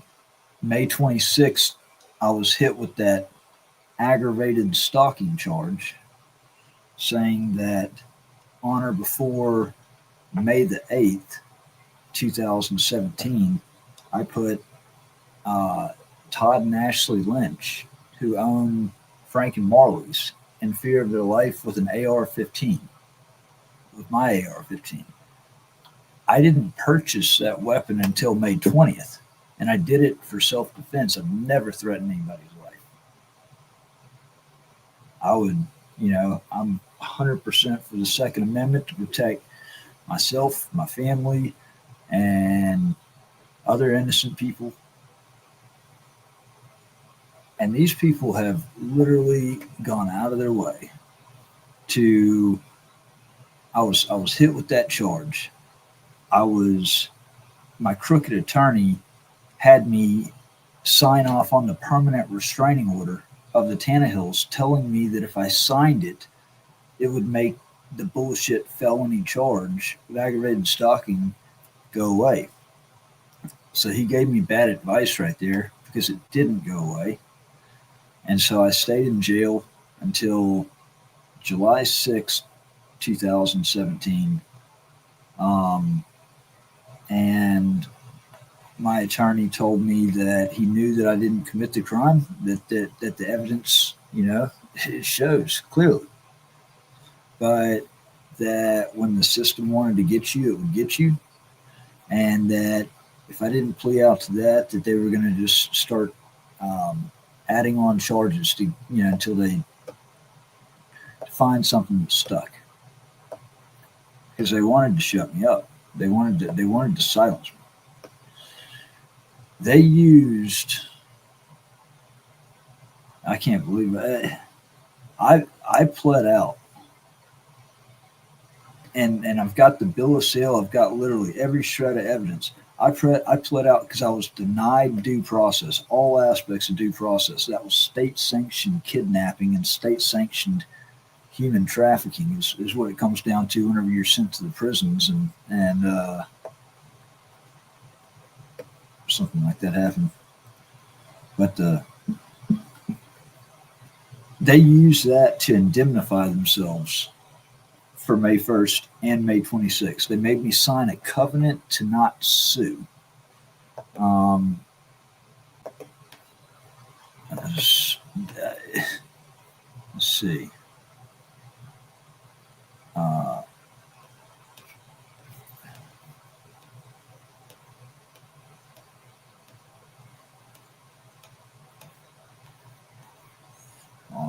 I was looking for, I don't see it just out here.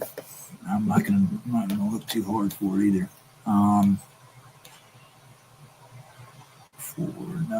Nope.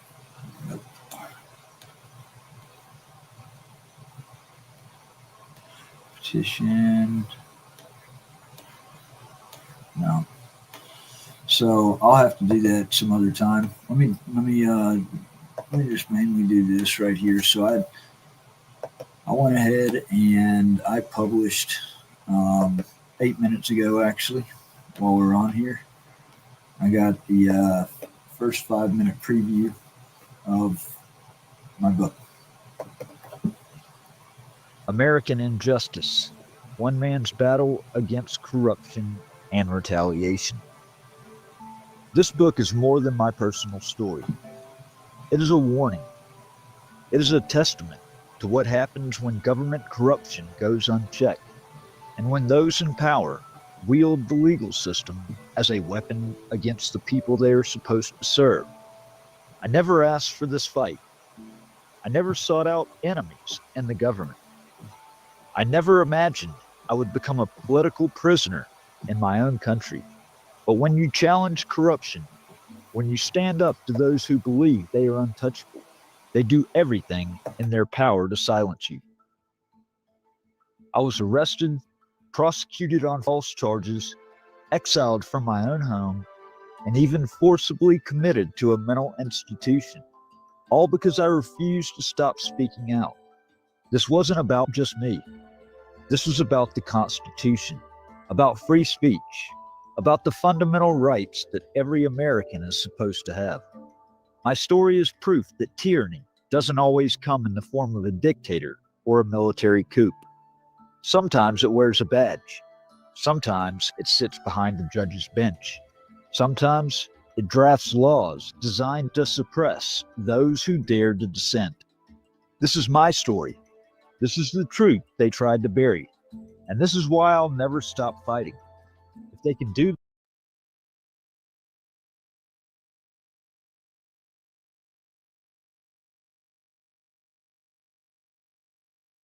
this to me, they can do it to anyone. The battle over the Mississippi state flag and the Confederate monuments had been simmering for years, but by 2016, it had erupted into a full-scale political war. Across the South, symbols of the Confederacy were being pulled down, vilified, and erased in the name of progress.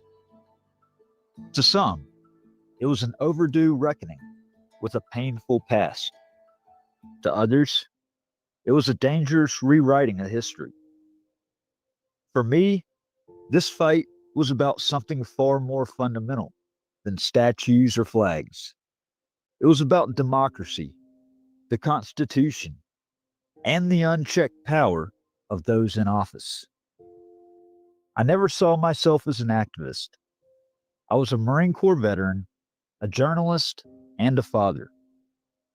My life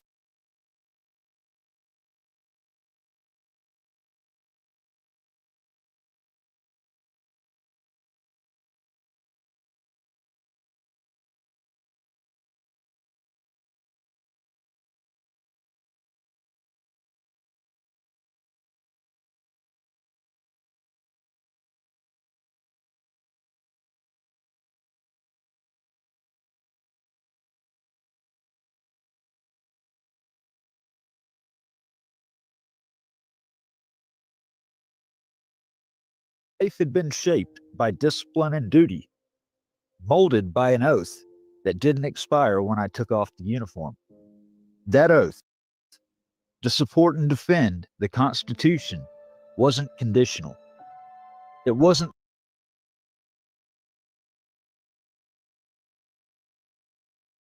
subject to the changing tides of public opinion.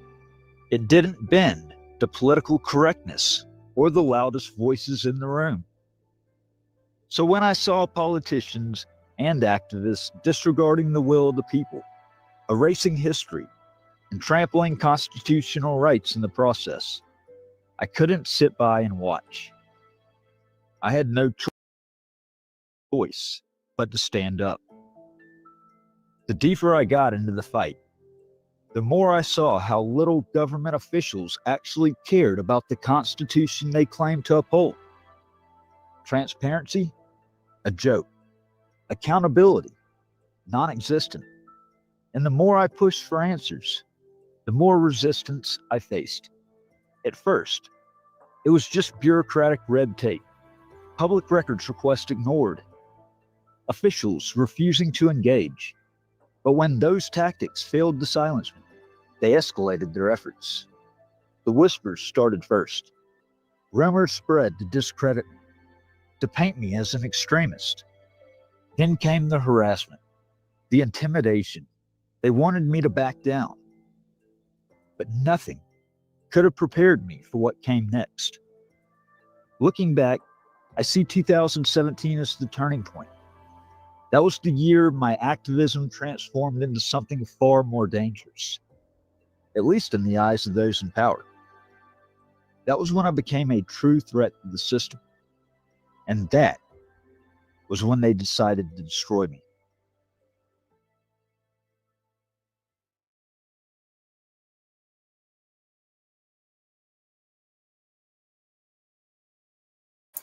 So,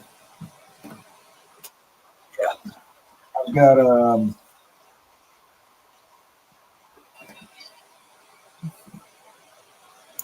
yeah, I'm excited to get that out. It's a really good book. I mean, it's got a lot of crazy things in it. I mean, it's been absolutely pure fucking insanity over the past few years.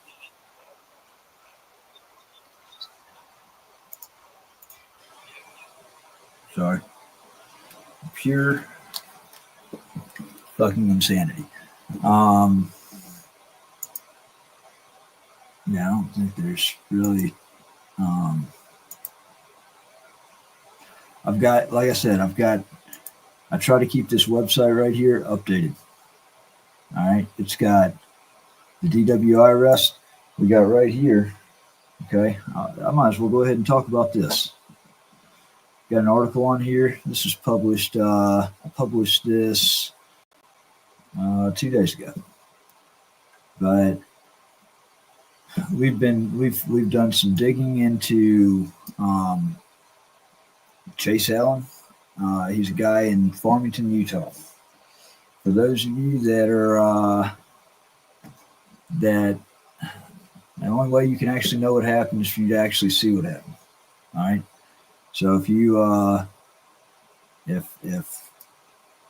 if you're easily triggered, I want to warn you right now. You're about to see an execution by police, by the Farmington police, and what we are starting to easily see was there's a lot of foul play involved. So, yeah, look at this.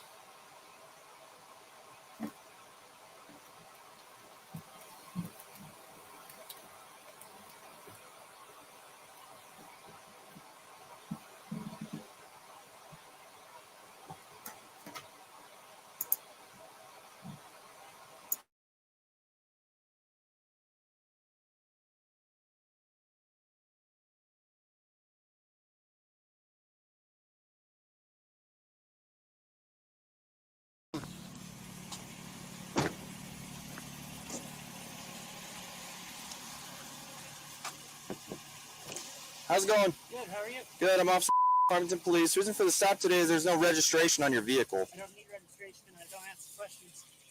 Alrighty. Davis, Fox 21. Can you have a couple more heading my way? Is this back window roll down? Why do you need to know that? I just want to make sure that you're the only one in the vehicle. So here's the deal, man. I'm stopping you because there's no registration on your vehicle, and I'm requesting your identification. Okay? You are detained at this time, and you are not free to leave. Are you going to provide me your identification? I don't answer questions.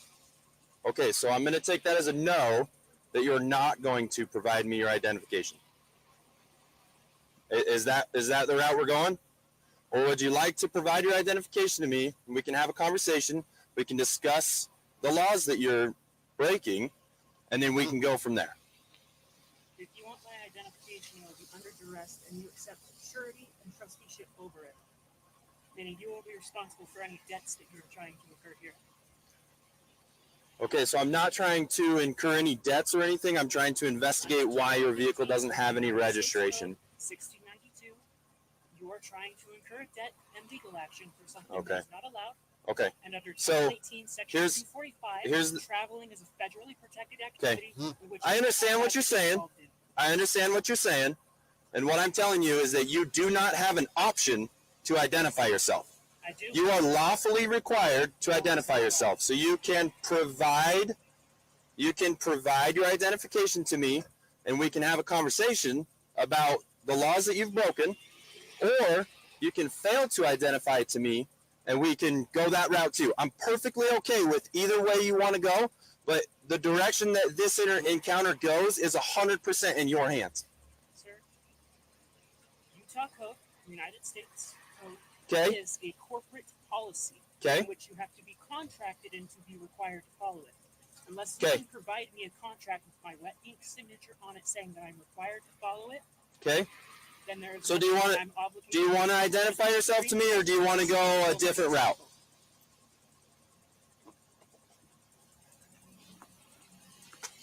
Wonderful. Do you have a driver license as well?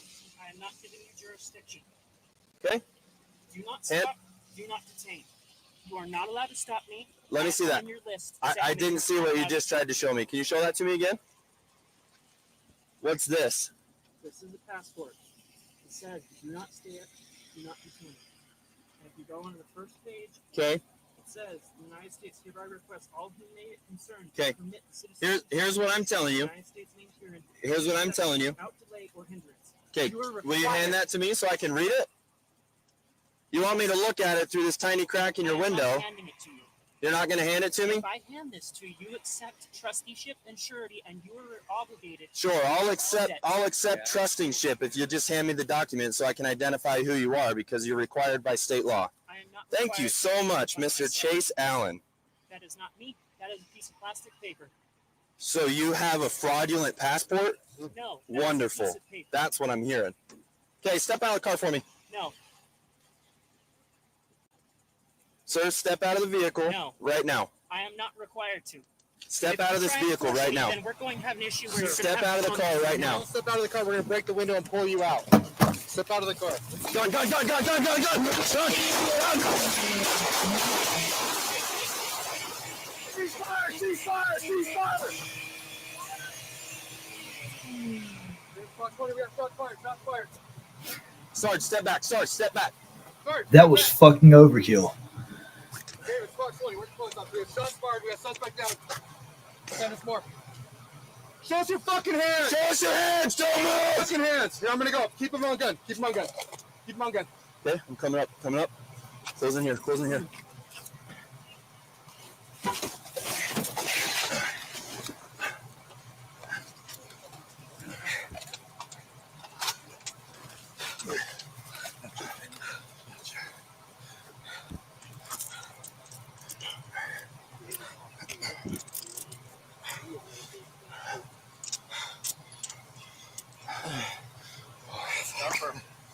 Is everybody good? Yeah, has anybody get hit? Did he shoot? I don't have any fucking idea. My fucking gun jammed, so I had to drop my mag. Yeah, that's mine, because it's fucking jammed. But I gotta pause it for a second. It sounds like, I mean, I take it the way he said that he's upset that his gun jammed because they all wanted to get a piece of killing this guy.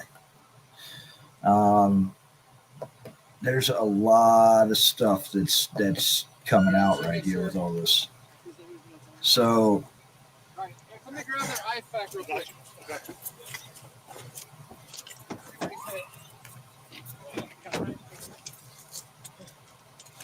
Here you go. Here you go. I got an ice sack right here. Okay. I got a glove up. Hold on. Yeah. you ought to see how long it took before they even started. There was no saving them, but they didn't even, it's bad. It's bad. So, I want to show you. So this is a friend of mine. His name is Walt English. He's got a YouTube channel called Utah Defender. He's a 77-year-old retired Army officer, retired captain. Actually, he's got his doctorate degree, so he's a doctor. He's a retired captain. So he's religious, and he got a religious vision one night about everything about the. I'm gonna let him tell you exactly, but So right here, the alleged execution shot. Actually here, so the gun is actually really important. So Walt English, a 77-year-old retired Army officer and family advocate, noted suspicious timing. All officers arrived simultaneously at the post office, he said. That doesn't happen in real life. Police said Allen refused identification and reached for a weapon, but the footage contradicts these claims. Inconsistent police reports and manipulated evidence, police claimed.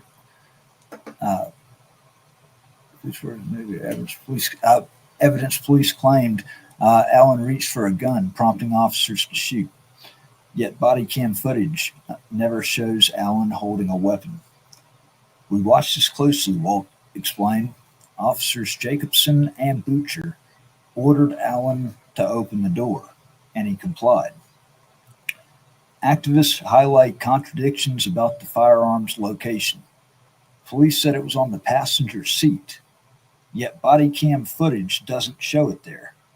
If it was on the passenger seat, how did it end up upside down on the driver's floorboard? Asked Jose with Utah Cop Watch on YouTube. Experts also suggest that images showing Allen's holster were photoshopped. They emphasized the holster, but where's the gun? English asked.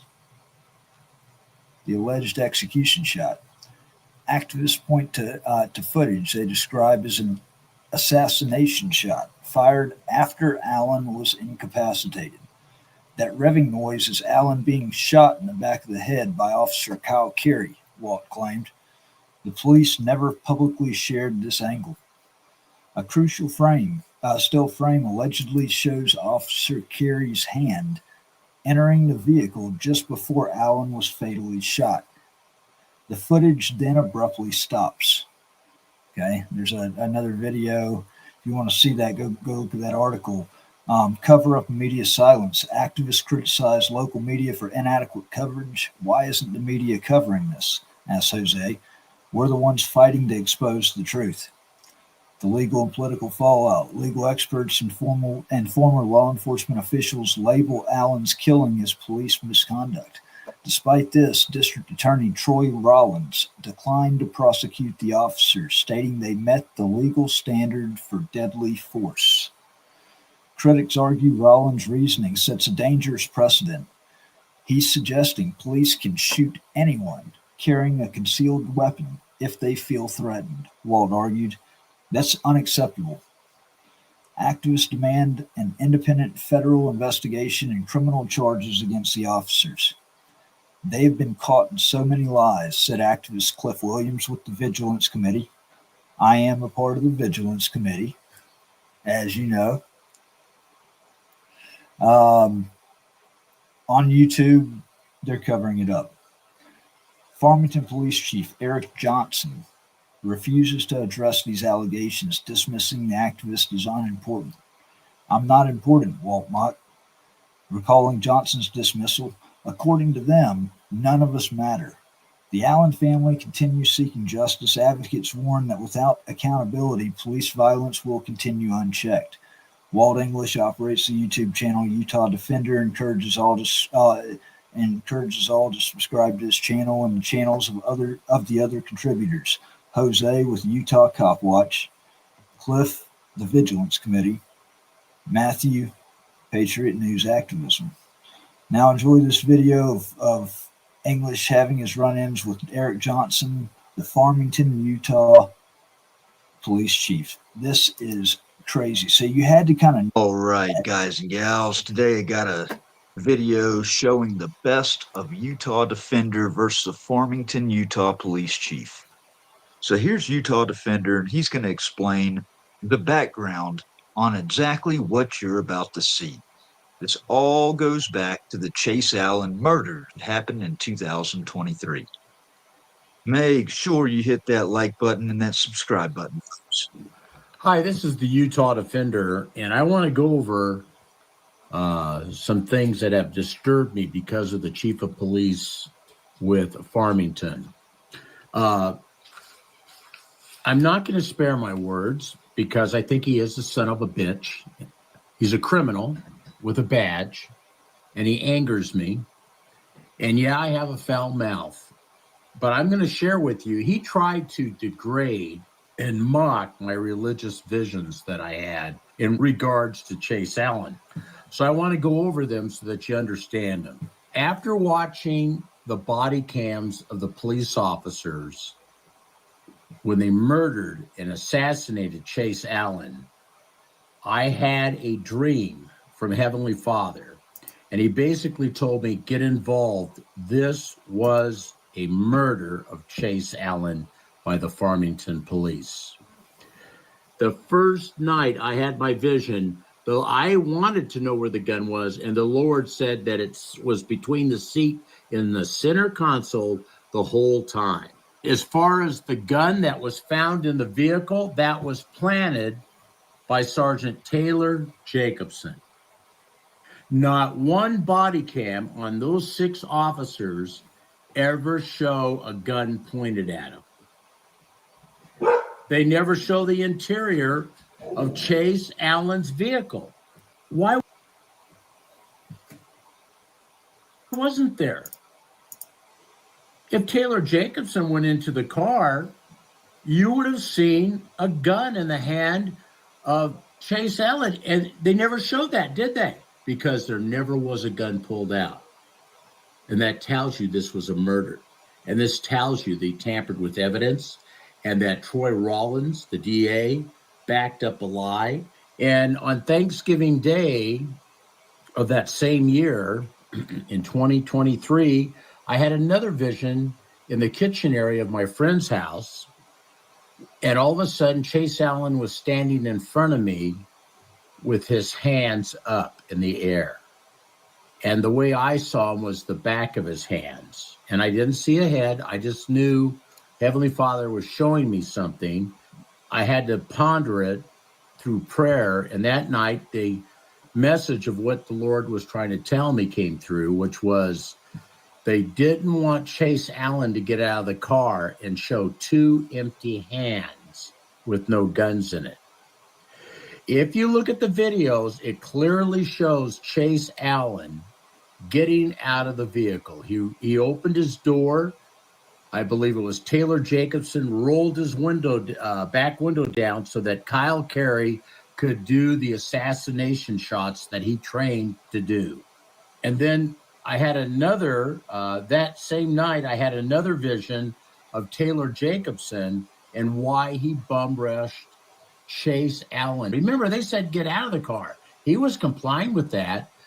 Taylor Jacobson went, oh my gosh, if he stands up, he's not going to have a gun in his hands. And that's the whole reason why we're here at this traffic stop. This was one of the most escalated traffic stops in the history of policing. Because in 3 minutes and 27 seconds, he was murdered. He was shot in the back of the head 3 times by Kyle Carey. They don't teach that to police officers.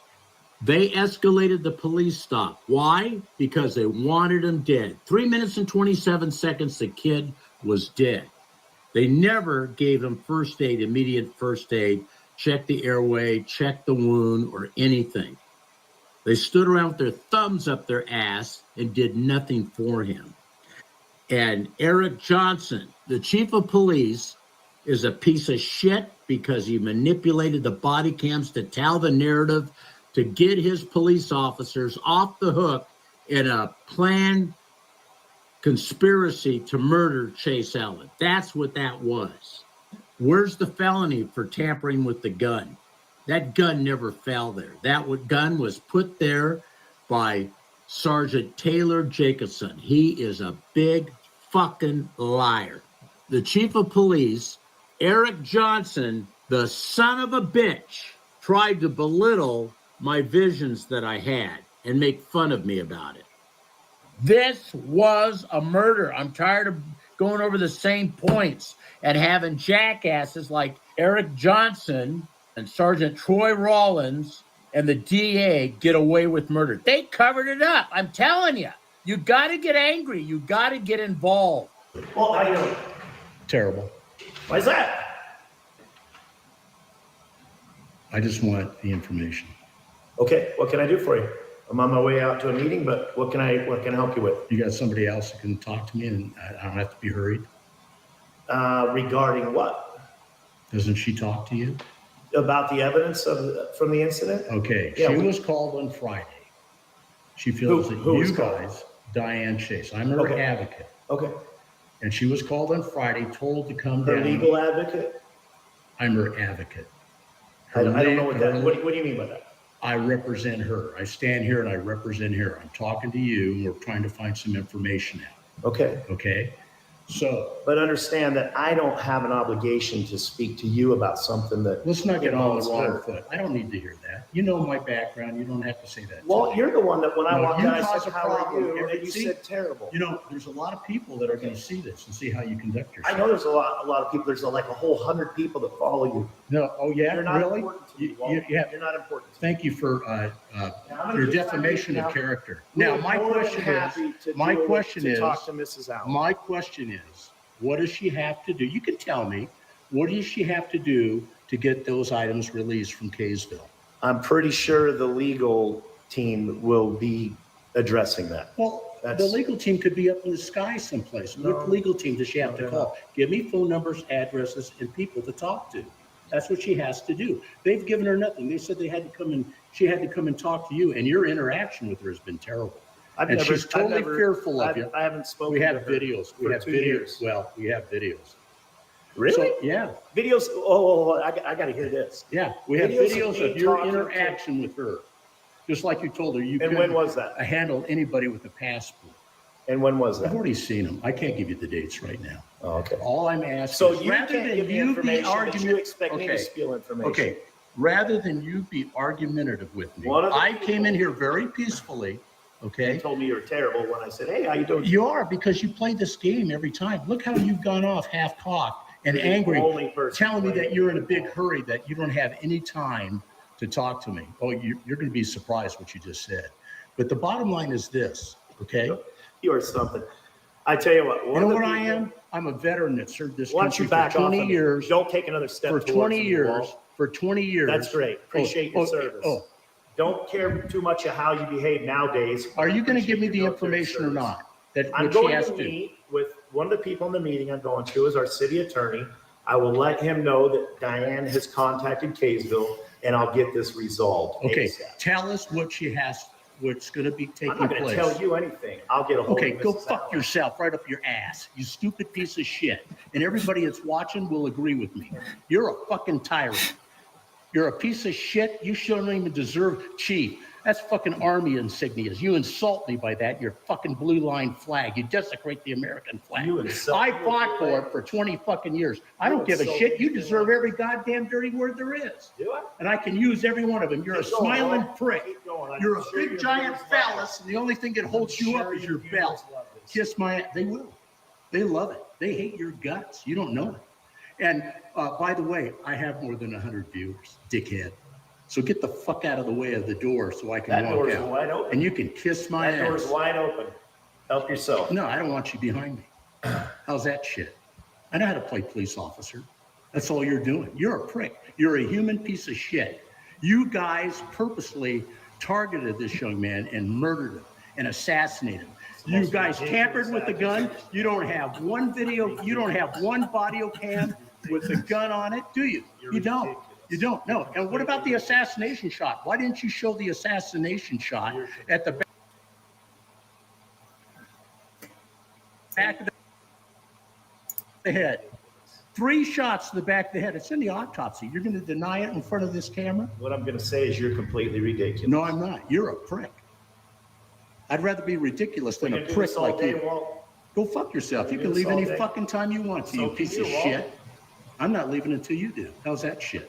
Let's leave together. How about that? No, go fuck How yourself. about we do that? Your language is ridiculous. No, it's not. I've earned every goddamn right to talk the way I am to you. You're a human piece of anything, shit. Walt. You haven't earned anything. Oh, I'm going to be validated by a prick like you? I'm validated by a prick like you. I don't take a fucking thing you say, you big piece of shit. You should be ashamed. You're a murderer. And we're going to make sure you get the death penalty too. And the DA Your ass is going to go to prison. Hey, well, what happened to Chase coming and giving you a visitation? Have you told your viewers about that? Hey, I would Have you like told to. your viewers Yeah, that you they get have. visitations Yeah, from I did. ghosts? I did. Have you? Yeah. Yeah. What So did what's that supposed to remind scare what me? he told you to do again? He told me he's on the other side of the veil, and he said that he loved all of you, okay, and he didn't want you to have the death penalty because he's in a different place. Mic drop. Mic drop. You're a fucking piece of shit. What a turd. Everybody, look at the turd get in his car. Hey, that's for you. Go spin on it, you piece of shit. You're a cocksucker. Up your ass. Stop me from doing that, motherfucker. Come on, stop me.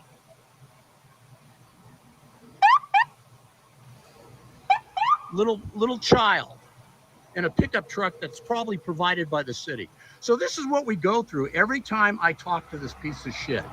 What a fucking piece of shit. Fucking piece of shit.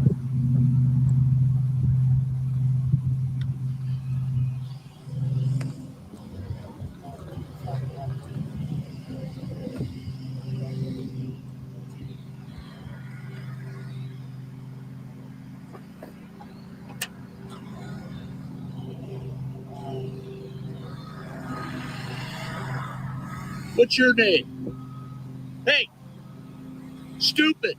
What's your name? See how stupid he is? Well, we're in the middle of an investigation. That's right. I can stand. Back off. No, I can stand right here. You can't be this close to us and distract us. I need you to get move your over ass there. back over there. I need you to move over there, sir. No, I can stand on the sidewalk. You can stand on the There's sidewalk, no but law. you're real close to what we're doing here. That's tough. There's no law whatsoever. You Says are how far. unbelievable. Hey, dipshit. You told me I had 100 viewers, right? 28,000 That's people great, watch Walt. that. That's Fuck super you in great. the ass. Go move your ass. Shut the fuck up. Walt, I can say whatever I want to. Not another step closer. Okay, I won't. I need you Turn over around. there. No, I'm standing right here. You know as well as I do, I can stand here. Walt? You understand what you're Corey, come over here, please. You got two officers right there. That's right. And we're on it. We're not on a regular Don't traffic get up in stop my here, face. Walt. Move We're back. not on a regular Do not traffic do. You stop, walked up Walt. on me. We're Move. not on a regular traffic stop. I don't Do you give let a it? Will shit. you let us do our work? Do your fucking job. That's what we're trying to do, Walt. Do You're it. not helping us. I don't give a You're shit. not helping I'm not us. here to help you, dipshit. Yeah, I'm fully aware. Yeah, don't bump into me again. Don't lean into me, Don't. Walt. I didn't lean into you, you lying son of a bitch. Yeah. You're something. No, you're a piece of shit, and everybody knows it. Okay. I've got video that shows that you guys shot him 3 times to the back of the head. You see the video? You guys got rid of it off your fucking site. You murdered that kid. Go ahead, tell me you didn't. We didn't, Walt. Yeah, don't stick your fucking finger in my face. We didn't, Walt. You're gonna get fucking sprayed, buddy. Don't reach your hand in that pocket ever again. You understand me? You do that again, you're going to jail, Walt. Listen, look at this. You reach in your pocket again, you're going to jail. I was going to defend myself because you fucking touched me. I didn't touch you. Yes, you did. I didn't touch it's you. fucking camera right here. Then why don't you step back while we're doing our work? I don't have to. What's this dipshit's name? Is he one of the Can you officers? read, Walt? I can't see. He's got his covered up on purpose, huh? Yeah, that's what we do. That's your policy, right? That's what we do. Oh, yeah. Yeah, 100%. What is your name, officer? Corey Slippy. Okay. You're not one of the murderers. We good here? Have a great day. Dipshit, go fuck yourself.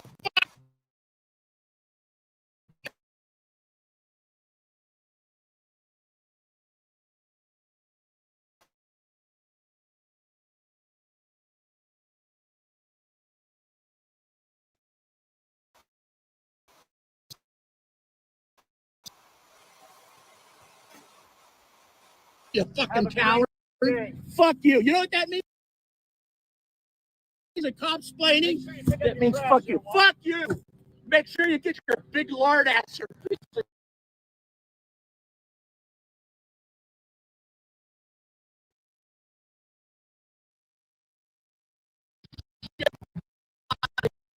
Vehicle. Fuck you. Fuck you. Fuck you. Hey, I'm 76. How old are you, shit?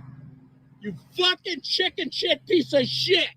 Go fuck yourself. Hey, how do you like that, motherfucker? You like that, huh?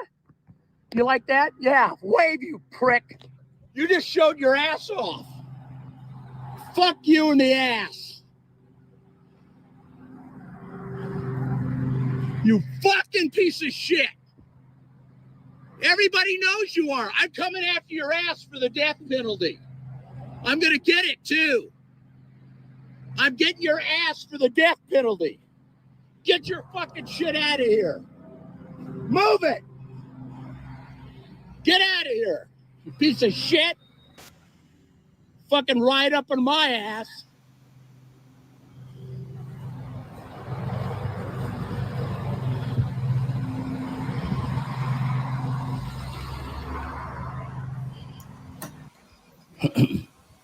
Morning, Walt.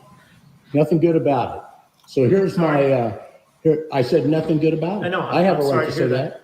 I said, I'm sorry to hear that. I'm not. What? I have to come in here and talk to you. Okay. So number one, I put another complaint in on you.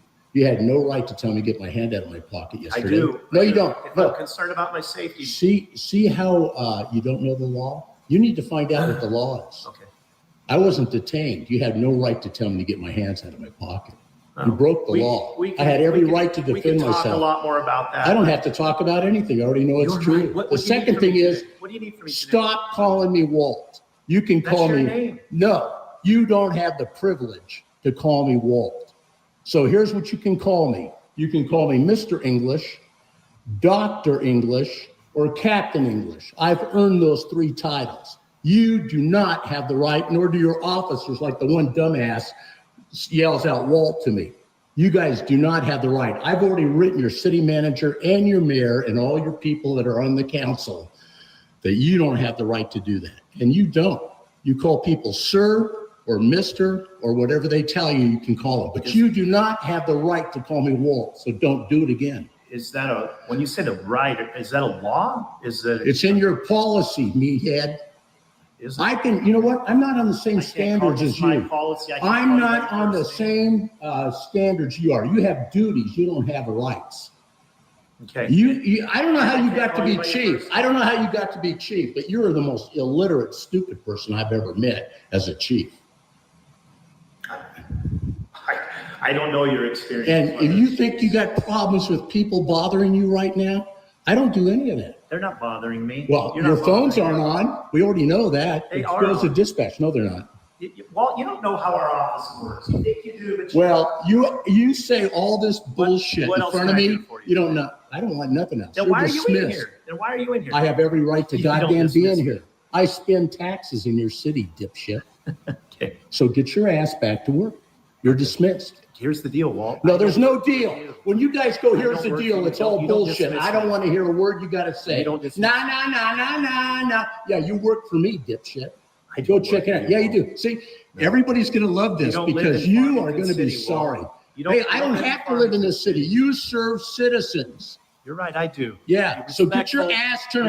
Respectful. I don't have to be good. respectful for you. When Yep. you murder a young man, and you're going to be going to court.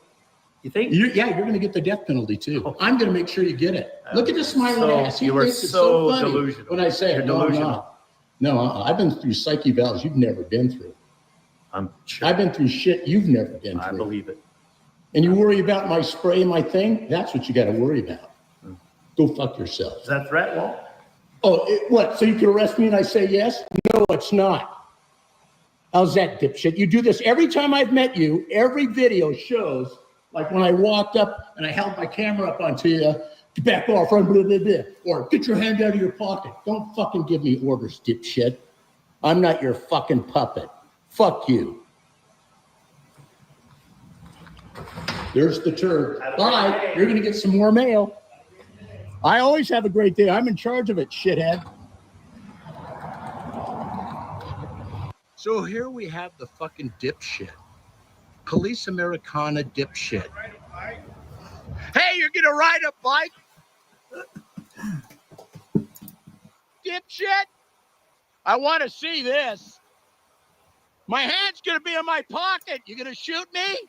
Huh?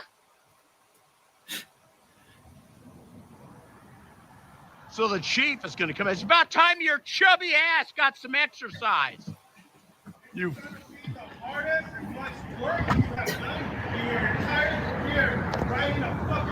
Yeah, don't have a heart attack, dipshit. I hope you got your body cam on. Film me when you come by, dipshit. Here it comes. Hey, look, my hand's in my pocket, dipshit. Do something about it. You aim that fucking bike to me, you're gonna be on the ground. Hey, go ahead, dipshit. Say something to me, dipshit. Chicken shit. When you got citizens that face you, you fucking are a turd. You're a chicken shit. Come on, spout your fucking shit to me. When we're talking to you, what law says that? If you learn that they fucking hate your guts, huh, dipshit? What law is that? Have you learned that your guts are hated? Hey, it's just beginning, motherfucker. There's no such thing, a law, that you can arrest someone for putting their fucking and put that up your ass. You're a piece of fucking human shit. Look at this piece of shit right there. Fuck yourself. It's silent insolence, dipshit. Do you know what that is? Do you know what silent insolence is, Chief? No, because you're too fucking stupid. You have Korsakoff psychosis and you got ADHD. Get out of the fucking street, you stupid piece of shit. Fuck you, Chief.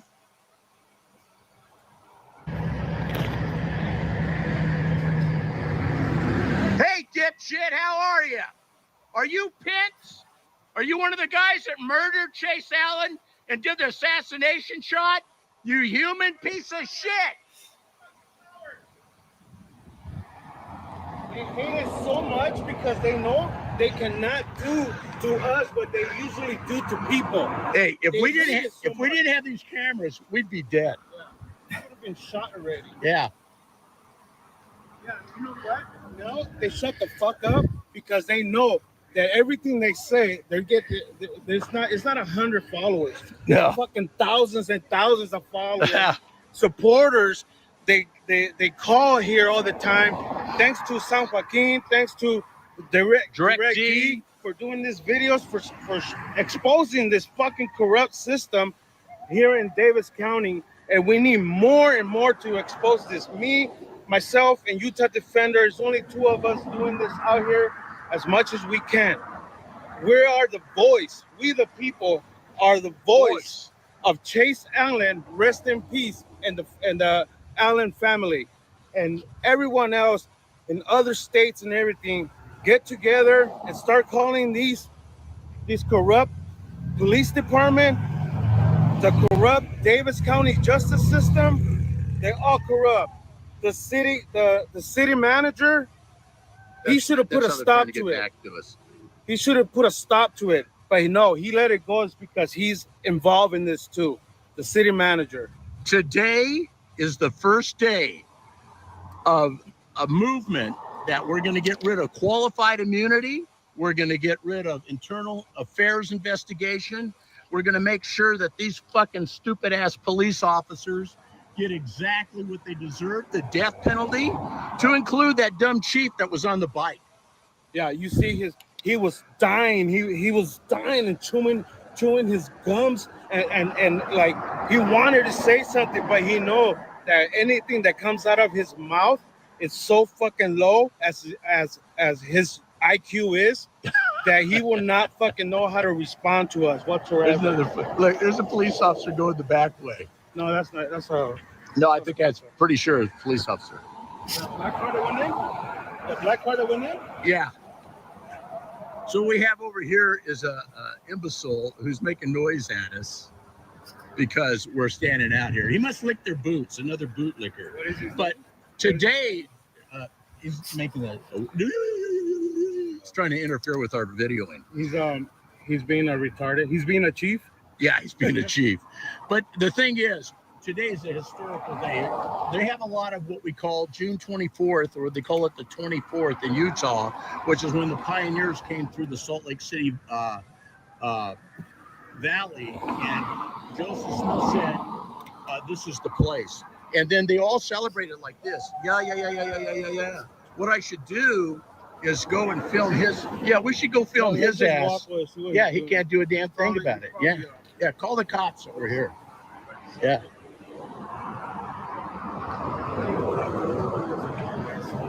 So, but today, it's a historical day besides the 24th. What I'm getting at is today is the day we start going after Chase Allen's murderers, exposing their ass, and making sure they get the death penalty, and then in qualified immunity in Terry versus Ohio.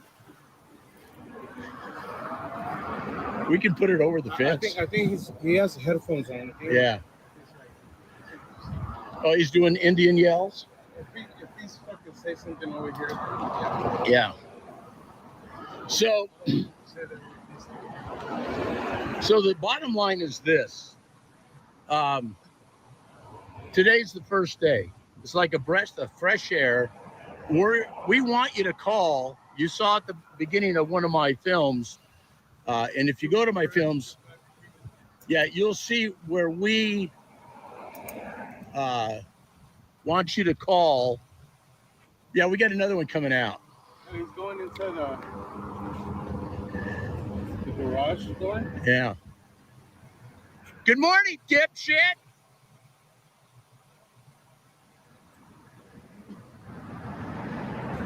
This whole police department are fucking pieces of shit.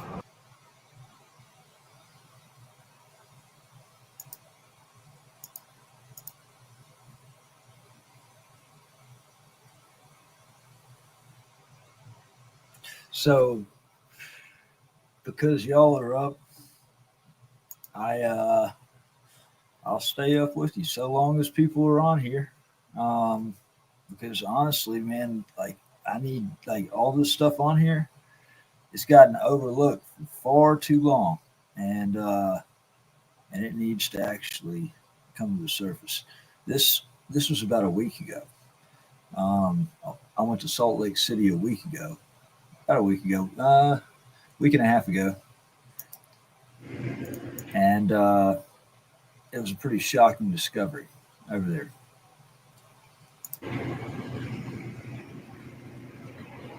Well, we're here today at the Federal Bureau of Investigation, Salt Lake City Division, 5425 Amelia Earhart Drive.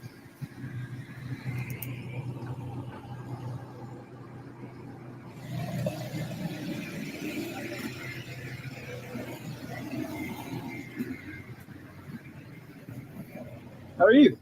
Hi, what are we doing? Oh, conducting an investigation. Conducting an investigation? Yes, sir. Are you filming us too? I am. Okay. Y'all are filming me, right? Yeah, but technically you're on property, so you're not supposed to be. I got you. Yeah, how's your day going? What's that? How's your day going? Pretty good so far. Good deal, good deal. Yeah, like I said, my name is Don Matthews. I just wanted to come over here. I wanted to, I was hoping that I could speak with an agent. Okay. I wanted to ask a couple of questions. I'm like I said, I'm here kind of digging into an investigation. Okay. Which investigation are we digging into? Well, I was hoping to speak with an agent about that, but yeah, it's just working on a story right now. Working on a story. Yeah, and I've had some things that have happened to me personally that I would like to speak with the FBI about. Okay. It's involving a different jurisdiction that, you know, not from this area, Okay. but I'd like to speak with them about it. Okay. Well, what's your name? You can give me a little bit of information. It'll help them upstairs because I have to call upstairs and give them your ID and your information. Sure. So they can run a background on you. They can run a background on me. Yep. That's how the FBI works. You don't. Why You don't ever have anybody do a walk-in without a background check. without a background check? To speak with law enforcement, you got to have a background check. Well, to talk to an FBI agent, they need to know who they're dealing with. That's crazy to me. I mean, they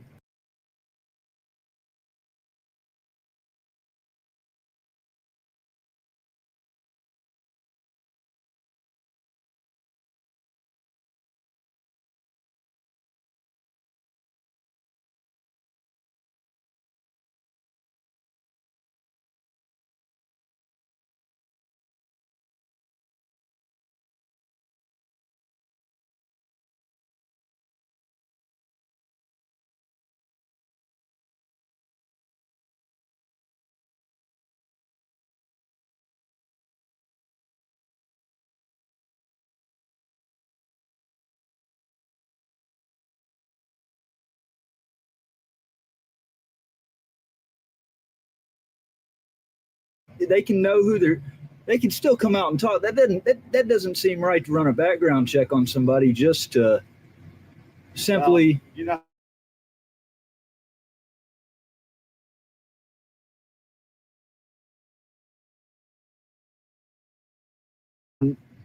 Probably, a lot of that, bringing a lot of that on, So yeah, that's actually one of the questions that I was going to ask. So I've been told that this year the FBI currently has about it's right around $11.5 billion budget. Okay. That's a lot of money to be tossing around on a lot of inaction. I've seen a lot of inaction out of the FBI. I've gone to them in a different branch, a different jurisdiction. They've refused to act. They've refused to investigate. I guess the government has gotten it into their head that they rule the people. Yeah. That's not the case. In fact, it's the other way around. All right. It's the people were the ones that instituted the government. The government is responsible to the people, and that's why Trump and Elon try and take care of that, right? They sure are. They sure are. So, I mean, that's the thing. I believe that there's certainly a lot of reasons for the FBI budget to get cut. I think there's a lot of wasted money, a lot of people that aren't taking their job seriously, and this is a prime example of it, that I can't even speak to an agent without a background check being right. Yeah. That's I mean, I don't make the rules. I understand, but they have a sworn duty to uphold the Constitution, and the Fourth Amendment protects against unlawful searches and seizures. A cop couldn't pull me over without reasonable, articulable suspicion and say, well, I'm going to force you to ID yourself and I'm going to run your license. I'm going to get the background on you. They've got to have a valid, legitimate, articulable reason. Correct. And so what makes the FBI a federal agency so special that they can't speak to a citizen without running a background check first? Does that? Like I said, that's their protocol. I don't make their rules. Well, I need to, and I need to take a few notes on this because that's something that definitely needs to be looked into further. Athena Services, y'all are private security? We're contract. Contract with them? Okay. And what was your name? My name? Yeah. Wallen. What's that? Wallen. How do you spell that? W-A-L-L. Yeah. Okay, Wallen. Uh-huh. All right. Is that a last name or is that a first name? Okay. What was your first name? Scott. Scott? Okay, Scott. So you said y'all are private contractors. So does the so are y'all paid by the federal government? Does y'all get y'all's checks from the FBI? Yeah. Okay. How do they pay? We're under contract with DHS. I got DHS. Okay. All right. They pay y'all hourly or salary? Depends. Depends. Depends on your position. I got you. Yeah. Can you get what I'm on the phone? I'm about to have a fit over this. That a background check has to be run. Do you have an ID on you so I can tell who you are? Well, it's can you let them know Don Matthews? Well, they're gonna want like a driver's license or something. Or a passport or something. Yeah, but see, then they're going to run a background check on me, and that's the thing. That's the only way they'll talk to you. I can't. That's the only way they're going to talk to me is if they get my license and run a background check. So the state can't even do that. And they do. And the FBI. This is no. That's unacceptable. So I don't care if they talk to me through the gate. If they don't want to come out the gate, I'm not a dangerous person. But there is something seriously wrong with that. They got to get my driver's license number and they got to run a. Huh? Is your birthday okay? Okay. I know the tools that they got. It's not hard to just. Yeah. I'm not trying to hide that. Right. But like I said, that's probably the only way you'll get to talk to somebody. I can always call up there and ask them. It's up to them. Call up there and let them know that the Fourth Amendment. I should not have to have my identity run, a background check run. How do I spell your name? Don, D-O-N, Matthews, M-A-T-T-H-E-W-S. M-A-T-T-H-E-W-S? Yeah. Okay. And what should I tell them you want to talk to them about? I've got some serious grievances from another jurisdiction I need to speak with somebody about, and I guess I can take this number down as well for the duty agent. I should have saw that right at the beginning. So the duty agent is. Do you live here in Utah? I would prefer not to answer too many questions personally, because I know they're just going to take this information and they're going to try to run a background check on me. And it's not that I don't have anything to hide. The fact is, it's about principle. Okay. And the more that they push for ID to run a background check, the more pushback I'm going to give on answering questions. But you know. All right. Well, let me call up there and see what they say. All right. Hold on. I appreciate it, Scott.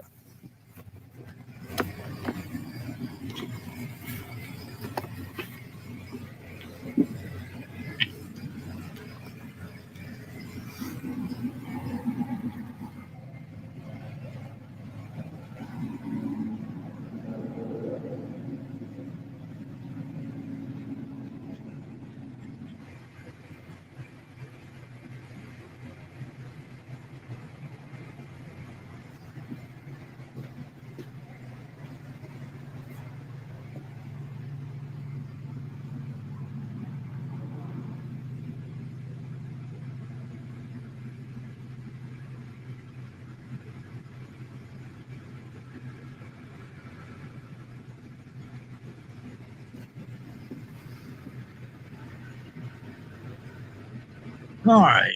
So this right here, a lot of people have seen poster 7 at the post office, which lays out the right to film, take photographs in the lobby of the federal post office. Now, I didn't realize this before. This is something new that I learned. Apparently, every federal building or agency has a similar poster 7. So I saw this publicly posted on the outside of the guard shack, which clearly allows photographs, which would include video, for news, advertising, or commercial purposes. This would include building entrances, lobbies, foyers, corridors, or auditoriums for news purposes. Yet, it's so commonly ignored and forgotten.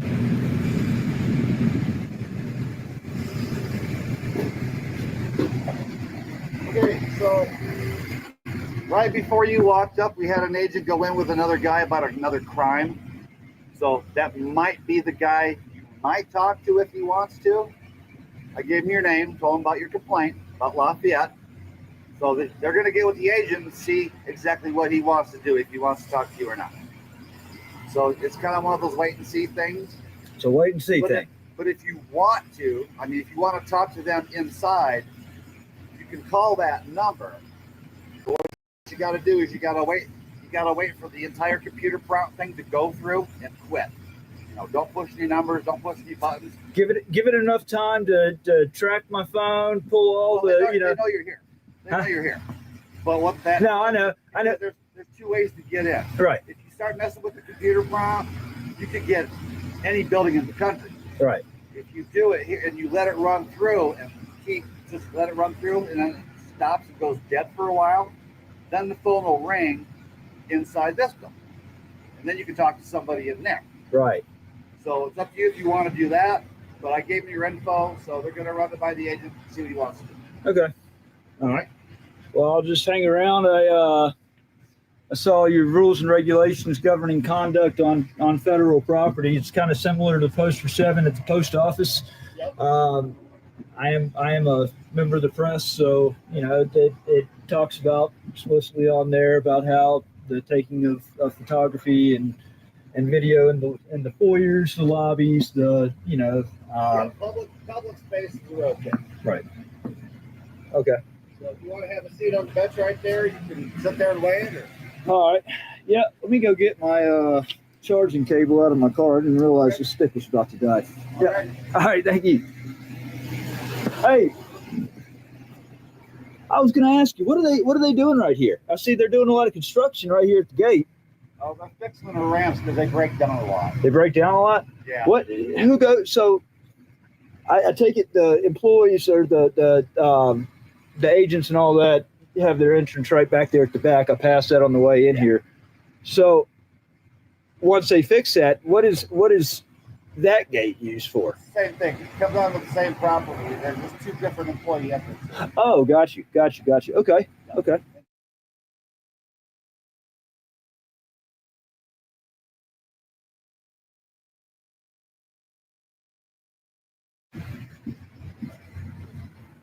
Excuse me, sir.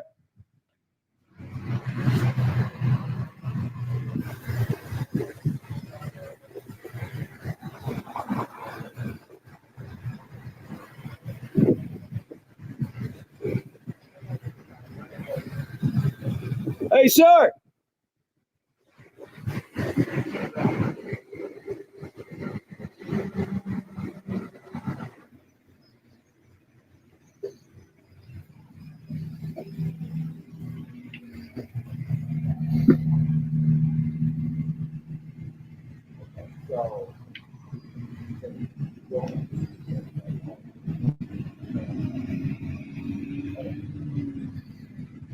This station will talk to you, but you have to leave the phone and everything else electronic wise if you did.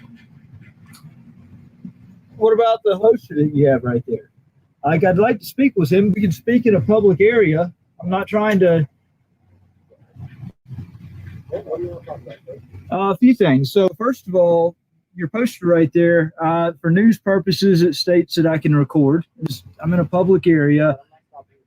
No, I know you're not stopping me from recording, but however, my issue now, and I just found this out upon getting up here, so this is another issue that needs to be raised about the fact that y'all require a background check to speak with somebody. That's what the gentleman right here said, that y'all needed identification for me to speak with somebody. Sure. Huh? Sure. If you want to come and talk to us, I will definitely disclose who I am, but to require a background check, the state can't even get away with that. You know. a background check, it's not a full background check. We'll probably run a criminal history just so we know who you're like and how good it is. But that's about it. So if you want to do that, that's fine. You can't talk to me without running a. We're talking now. Yeah. If you want to do it like this, we'll do it like this. Okay. All right. All right. So what is your name? My name's Steve. Steve. Steve. What's your last name? What's that? Hymus. Okay. H-I. How's it spelled? It's weird. Like I give you my name, I spell it for you through that you can't do the same. I'll give you my name. I told him, Don Matthews, I'm not gonna give you a different name. You're an FBI agent. I'm not gonna. And that's what I want. I want somebody to actually help me because there's been some serious issues that have gone on over the last few years. Matthew, M-A-T-T-H-E-W, Reardon, R-E-A-R-D-O-N, March 24th, 1987. Okay. If we bring you in here, we'll have to use your electronic devices outside. Okay. I've got evidence on my phone that I would like to. Well, we can talk about it. We can either talk about it or whatever like that. You can tell the other guy that just came in, the person that left, all complaints as well. They left all their stuff in their car. I'm not treating you any different than I treat anybody else. Okay. I mean, I can't just turn off the video and. We don't let people come in with their electronic devices.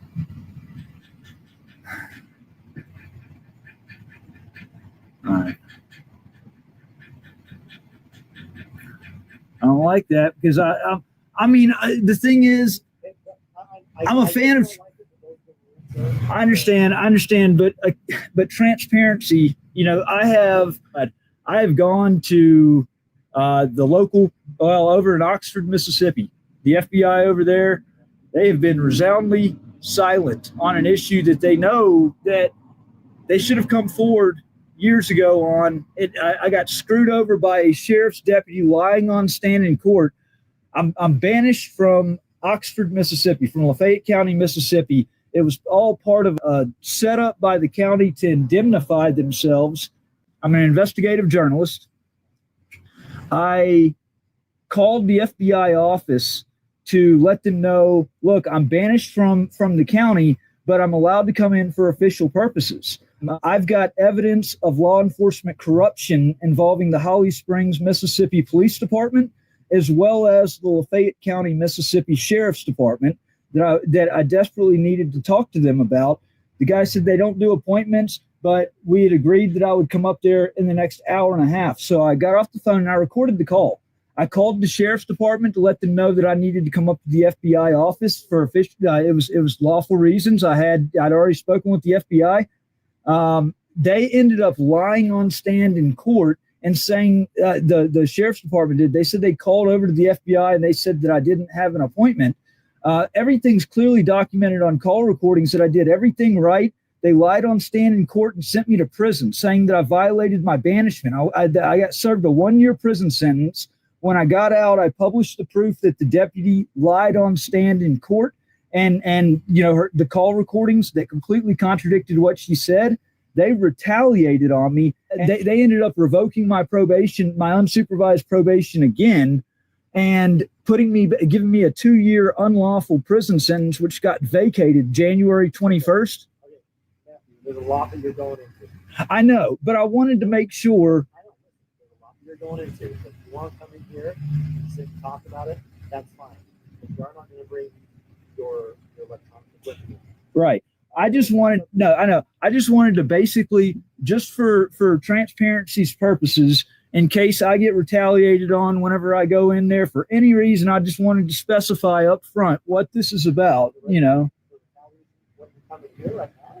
Well, I mean, the FBI sure let me drown before. I have a lot of. We're going to sit down for a few minutes. I'm going to take an initial report. Okay. I'm going to put that into our system. Can y'all do a 302 on it? Because a 302 grew 2 legs. Okay.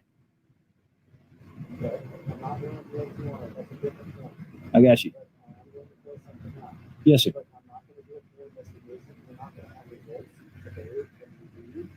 I fill it out, it goes into our system, and I can change it, and then they determine what to do. Okay. That's what's going to happen if you come in today. If that's okay, then okay. But I'm also not going to be able to get, it sounds like you get a lot of information. I probably won't be able to get every detail you have and all the notes that you have. I'm going to get a general synopsis of what's going on, enough to give a decision maker, enough of information to act on. That makes sense.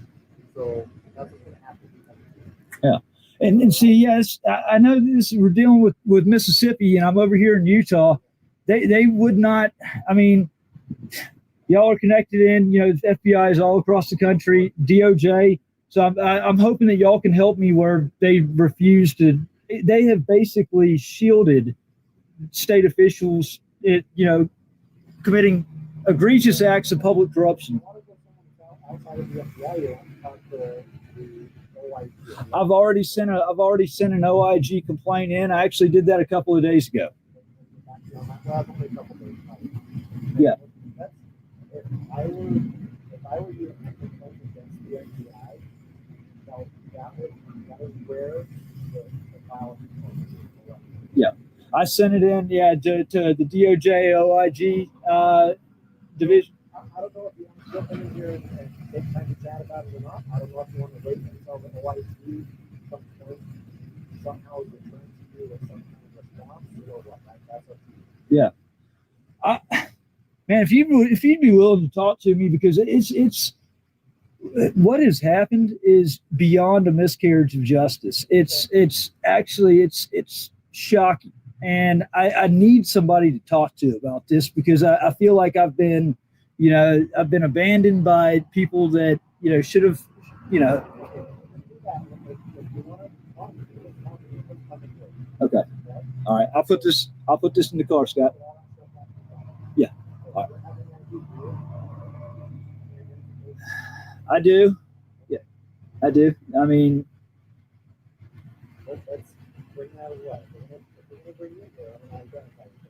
okay.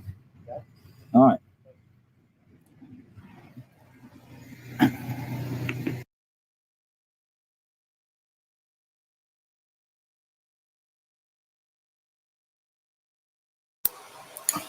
Yeah, I'm glad there's, you know, a good bit of people that are on here right now. I just hope it's not Lafayette County. Figure it's probably a pretty good chance that they are, just everything that they've been up to before in the past. Let me see.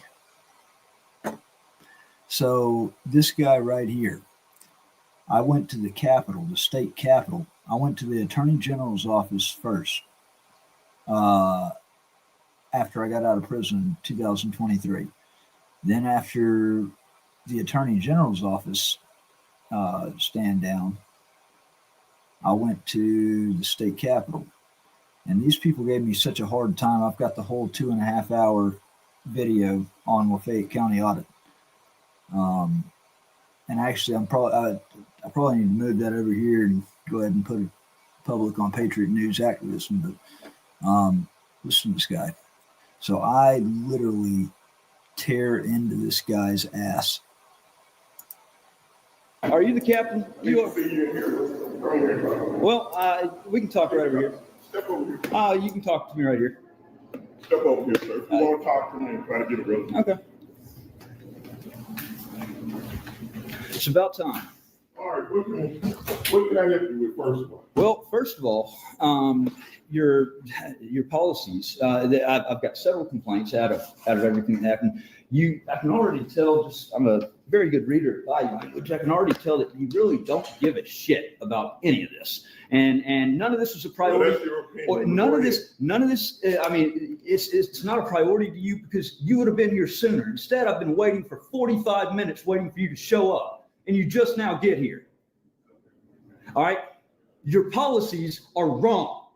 I can supposedly go through the hallway and I can take pictures, but I can't record video. That's bullshit. But you can't record. That's bullshit. I'm telling you what the policy is. And I'm telling you your policies are bullshit and wrong. And I'm putting your department, okay, on notice. I put them on notice of First Amendment and 14th Amendment violations under the equal protections of the law. Okay. If I can't walk through here, I have freedom of the press. I'm a journalist. I know the Mississippi Constitution and the federal Constitution protects me. Okay. Can I get your name and badge number first of all? I am Captain Eugene Williams. Captain Jr. Okay. And your badge number? S3, Sierra 3. S3, Sierra 3. Okay. Yes. All right. So my question to you is this, okay? I know I'm here to challenge those rules, those policies. I've got a serious grievance that I need to go and address about the Attorney General's office yesterday. I want to bring it to the governor's office. I understand I probably can't meet with the governor, but you know what? He's got staff. Okay. I would like to speak to the Speaker of the House or representative. Okay. I cannot be barred from the state Capitol building. I can't. You can't do it, and I challenge you to do it if you want to. But I cannot be stopped. You're on track to be barred if you keep doing what you're doing. Okay, we're trying to talk to you reasonably. Do it then. We're trying to talk to you reasonably. Give me standing. We're trying to talk to you reasonably. Okay, and I'm saying y'all are being unreasonable with your policies. I have every right to come in here. Let me explain. I have the right to redress these grievances. If you be quiet for a minute, I'll explain to you what the policy is. The policy is you're allowed to take still shots. In order to video, you must get permission from the Department of Finance and Administration. You might want to call them up then, because that's ridiculous. That's bullshit. No, you don't have to go there's forms you got to fill out. I know, and I'm not going to do that. I'm not going to do that because stills and regular video. Look, y'all have, I guarantee you, y'all have cameras. Do y'all not have cameras from the wall in here recording on the interior? What gives y'all the right? No, what gives y'all the right? What gives y'all the right to record video of other people, and then I can't record video? I'm gonna send you out of here. I'm not gonna continue talking. No, you're gonna sit here and you're gonna listen. You're not gonna tell me what I'm gonna do and what I'm not. I just did. I know you're trying to provoke me, man. I got over 30 years law enforcement. Okay, well then clearly, if you knew the Constitution and the First Amendment. No, I'm trying to tell you what you can and can't do in the Capitol. I didn't make these rules up. You know what? But you know what? If the Capitol can get away with this nonsense and bullshit, then so can any other state government building. Answer this for me. Why won't you do this the correct way, the way that I'm telling you that needs to be done? Because it's all about principle. I'm not going to do it. Oh, okay. Well. Because I shouldn't have to ask permission to exercise a constitutionally protected right. Okay. That's asking for permission for me to engage in my constitutional activity. You're not allowed to video in here. You can take as many still shots as you like. Well, that's okay. So I'm just gonna, set it to where it's taking 1,000 still shots a second. How about that? If there's still shots, there's still shots. Okay. Yeah. And then it re-stitches it into a video at the end. I'm not giving you permission to do anything. Apparently, you do what you want to do. But I'm just telling you what the rules are. Oh, I know. Hey, trust me, this is not my first rodeo, and I'm not I'm not scared. I'm not going to back down on this. I mean, it's a matter of principle, okay? And y'all are making this so much more difficult than it needs to be. All you had to do was just let me go on my way to address my grievances, and I would have been out of here. I would have been out of this damn building by now. But instead, here I am. Who are you trying to talk to? First of all, you have to set appointments up to see these people. Well, I've never been in the state capitol, so first of all, I want to walk the hallways. I want to see what it's like, on the inside. I know that the room for the House or for the Senate chamber, all that must be open unless it's a closed, an actual declared closed meeting. I have the right to see these things, and I am press. Okay, and I'm right now. Y'all are openly violating my rights, and I want to go in. We're just telling you what the policy is.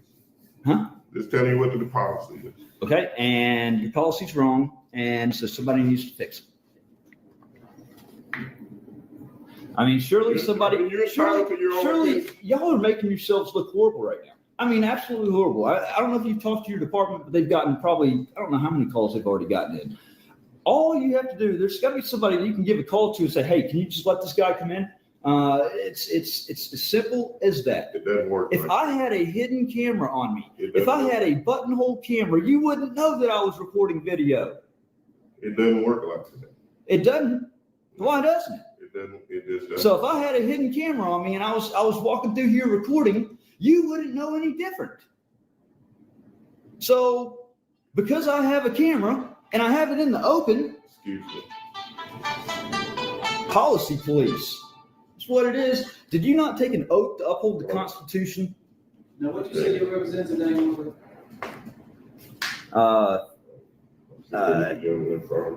Point Boyd. As I said earlier, as I stated earlier, you need to call your representative. Let her take that bill to them. Let her fight that. If you don't like the state constitution. No. I like the Constitution. No, you're fucking wrong. Okay? I like this. I like the state and the federal Constitution. Hey, we're not cussing you. Why are you using because he's wrong. You don't have to use that type of language. Do you have to get so close? Yeah, you're sitting in the walkway for me to pass by. I'm just outside. If you want to talk, you won't let us talk. Well, we're not going to talk. No, I had to interrupt you right there because you started talking about the state constitution not being important. That's bullshit. No, you did.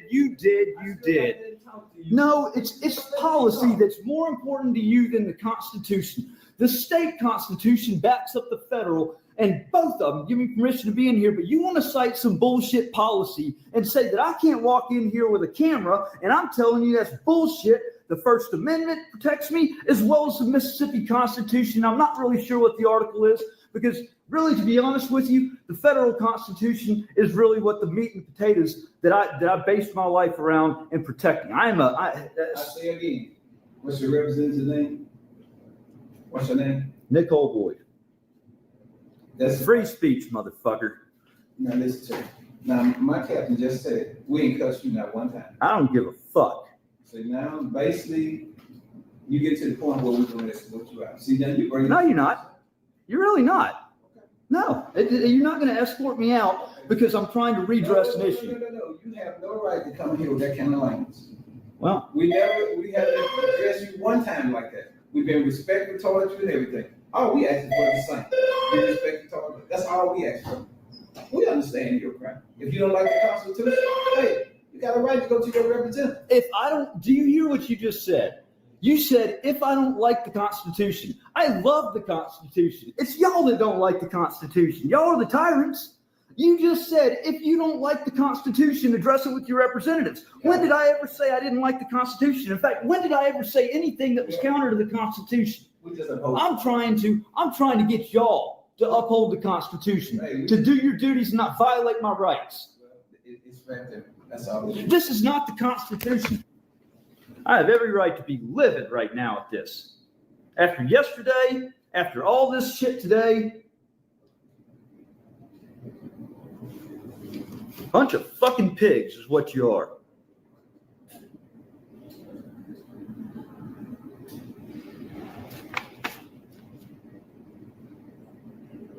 This paper shits all over the Constitution, clowns.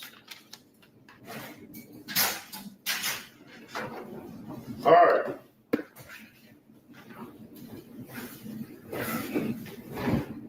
You're taking steel shots currently, right? Sure. Okay. We can allow 1 or 2 of our officers to walk with you as you take the steel shots. No, that's not going to happen. Okay. I'm not going to be escorted while I walk. Unless y'all escort everybody. I don't care. So does everybody else has a cell phone on. I'm trying to help you. Okay, and so does anybody that walks through here that has a cell phone in their pocket, has a camera. Do you send officers with them? Apparently, you don't like what I'm telling you, but I'm just trying to solve this problem. But you're not sending officers with me. It's not. I mean, how do we know you're not filming? Because you hadn't went through DFA to get the permission. How do you know that anybody else that walks through here isn't filming? We're not talking about anybody else. We're talking about you. Okay, so now we're going to violate my 14th Amendment rights again under the equal protection of the laws. You and I are talking. No, this is a 14th Amendment violation once again because you don't know if anybody else. Apparently, we can't help you. There's an issue and we can't help you. But y'all don't need to escort me around. I don't need an escort. You don't need to be filming in the building. No.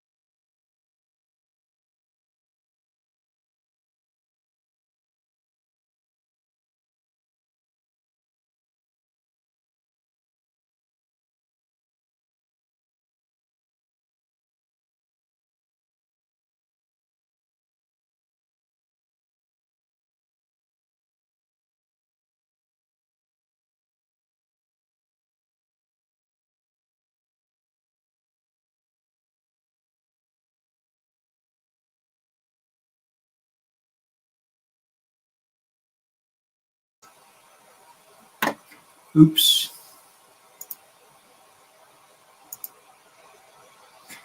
Where the fuck is it?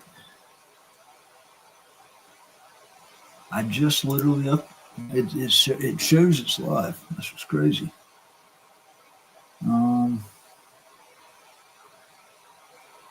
Video, copy link. Here's what I'll do. I'm just gonna drop it into a post on my website, and that will work. Paste, embed. All right. with the outlaw trailer. Publish immediately.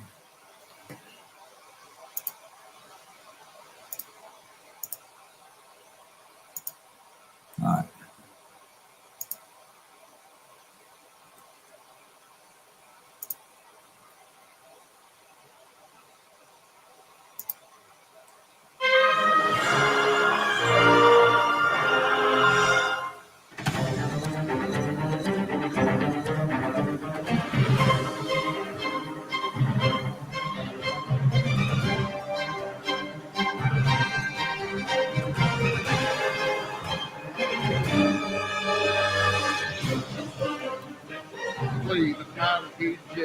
Uncle, what's your badge number, by the way?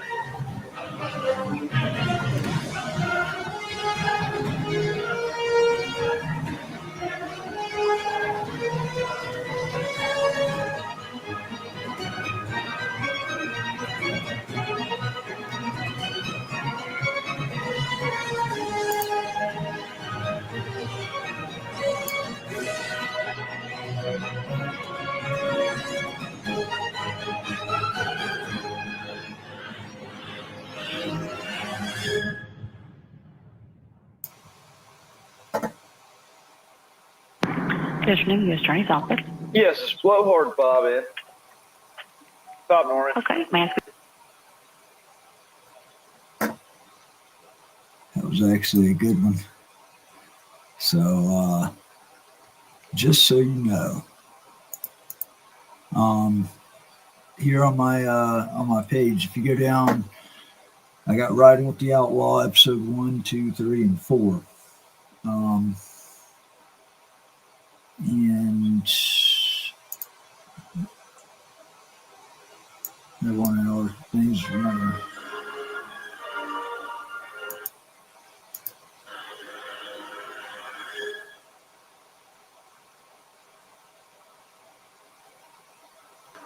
Good afternoon, U.S. Attorney's Office. Yes, Blowhard Bob in. Bob Norman. Okay, may I ask who's calling, please? It's Matt Reardon, the Outlaw. Okay, hold on, please. You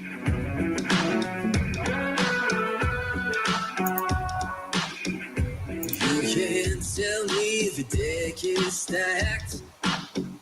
You can't whisper. Bob Norman. Bob Norman. Is not available to take your call. Please leave a message after the tone. Press the pound key to end recording. Bob Norman. Matt Reardon. Hey, I wanted to ask you if you knew who the two FBI agents that I sat down with back in 2017 were. I know that you had called ahead, and I can't recall their name. Per the right in the Constitution, I have every right to seek justice. And that's very important at this stage of the game. And I would like to find out who they are. Every right. Granted to me under the United States Constitution. Apparently, the 302 has just grown 2 legs, disappeared. Hey, check out outlaw.news. Outlaw.news.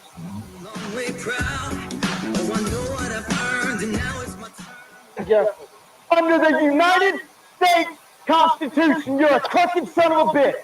And check out ridingwiththeoutlaw.com. I think you'd find that pretty interesting. Check out the evidence. Don't, at this point, plausible deniability is off the table. What I am basically demanding at this point, for me to have been guilty of the state's charge would have made it that I was guilty of lying to the FBI. So I'm either demanding to get indicted for lying to the FBI or for Robin Tannehill to be indicted as part of the election fraud that happened back in 2017. Now, I doubt that's going to happen, okay? But there's no way that I could have been guilty of the state's crime and not have been guilty of lying to the FBI.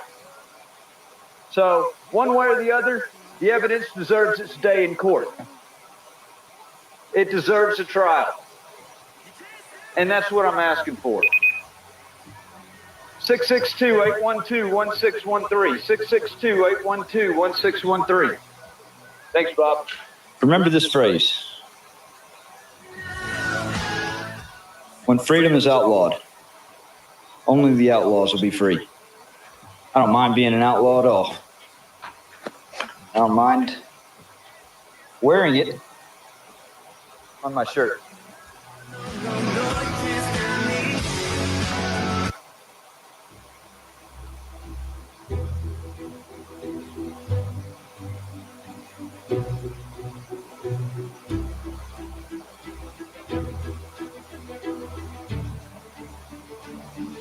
It's ridiculously hot outside. It was a coincidence. It was a little bit more probably than a coincidence that my feed was cut out here.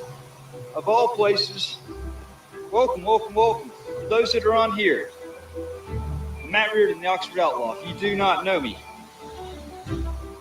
I've been covering my own political framing back in 2017.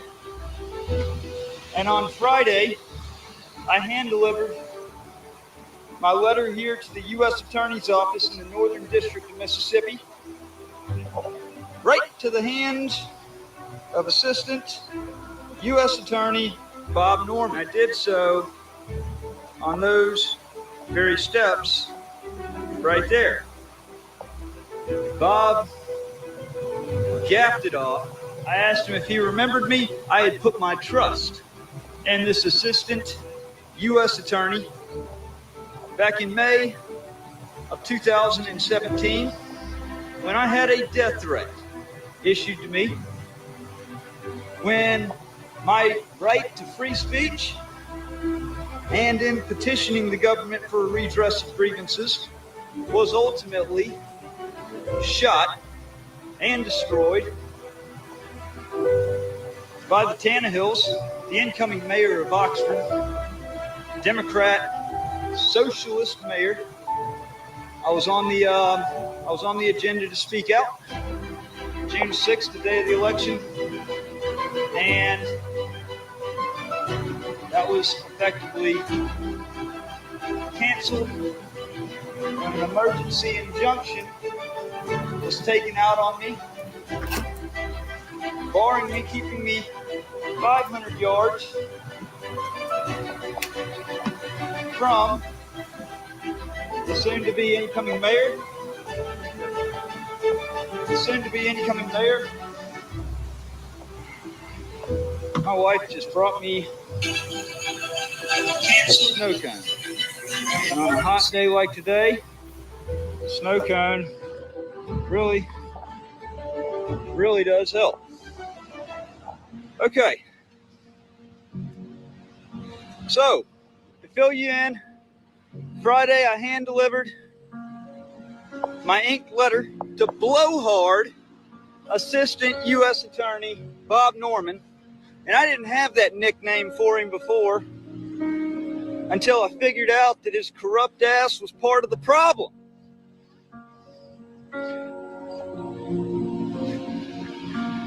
So, what happened? I said, "Do you remember me?" He said, "I do." And he looked at me when he first saw me like he already knew exactly who I was. I knew he knew who I was. I just couldn't remember what his name was. I put my trust in this Assistant U.S. Attorney to guide me in the right direction, or to take the evidence I already had and do something about it. The problem is, because I'm not a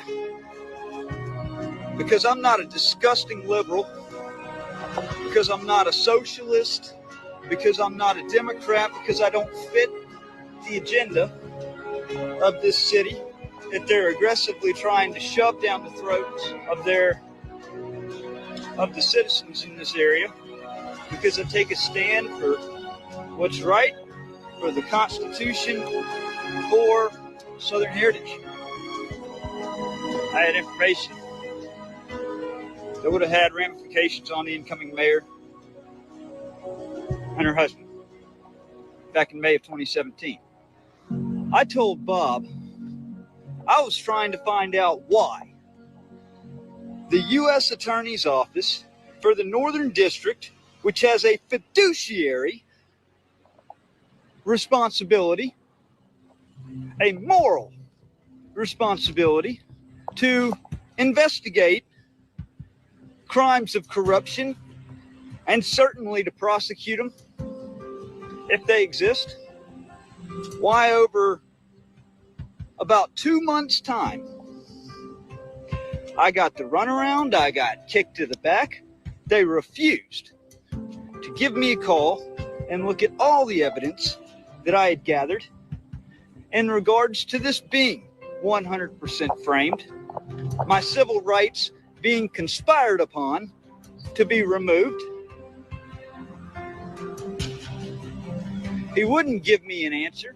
I had requested, and I have been long now in wait of, the 302 investigative report generated by the FBI from a sit-down meeting that I had with him May 25th, 2017, where I discussed the death threat that was on me, where I discussed how my rights, my civil rights, my First Amendment right to speak, as well as petition the government for a redress of grievances, how that was thrown away due to a cheap shot injunction.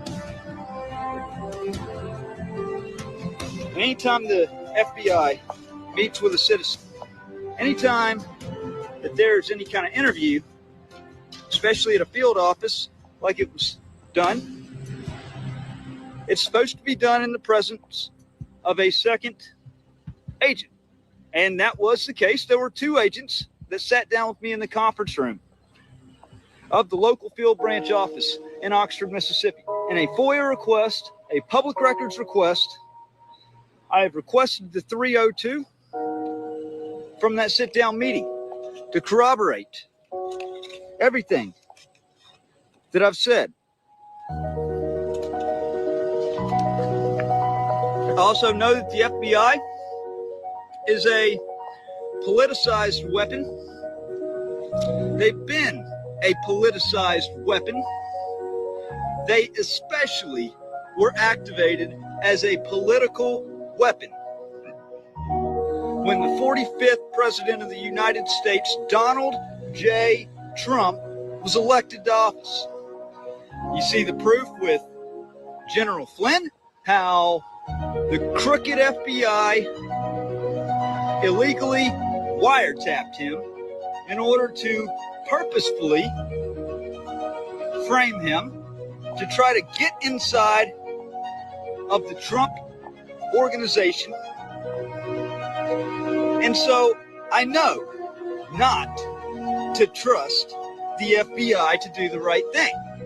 So in addition to this 302, which is missing according to the FBI, they will not respond to it.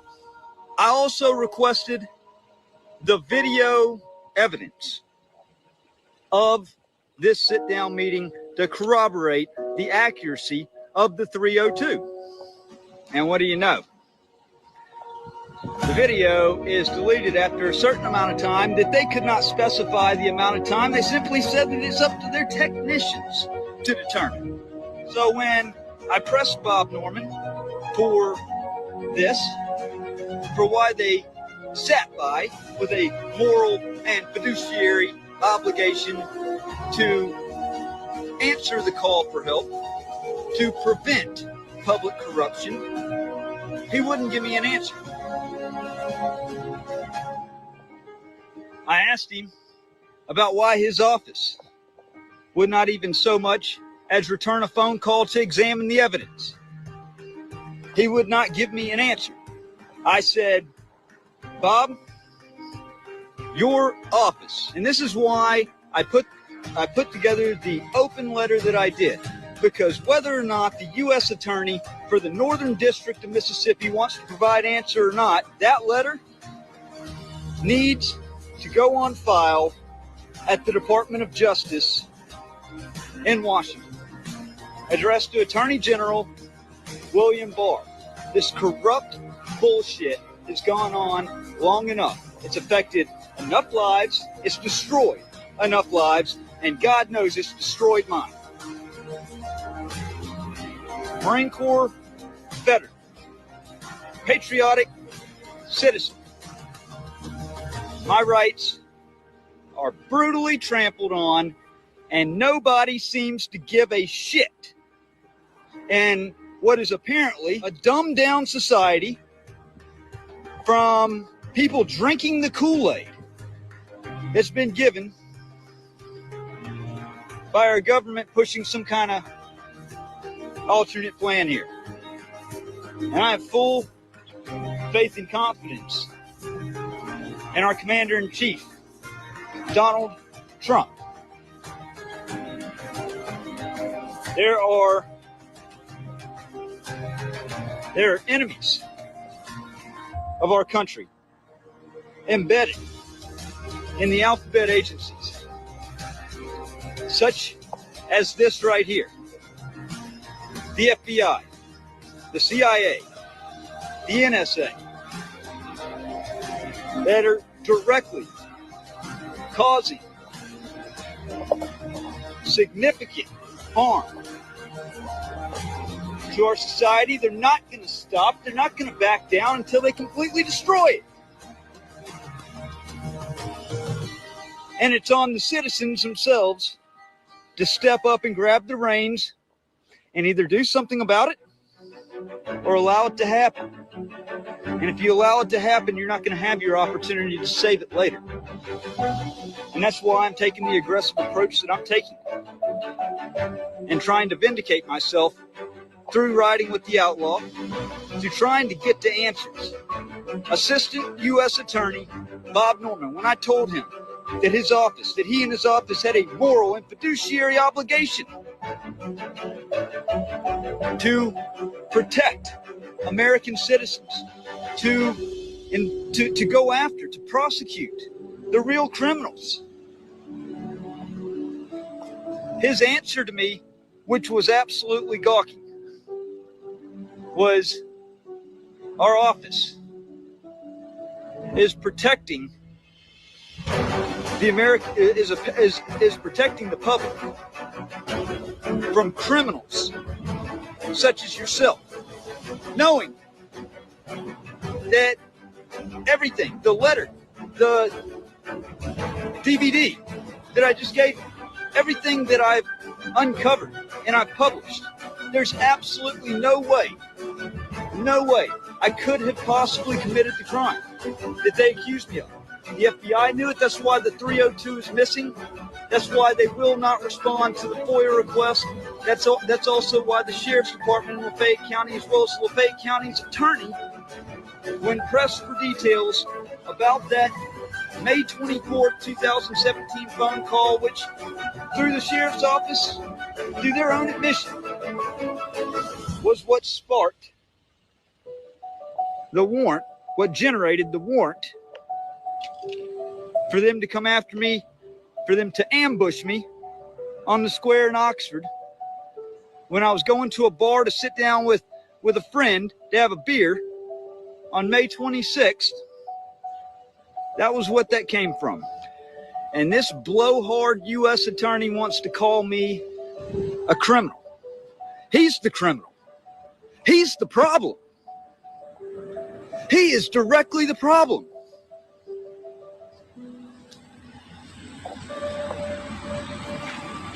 I wonder how many of these vehicles with dark tint driving by are FBI, the investigative arm of the U.S. Attorney's Office. These people picked a fight with the wrong one. Because honestly, like I said at the beginning, they can try what they want to try. This time around, I don't care. I'm not selling my soul to the devil a second time and pleading out to some bullshit that I didn't do.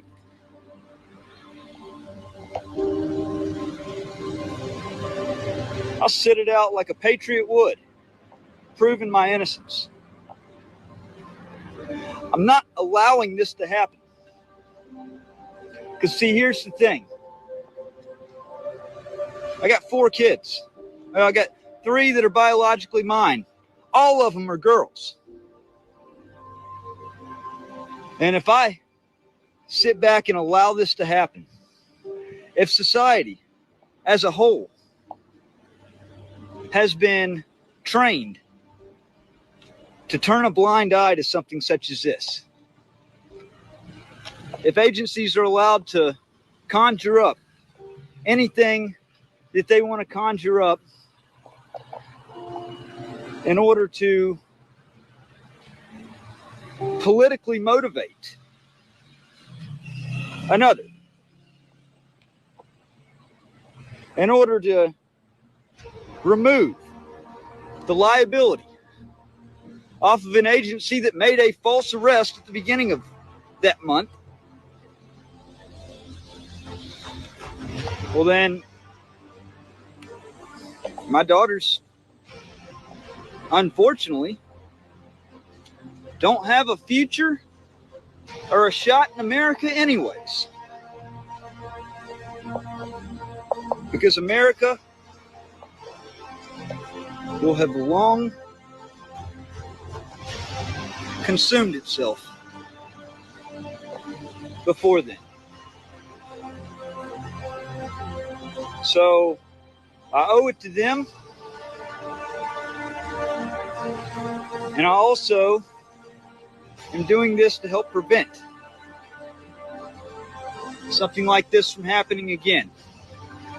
The true criminals need to be held responsible. I couldn't remember if it was May 24th or May 25th that I met with Bob Norman, the assistant U.S. attorney, who then directed me to go and speak with the FBI about the issue. But my wife actually told me that she remembers fairly well that it was May 24th, 2017, that I spoke with Bob Norman. And May 24th, 2017 was coincidentally the day that the mystery phone call came into the Lafayette County Sheriff's Department, investigator Jared Bunder. And after the response that Bob Norman gave me on Friday for simply trying to hold his office accountable, for simply asking why they would not return a single phone call in regards to what was alleged as a horrible public corruption nightmare. A quid pro quo deal that benefited four separate parties, including the incoming mayor of Oxford, two bar owners, who they themselves were the one that started the little back and forth on Facebook, on social media. It benefited the Sheriff's Department in Lafayette County through the sham arrest of Timmy Pruitt May 1st, arresting me standing in front of the Confederate statue in Oxford on the square, holding the state flag of Mississippi, because I didn't have a permit, and I asked him what his badge number was because he lazily forgot to put it on his uniform. That enraged him, and he made a wrongful arrest. And it also benefited the mother of my now 6-year-old child, who's been used as a chess piece against me in a staged war of the courts, which, by the way, her attorney in the original child custody, the husband of the Oxford mayor. Ray Tannehill, by the way, 3 days ago, was appointed by the Mississippi Supreme Court, was appointed to the Mississippi Bar Tribunal. You know, the people that ultimately decide if there was wrongful conduct committed by an attorney. He himself is part of this, played a huge part. In fact, I don't think that any of this would have gone on if it weren't for Ray Tannehill's involvement. I don't.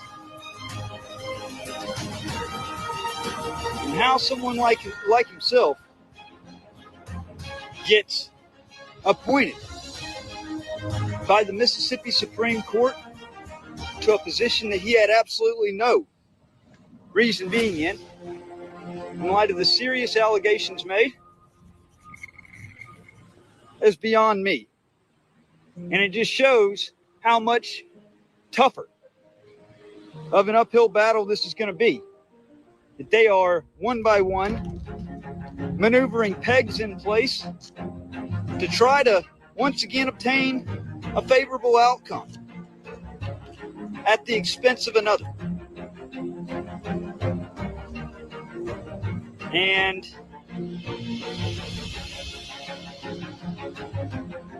I myself am one by one putting pegs in place to be victorious in vindicating myself, doing it in the name of justice and patriotism,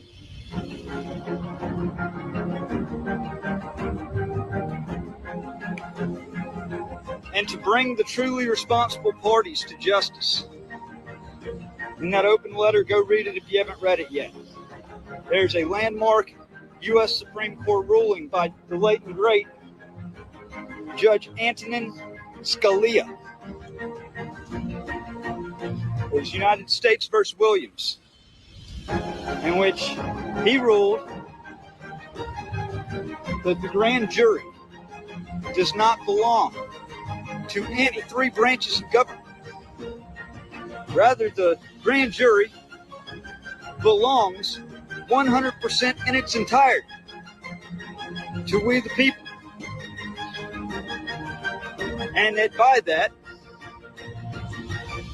the citizenry are empowered to impanel a citizen's grand jury to present evidence, to obtain indictments, to try and to mete out punishment to those convicted. And I want this office right here behind me to do their job, to quit kicking the can down the road, to quit passing the buck, to do the job that they're tasked with doing, to produce the evidence requested, to give answer to the questions stated in the letter, although I'm pretty sure that I'm going to be sending it to D.C. without any answers from the U.S. Attorney, and that's just fine. But I think it's very ironic. I find it actually quite humorous that 30 minutes until 5 o'clock, there isn't a soul at the U.S. Attorney's office in the parking lot. Not only did they not fulfill their duties that they're tasked with, but not a soul up here working at 4:30. And these people are paid for by, guess who? You. Hold your people accountable. You only have one chance to do this.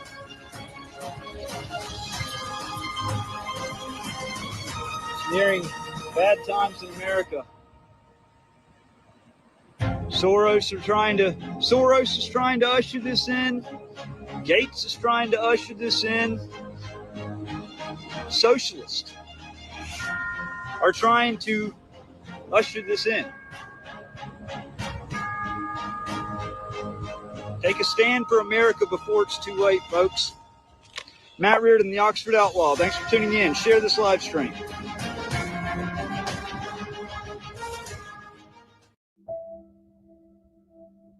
U.S. Attorney's Office General Mailbox is not available to take your call. Please leave a message after the tone. Press the pound key to end recording. Guess I'll leave this message on the general mailbox, getting sent to Bob Norman's voicemail. Bob just doesn't like to return voicemails. This is Matt Reardon. I'm outside of the U.S. Attorney's office here in Oxford. I would like to speak with Bob Norman. I would like to do it the easy way, the non-invasive, non-intrusive way.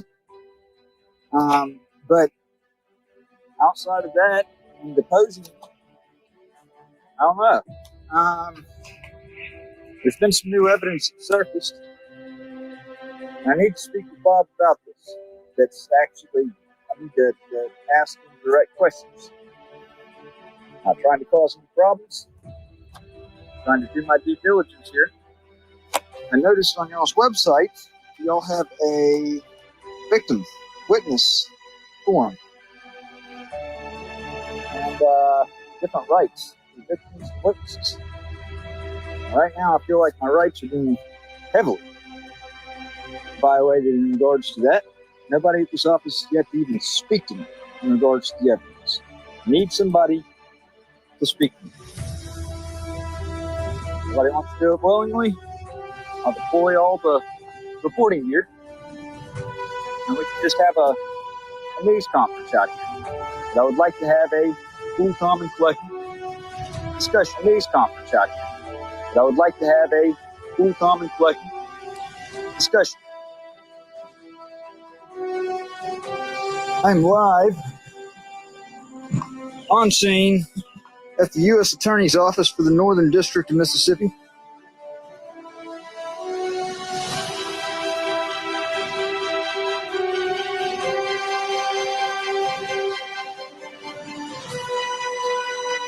I need to speak with Bob Norman. Blowhard Bob, Assistant U.S. Attorney Bob Norman. Well, I'm still trying to get to the bottom of everything. It's been fraudulent concealment. You know, you guys are holding on to something they're not giving up. This is how you petition the government for a redress of grievances. So I'm out here because I've been getting the runaround. A lot of bullshit fed to me. Bob has been ducking the buck. His responsibilities as a assistant U.S. attorney. Bob played a pretty big part in what happened in 2017. How big of a part he played, I guess we're going to find out. Okay? But recently, there's been a shocker of evidence. I need Bob to talk to me. Bob doesn't like to talk to me. Me and Bob don't really get along too well. But I want to have a cool, calm, and collected conversation with Bob. Let me turn this camera around, okay? I've got my cameraman right there. That thing follows me around. So I just called up there about 15 minutes ago. I was once again sent to his voicemail. Of course, he didn't answer. And so I called back and I called back. No answer, no answer, no answer. And they sent me the general voicemail. Left a voicemail in the general voicemail saying that we can do this the easy way or we can do it the hard way. It doesn't matter. Okay? We can do it with the newsreel set, put up in the car, reporters off, just a private conversation. Or we can do it the more difficult way, which involves all my reporting gear coming out. Recorders, cameras, the whole 9 yards. Bob needs to talk to me. I doubt seriously Bob's going to catch me on Facebook. And actually, I'm quite surprised. I'm quite surprised that I'm even able to get on Facebook.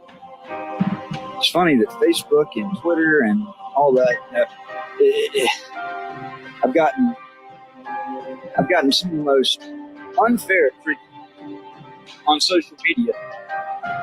For whatever reason, there was a social media platform that, and I don't know if it was YouTube, I don't know if it was Facebook or Twitter, but nonetheless, one of them falsely labeled me as QAnon. Facebook went on the offensive and Twitter went on the offensive to remove QAnon accounts. I've never been a part of QAnon. Never. If the things that have happened to me just automatically threw me into that category, and they must be spot on about some things. I'm going to sit on these steps right here. and we're just going to chill for a second. So, I guess I've tried to reach out to Bob several times to find the answer to this. On the U.S. Attorney website for the Northern District of Mississippi with the Department of Justice, it's got a grievance form. They've got a program for victims and witnesses to not only protect them, but to ensure that they get adequate legal defense, or not defense, legal counsel, that their grievance gets heard and doesn't get gaffed off. And this entire time, the Department of Justice has put their middle finger up in the air to me. Bob Norman might as well have put his middle finger up in the air to me. Bob Norman, actually back in 2017, May of 2017, I went to Bob with a specific grievance. I put my trust in him because it was conveyed to me that there was illicit activity going on involving a trust fund getting skimmed. Not to mention, I had a death threat that was issued to me. And even worse, Robin Tannehill, the then socialist mayor of Oxford, had taken out an emergency restraining order on me, which prevented me from speaking at City Hall on June 6th. I was listed on the agenda to petition the government for redress of grievances right after Joe East, who was then the police chief of Oxford, who now is the Lafayette County Sheriff. By the way, this whole ordeal, everything over the last 4 years, is exactly the reason why there needs to be term limits that need to be established and need to be enforced on all public positions of trust. This is a perfect example why. You can't tell me that a sheriff sitting in office for 46 years doesn't have enough power and sway to make anything happen. So the reason why I'm here is Liz Crowder had long, and I had forgotten all about it. Liz Crowder had long claimed that a Cora Norman was her adopted grandmother. Well, one of Cora and Bill's children just so happened to apparently be Bob Norman, which would mean that Corey Crowder, Liz's dad, would have essentially grown up and technically brother of Bob Norman. And Bob had me sit down with the FBI due to the threats that were on me. He had me sit down with the FBI on May 25th, 2017. They realized I was no threat and that I actually had legit threats on me. I conveyed that I had purchased a weapon on May 20th to protect myself and my family. These threats actually panned out. And next day, ambushed on the square, locked away, key thrown out for 6 weeks' time. About a week and a half before the mayor was elected, until a week to the day, 7 days after she was sworn into office. At that time, they pushed a part of the plea that they had rammed down my throat, had coerced me on, involved signing a banishment from the city and county for 5 years, agreeing to a covenant to not sue the city of Oxford, Lafayette County, the sheriff's department, and essentially it fucked my life all up. Not just mine, but my kids, and has royally screwed my life up since. And all I've asked is somebody in a position of authority to take their damn job seriously. In particular, Bob Norman. How do you come in and assist with something in the beginning and know the facts and then let the guy get railroaded, let the guy get screwed over, and then want to turn bitch? Excuse my language. I'm a little bit pissed off today. I want some answers from some people that can do something and be part of the solution and not part of the furthered problem. The Sheriff's Department, Lafayette County, is part of the continued problem. I'm not a threat. Even to this day, when I lost all my opportunity, I have fought like hell for my rights and for other people's. And these filthy alphabet agencies want to characterize me because I'm doing something wrong. That's what I get the impression of, at least. Bob Norman had me spinning my gears today. If they would just give me an email address for Bob, I could send him a nice email. They won't even give me an email address for him. How is that? A government email address, not even his personal email address. Okay? I asked for his government email address and they won't even give me that. He didn't pay for it. I don't wish to provide that. Any phone number for you? No, sir.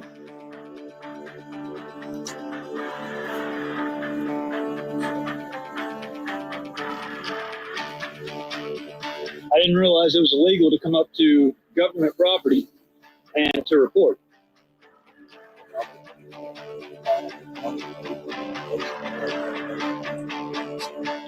I did nothing wrong. Coming up here to report.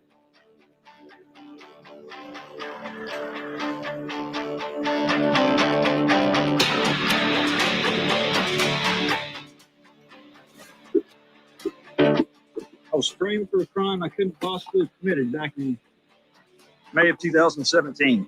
The FBI destroyed a record, 302 report. Bob Norman was part of it. This is ridiculous. Man, I came up here to report. I'm on government property. I mean, like, Bob Norman's been ducking me. They've been sending me straight to his voicemail. I came up here with a legitimate concern to petition the government for redress of grievances. I'm on federal property. I was right there, wasn't causing a scene. I was sitting on those steps and I was telling my story. And this is beyond me that this could be considered illegal. I mean, is this a crime? Is this considered a crime? This is crazy. I'd like to get my attorney on the phone if I can't leave. Am I being detained? Am I being detained? Okay, so I'm free to go? No, if I'm not being detained, then I must be free to go. I mean, you're free to go, but just hold for a second. Okay. Cops came up here. I wasn't causing any problems. You get to go, okay? Like I said, they just don't want you on the property. How do they not want me on the property when I've got a legitimate grievance? Nobody even talked to me. Well, they called and talked to us, and they asked us to remove you off the property. So that's why we're here. Okay? Can I ask who called? I don't know. Like I said, we got the call. They asked me to leave, so like I said. Will that be in a report? Yeah, it will be reported. So I can't get the report and all right. Yeah, I mean, it'd be one thing if I was out here causing problems, but I had a legitimate grievance. I was sitting on the steps. I wasn't cussing. I wasn't being loud. I was framed for a crime I couldn't have committed back in 2017. Blowhard Bob in there, U.S. attorney, set me up. He had me sit down with the FBI. The FBI destroyed a report that proved my innocence, and he wanted to turn cold, straight pitch on. He won't talk to me now, and it's like, what do you do? I mean, it's straight turn tyrannical here in Oxford. Marine Corps veteran, Patriot, never did a thing to deserve any of that.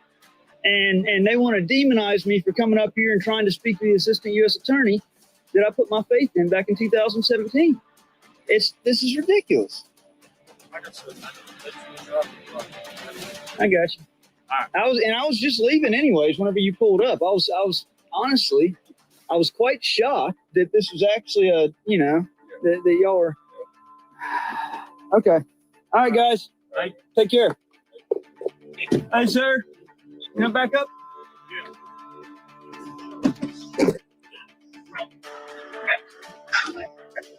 I'm getting all of this on video. This shit's fucking nuts.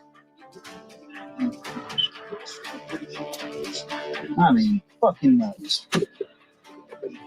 There he is. There's the guy that they called in the report.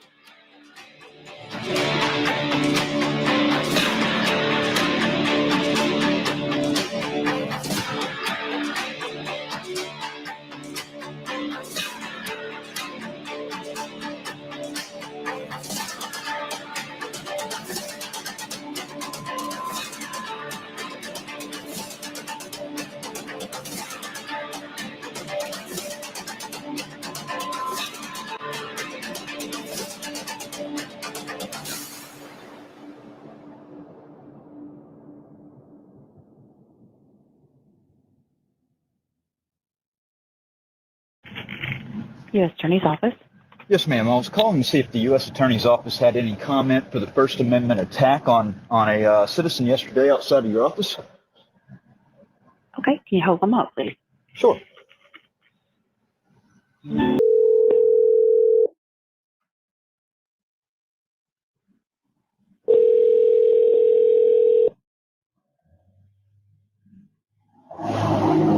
Susan Bradley is not available to take your call. Please leave a message after the tone. Press the pound key to end recording. Mr. Bradley, my name is Matt Reardon. I was calling to see if the U.S. Attorney's Office for the Northern District had any comment on the First Amendment assault. Assault on the First Amendment of a citizen simply coming up there to address a grievance yesterday afternoon. An employee of the U.S. Attorney's Office actually had the gall to call local PD and ask that he be escorted off the property. Wanted to see if you had any comment on that, if the Department of Justice is aware of the brutal attack on the First Amendment that happened yesterday. Please give me a call back at your earliest convenience. My number is 662-701-1510. 662-701-1510. Thank you.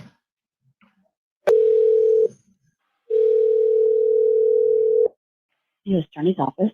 Yes, I got a missed call. I was actually leaving a voicemail for Mr. Bradley when I think he called through. Okay, hold them up, please. Susan Bradley is not available to take your call. Please leave a message after the tone. Press the pound key to end recording. Mr. Bradley, Matt Reardon, please give me a call back. I was leaving you a voicemail when you called. 662-701-1510. 662-701-1510. U.S. Attorney's Office. I'd called yesterday for comment on the local police, Oxford Police, 2 days ago. I got a call back while I was leaving a voicemail message, and then I called right back and left another voicemail. Back. I'm trying to identify a certain individual up there at your office that made the call. I've got it freeze framed.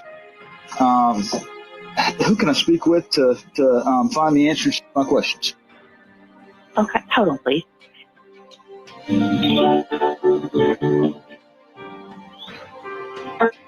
Yes. Sir, the acting U.S. attorney would not allow us to give you that information or give anyone that information out to. Okay.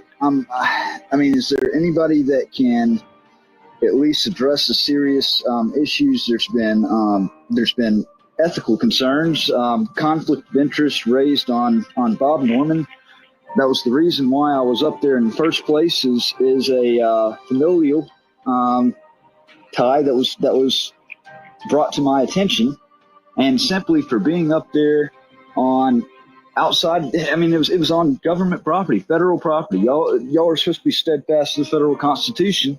I have a production and media company. I mean, there are numerous violations of the First Amendment that occurred, and calling local police to have me removed from the property when I was never causing a disturbance. So nobody wishes to address that. I mean, I've got the guy's picture. The officer just never did get anybody's name, like, for whatever reason. Okay. Hold on for just a moment, please.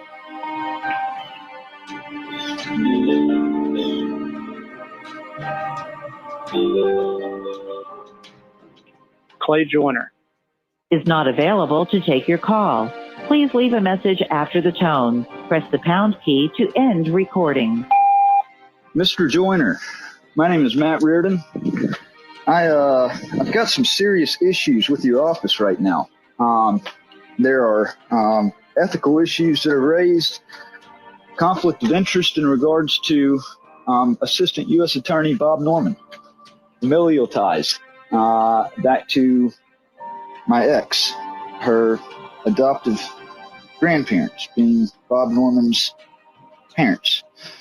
I was simply trying to either have him negate that or take ownership of that when local PD was called to have me escorted off of the property. Being that I have a media and production company, and being that I'm a private citizen that came to petition the government for redress, there are numerous violations of the First Amendment that occurred 2 days ago. I'm prepared to file a complaint in district court. I've got it freeze-framed with the individual that appears to have been the one to call. Completely uncalled for. In fact, it was tyrannical. I'm looking for answers. I believe your office owes me some answers on that. Please give me a call back at your earliest convenience. 662-701-1510. 662-701-1510. This is absolutely unbelievably bizarre. Hello, you have reached the Department of Justice Office of the Inspector General Investigations Division. To dial by last name, please press 1.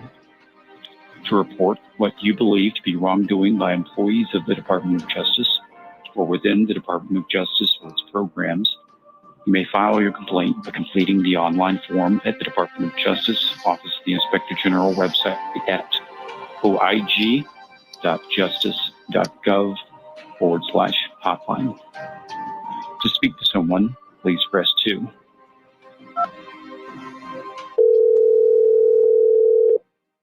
Office of the Inspector General.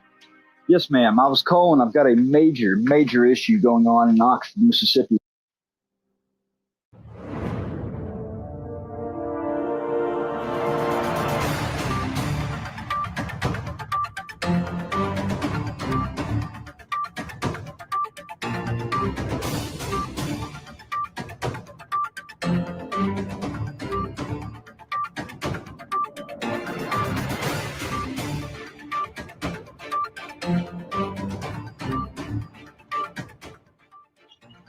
There. Yes, sir. Clay Joyner. Can I help you? Clay Joyner. Matt Reardon. Well, COVID time, so you know. Well, Gotcha. Gotcha. Now. Now you are the acting U.S. attorney, or okay, all right. So a couple of grievances that I have. First of all, Bob, I wanted to find out. I wanted to see if you actually took, if you said this was true or if you refuted it. Liz Crowder. She had long claimed, back to when we first got together, that her adoptive grandparents, her dad's adoptive parents, were a Bill and Cora Norman. Is Bill and Cora Norman your parents? They were parents, but they never adopted her. But there was clearly a tie. Hey, Sheriff. How you doing? Hey, Sheriff.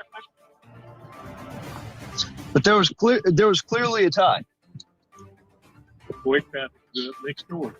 But isn't it a coincidence that she falsely accuses me of rape in Olive Branch? The judge lets her off. I end up getting charged with contempt for simply doing exactly what I was told to do. Do what? But it's been proven over and over. The Erling Gardner Victim Assistance Project. What do you guys know about that? What's relevant to that? Actually found out they keep coming in representing Liz as her defense attorney. They represented her when Olive Branch charged her with filing a false report of rape. I was the victim. I was completely victimized in all of this. They represented her. Their funding does not come from the state, does not come local. It comes from the Department of Justice. But you're wanting to cut me off. No, here's what I want to cut off. You're sitting here doing, like, what are we on? Yeah, okay. No, I'm just recording a video. Whatever performance art. Yeah.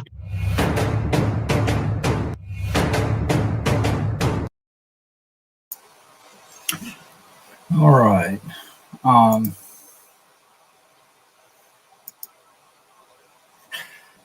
So I want to welcome you. You are. I would like the court to see those emails. I think they're very relevant. Yeah, you're live tuned in with a live deposition going on right now, and that's actually probably right spot on the money. This is honestly probably a live deposition that you are taking part in.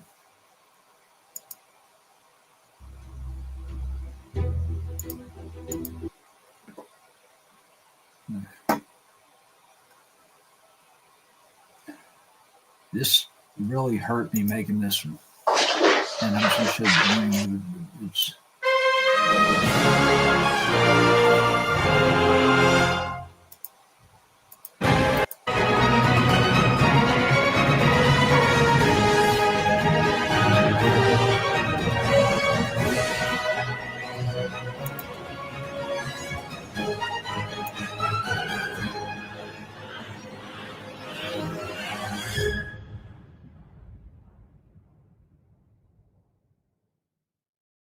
Turns 3 years old.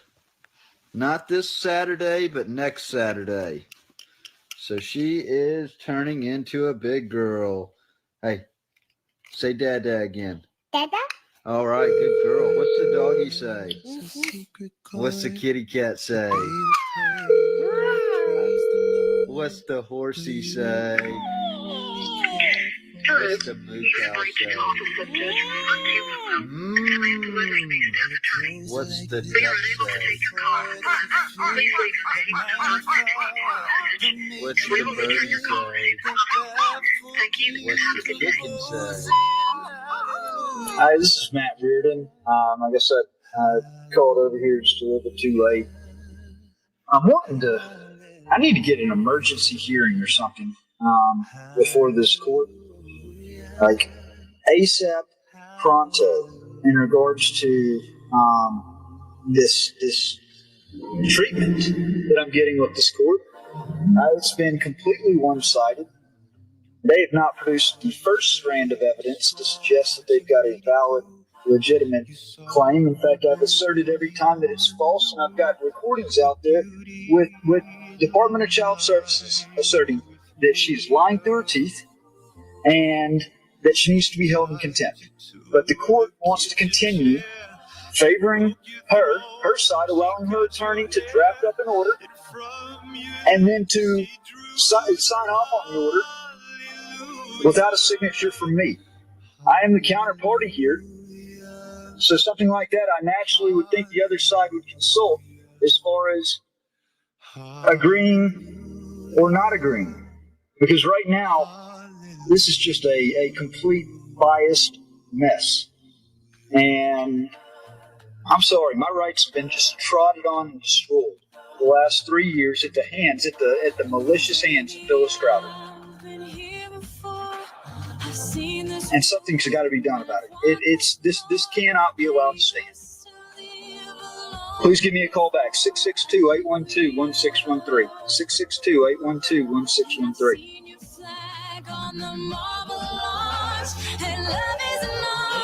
Debbie just got back a few minutes ago and spoke to her, saw your daughter, she's fine, spoke to your wife, I'm sorry, spoke to Phyllis, Yeah. and she stated that she was following what the child custody services were telling her, and you could not see the child, and she just waited to see what the court did. The child custody services closed it out and said that she was that she was making false claims. They closed everything out. They investigated it. That's incorrect. I don't doubt anything you're saying, but that's what she told us, and said she wouldn't not know. No, she did not want you over there. That's the reason I think we went out there. So. Wow.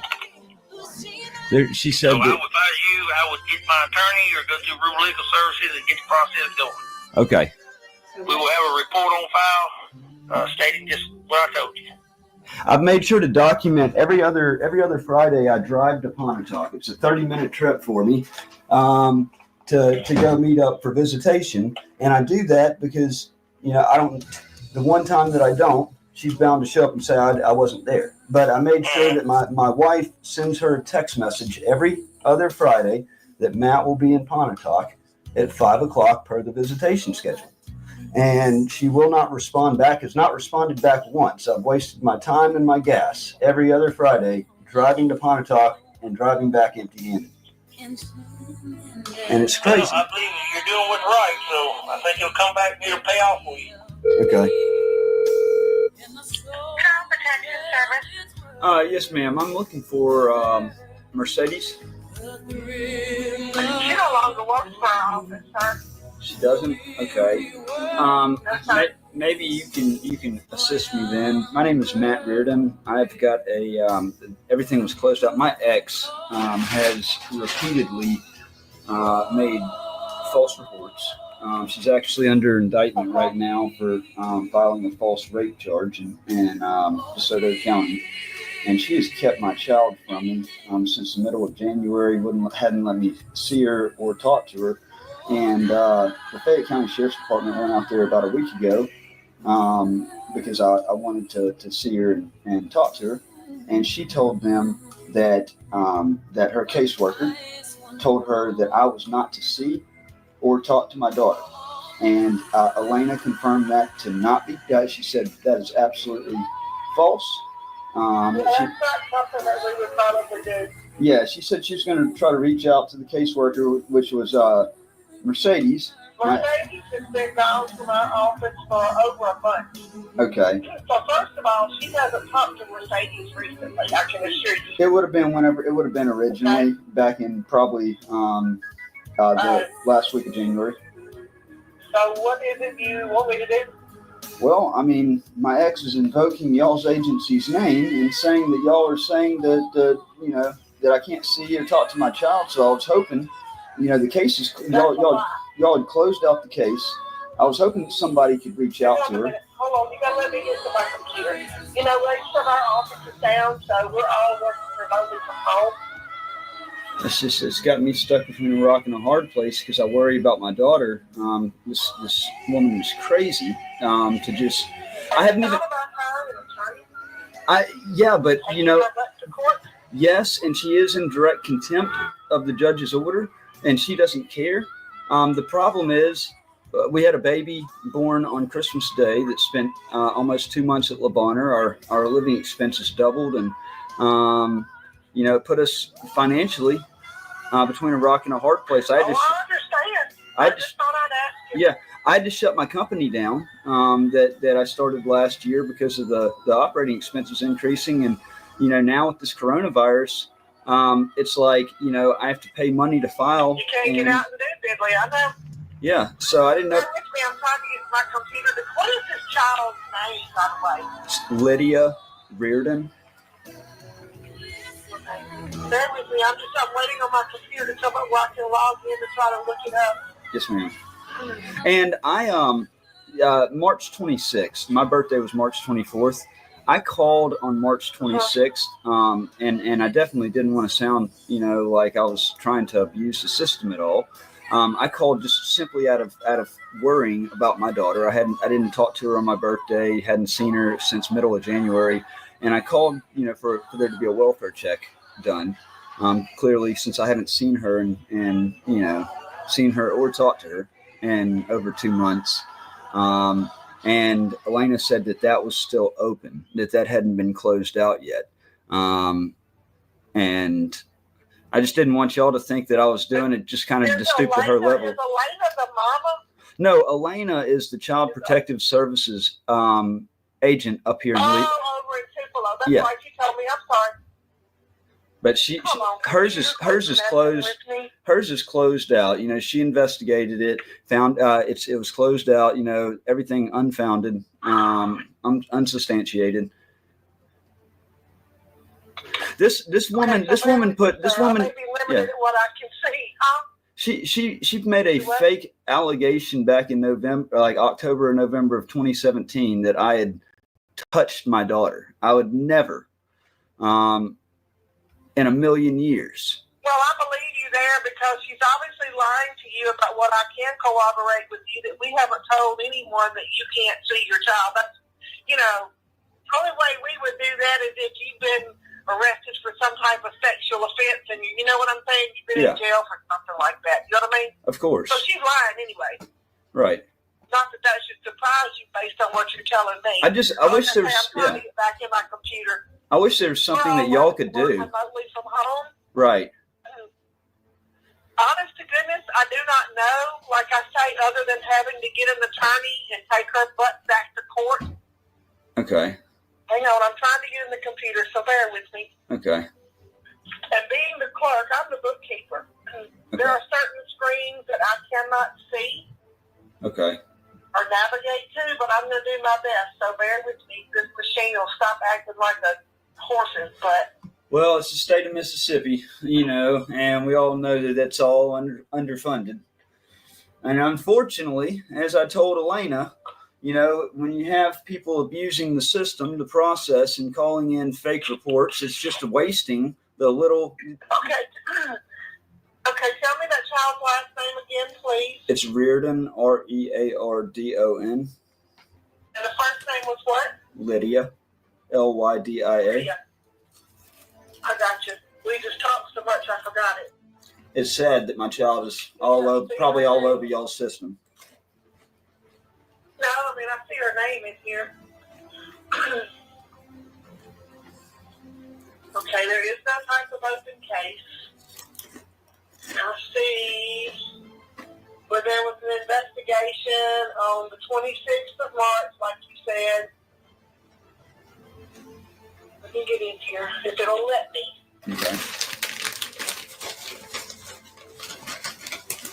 Let's see what this says on 3/27. Spoke with Lydia on this day. She was sitting at the table eating when I arrived. She asked how she was doing. She said, good. The way being out of school, she said, yes.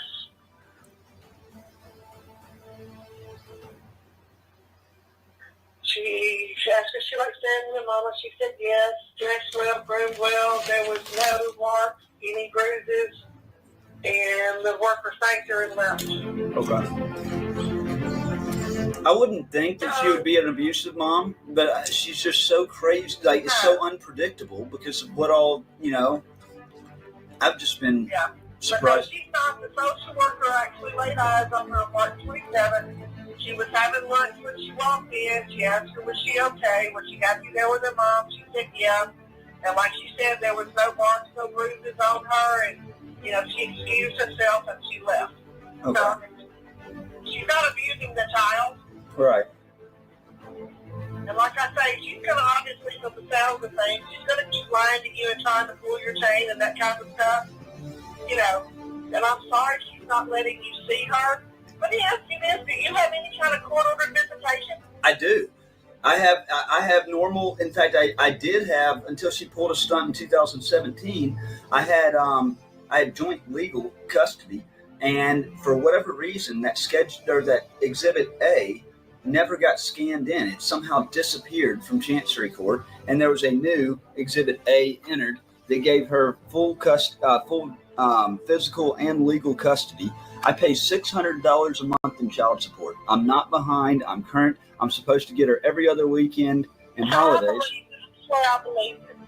but you still got visitation rights. And what I don't know is, and you have to ask the sheriff's department, if you can prove that you got that handwritten court order in your hand, that you have visitation rights, and you showed that to a deputy's office, or you can say, I've got the order in my hand where I have visitation, and she won't let me see my child. Right. Is there any way that, I can go with a deputy to the mama's house and, at least with this court order, see my child?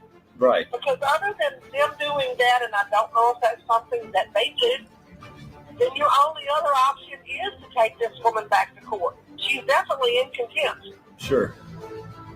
Now, is there? And that's the only two things that I can think of, sweetie. Is there anything that I can get, basically saying that it is closed out, and she was never told that she's to keep the child from seeing me and talking to me? Because if I can get that, give that to Joey East. No, but I mean, you can tell Joey East, he has phone numbers to my supervisor, who is Jennifer Candler. Okay. I mean, we're not even hardly going into our office at all to be able to print anything, so. Okay.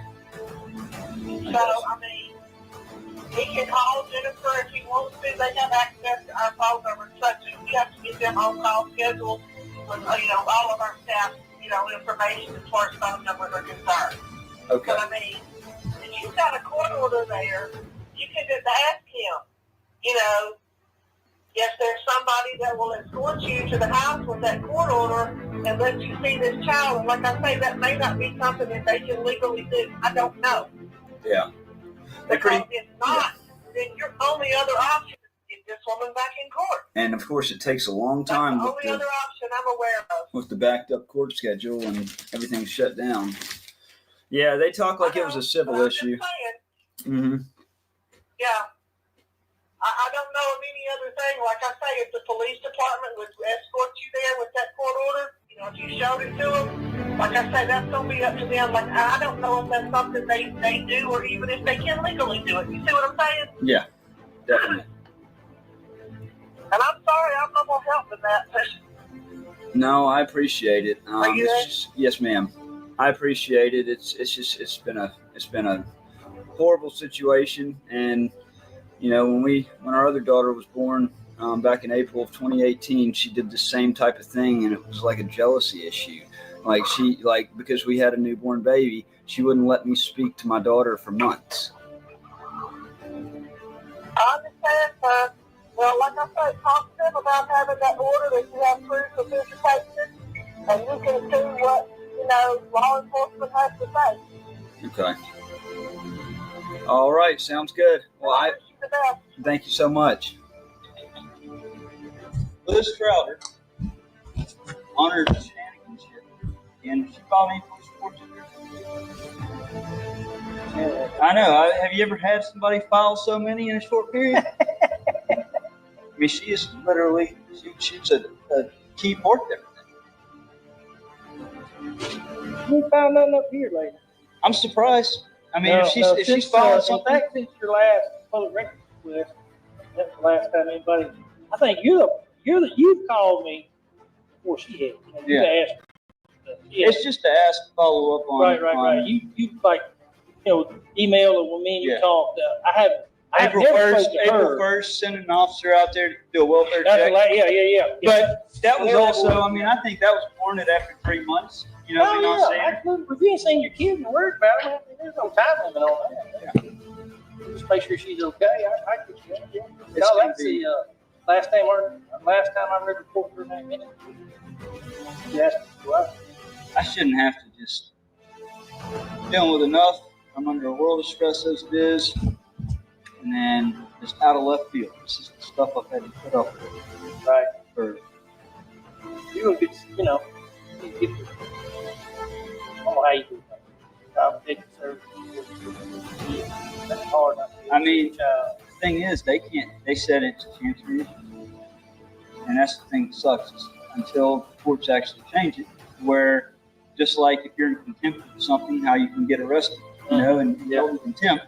Until they change it to that, unfortunately, you have to pay to take them to court, haul them in there for contempt, and generally the first 2 or 3 times they don't do anything, just slap on the wrist. And meanwhile, there's all this time that I've lost. I can never get back. No, you can't do that. So, Never do that. I ask you, when I went in there, that dumb camera right there, beside the left, right when you walk in there? No, like right past the lobby. There's the Look right there. You put a money machine on. You have to put the commissary, you used to, before I came, you paid cash. So I got rid of that, so the name license, we put those cameras in. I got you. They've been pretty good. They look old. Now there may be another one back there that goes to jail. I got the direction. I'll look at it. Gotcha. I'm just trying to, have all these ends. I get you.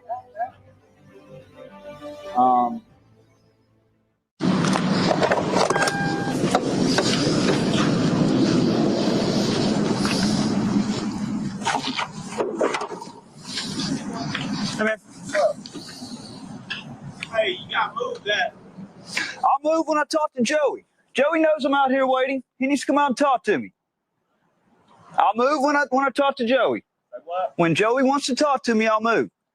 Otherwise, I'm not breaking any law just for parking in a spot that says reserved for the sheriff's department. One more time. I'm here at the sheriff's department. Move, or you will go to jail for disorderly. I'm not being disordered. Okay. I'm moving my car. I'm moving my car. I was moving my car. Ah! Really? Ah! I thought I was moving my car. Oh! Stop! Ah! Mr. Reardon, did Deputy Dixon ever tell you to put your hands up? No. Did he ever tell you to stop? No. Did he ever tell you you're under arrest? No. I'm talking about during the confrontation in the parking lot. I never audibly heard the command, you're under arrest. Never heard the command to stop. Did you audio record that interaction? Yes, sir. And have you provided me a copy of that recording? Yes, sir. All right. I'm going to play that recording of the court.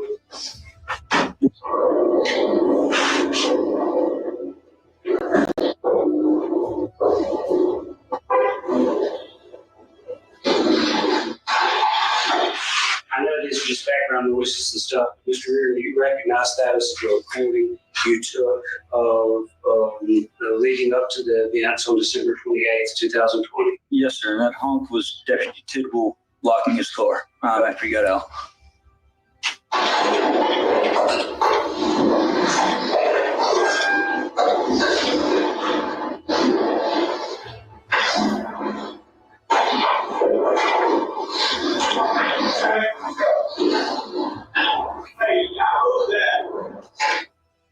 Do you recognize whose voice that was? That was Courtney Dixon.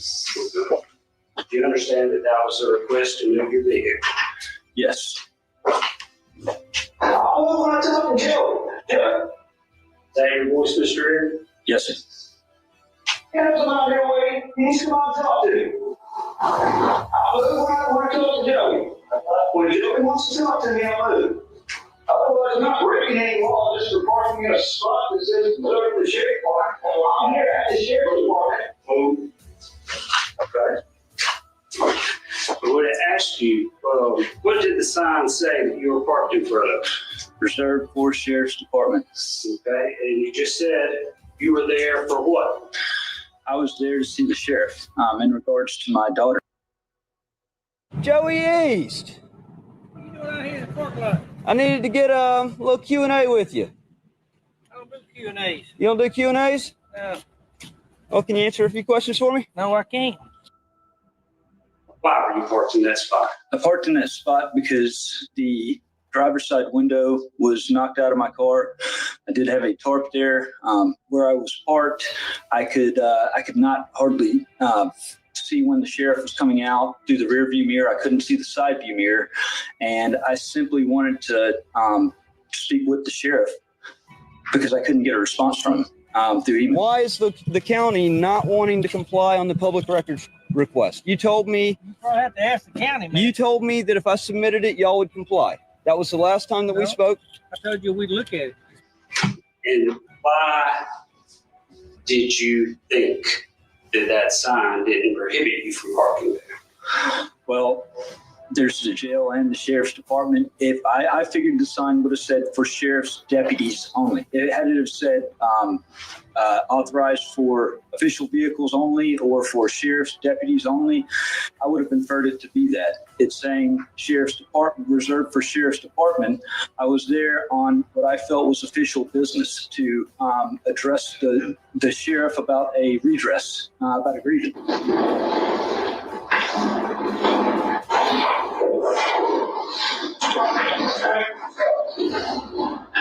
Hey, how about that? I want to talk to Joey. Joey has to come out your way. He needs to come out and talk to me. I want to talk to Joey. When Joey wants to talk to me, I'll move. Otherwise, I'm not breaking any law just for parking in a spot that says go to the sheriff's department. I'm here at the sheriff's department. Move. We'll give you an example this morning. I'm not picking this order. I'm moving my car. I'm moving my car.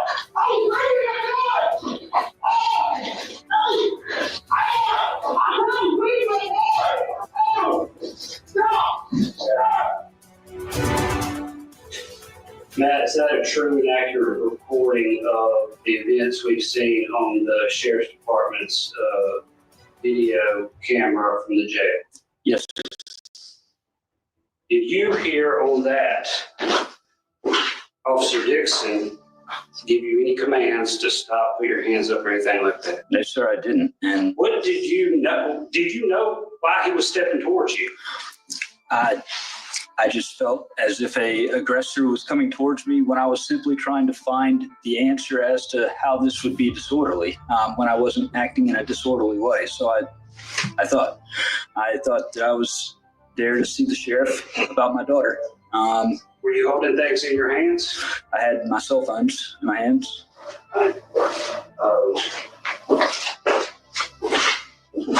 Let's do it one more time to see if we can. I want to talk to Joey.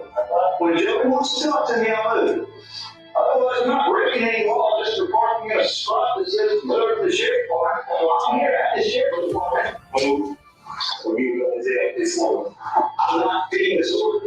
I'm moving my car. I'm moving my car. I'm moving my car. In the report of Mr. Have you read Mr. Dixon's report? I have. In there, he says that you said, in quotes, no, no, no, 3 times. That's correct. Did you say that? No, sir. Does that recording confirm that you didn't say those things? Yes, sir. In his report, it says, or in Tidwell's report, it says Deputy Dixon told Reardon to place his hands behind his back. Did you hear that on your recording? Not one time. Did you edit that recording? No, sir. Sheriff, is this really the position you're going to take? Why won't you even answer that? Look, hey, y'all will not respond to anything, any email, any public records request, anything. I want to know why. I am holding our county officials accountable for this. You know I was framed. We've already had that discussion, Joey. There's been some mention of some emails you would send to Joey. Just tell the court what you were trying to get a hold of. I'm sorry, I'm being very informal. Sheriff East. Tell the judge what you're trying to get at Sheriff East. Well, for approximately 12 months, the 12 months leading up to that, the mother of my minor child, who was 6 at the time, I had not seen her in 12 months. She had actually prior to that, it was a false allegation of rape that was levied against me by the mother of my child, who then decided to live out a 12-month lie that Department of Child Services. I'm going to impose an objection. What's the relevance? We've got chancery courts in every county in this state, and not to mention Lafayette. We've got the luxury of having 2 chancellors here, and I think we'll give you an audience whatever you want as relates to child custody, child rearing, and the law, family laws, and things like that. I don't know why we've got to litigate that here, and I don't know, quite frankly, why he would be contacting the sheriff in that regard. Your number was correct. I tried calling earlier. The deputy just got back a few minutes ago and spoke to her, saw your daughter. She's fine. Spoke to Phyllis. Yeah. And she stated that she was following with the child custody services were telling her, and you could not see the child, and she just waited to see what the court did. I think if you'll let him answer the question, he'll tell you why he's contacted the sheriff. But as to relevance, there was suggestions by the sheriff that he might have been there to ambush or do some bad. This goes to responding to that, to show that his intention was not there to do any bad, but to try to enlist the law as he had been instructed by another department. The Child Custody Services closed it out and said that she was that she was making false claims. They closed everything out. They investigated it. That's incorrect. I don't doubt anything you're saying, but that's what she told us and said, no, she did not want you over there. Go back to mom. Why? I came home all night. How exciting. Oh no, I can't. I want you to. You want me to do that? Don't ask me. But I miss you. I don't know when I can go home.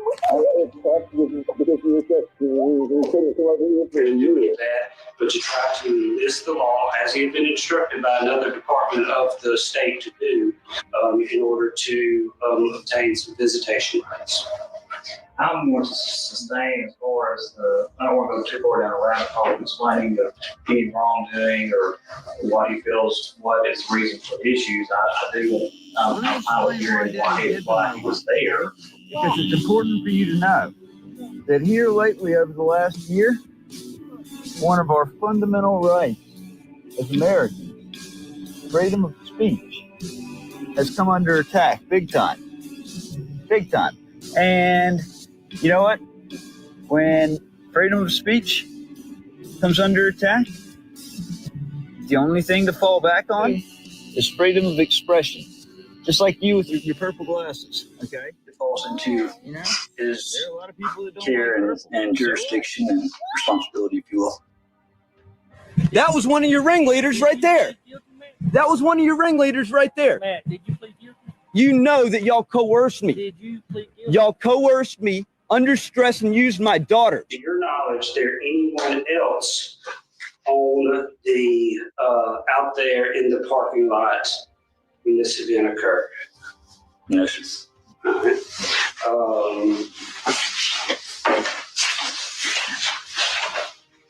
We have seen on the video when Officer Dixon kind of gets a hold of you, you kind of go into the defensive position. Tell the judge what you were doing, why you were doing that. So in my left breast pocket, I had my digital audio recorder. I simply I wanted to retain the recording for the purposes of trial. So I simply had switched off the recording so that it saved the recording, and I wouldn't have to worry about it getting damaged or about anything worse happening to it. What about you had your cell phones in your hands? Did you what'd you do with those? Whenever I was taken to the ground, it was Deputy Dick. One of the phones had come out of my hand when I was tossed to the ground. The other phone, Deputy Dixon grabbed it from my hand and chunked it at the ground. Did when the recording ends there, that we just listened to, that was because you manually turned it off. Yes, sir. All right, so you're in your chest working on your recorder. Yes, sir. I just do my breast pocket. I just flip the switch to turn off the recorder. That's the way it saves the recording. That day, did you send him emails while you're sitting in the parking lot? Yes, sir. Do you want the court to see those emails? I would like the court to see those emails. I think they're very relevant.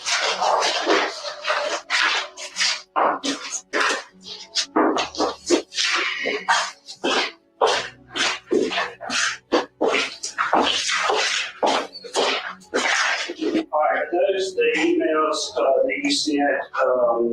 The first email. What's its date? It was Sunday, the 27th of December, and Is that the day before this incident? Subject criminal conspiracy. Is that the day before this incident? Yes, sir. All right. In the second email, what's its date? Give its time too, please. Second email is Monday, the 28th at 4:32 p.m. Okay. Was that sent before or after you got to the Sheriff's Department jail parking lot? That was before. All right. Then the third email, what's its date time? Third email is Monday, the 28th at 5:06 p.m. All right. Was that before or after you got to the jail Sheriff's Department parking lot? That was after. We asked that the recording, the audio recording, I'll have a thumb drive we get on there, be marked as Defense Exhibit 1. These be marked as cumulative. I got an email from him earlier that day. He wanted to discuss something. I don't know all the details. I get emails from him quite often, usually on a weekly or every 2 weeks. Later that day, I got a second email from him. He wanted to see him. I came to the office. I didn't get back to the office probably 5:30 or when I got up in Chancery Court in a board meeting, and when I came back, as I pulled in, I noticed that a man's car was a little black hatchback-like car was parked over facing Jackson Avenue. And so I pulled in, I got out of my truck, and was back there and stood there because I was assuming he probably wanted to see me because he was sitting in a couple of emails. Stood there for a few seconds. Man never got out. Usually he's there waiting on me if I come. So I went in to go inside, got in the office. And as I was sitting down, I heard a high-pitched scream. I actually assumed there was someone being assaulted, a female being assaulted outside. When Joey wants to talk to me, I'll move. Otherwise, I'm not breaking any law just for parking in a spot that says reserved for the Sheriff's Department. I'm here at the Sheriff's Department. And you will go to jail for disorder. I'm not being disordered. Okay. I'm moving my car. I'm moving my car. I was moving my car. I thought I was moving my car. Stop. When Ethan Tidwell asked Black Heel Soul Matt Reardon exited the meeting, I said, man, you're not part of there. Well, when you went out there, did you know there was anybody in the meeting? At the time, no. You went out there because you saw me or something. When somebody asked me, yes. Yeah. So, Mr. Reardon, you identified earlier, inside of the meeting? He gets out of the meeting. Well, I said, man, you're not part of it. He says, I will not move my state to the sheriff. I said, man, I'm not part of there. He said, well, after giving him another command, I said, I'll tell you one last time. Move the vehicle because this is a different area.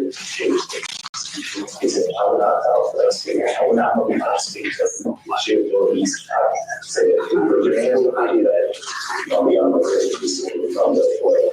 He began to run away, chanting that he needs to speak to the sheriff or things of that nature. And he was screaming it loudly as I gave chase behind him.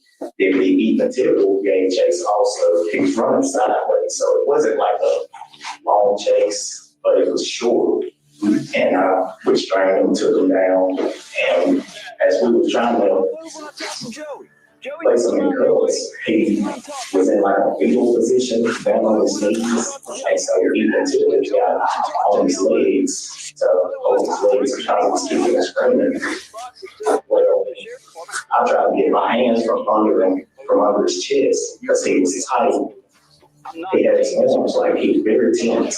So as I was reaching under him, I still felt my nose. I had scratches on my nose trying to get my hand from under him for protection. We finally got him in the cuffs. I had to remove his cell phone and things under his hand. We had two, they had two cell phones. I had to remove one from his hands before we placed them in cuffs.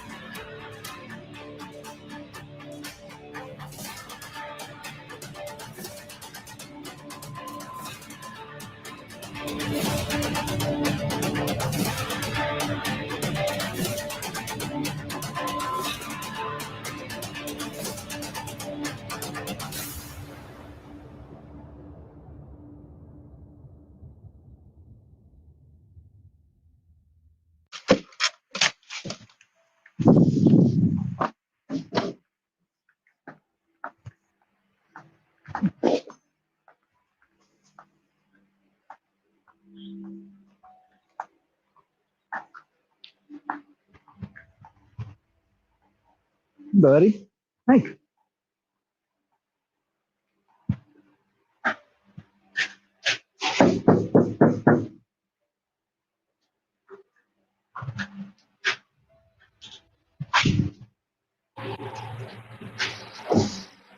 Hello?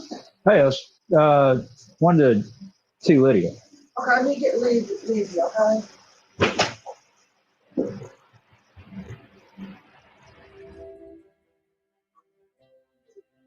I was here to see Lydia. You also, the last text, you told me I could see her here. 5 minutes. 5 minutes. Really? So, It's my weekend with her. It's Father's Day also. this is my weekend. It's not. No, Father's Day is tomorrow. Father's Day weekend, this was my weekend. Yes, it was, because 2 weeks ago. Have you submitted your new address? I don't have to give you Yes, jack you do. shit. Yes, you do. No, I don't. Have you Fuck know what? off. If you don't leave, I'm calling the sheriff. Fuck off, bitch. That's fine. I have all of that on camera. So do I. I got it all recorded as well. Fuck you.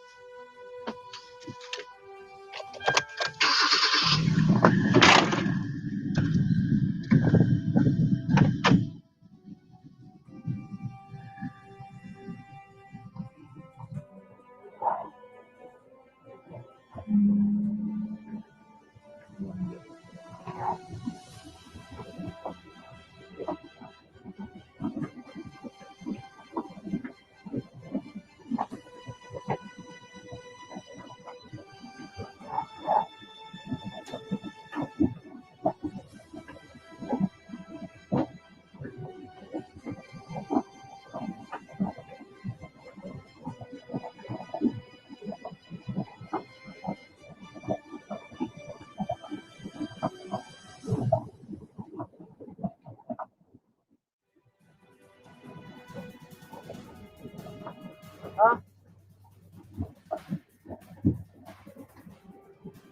Yep. Now the question is, will they actually come and try to fuck with me?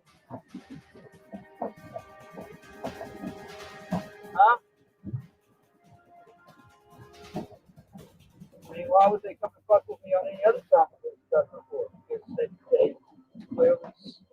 side with her every single time. Huh? Hold on a second. We can just open the door.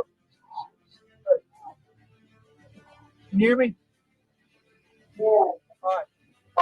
Oh God, I'm getting pulled over. You serious? Yep. I'm doing that. By who? Sheriff deputy. Okay, County? Yep. Okay, down. Okay. Bye.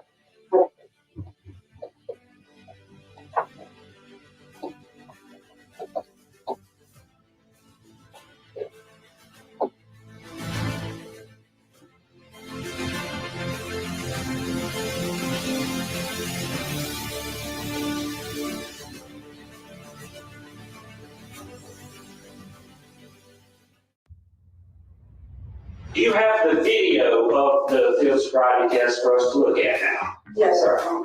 Okay, well, why not? I don't, at that time, I didn't have a body camera, nor does my patrol car have a dash cam. What about Sally Port cameras? We got cameras in Sally Port, let's look at that. I don't have that. You don't have it. I can tell you, I've asked for it. I've asked for it 100 times. Do you know why that camera would not have been working that night? Yes, sir. Was there anything covering the camera? I can't answer that. I didn't look at it. You weren't paying attention to the cameras. Did you assume that they were on? Yes, sir. Where are the cameras in the South? I know there's cameras there, but I can't tell you where they're at. He had asked to speak to a lawyer, didn't he? Correct. I told him once I finished speaking with him. Good. Okay, you gave him that option to speak to a lawyer? Yes, sir, I did. Once I finished speaking to him next week. Would that mean after the field sobriety test? When I got done speaking. Correct. Okay. So he was not entitled to ask a lawyer about making that voluntary decision. He said it was voluntary. Correct. He said, did he cooperate? Your response was not at first. Yeah. Were you talking about his, where you were going to conduct the test? Correct. Okay. He wasn't not cooperating with, no, I'm not going to be subject to this. It was, I want to do it here.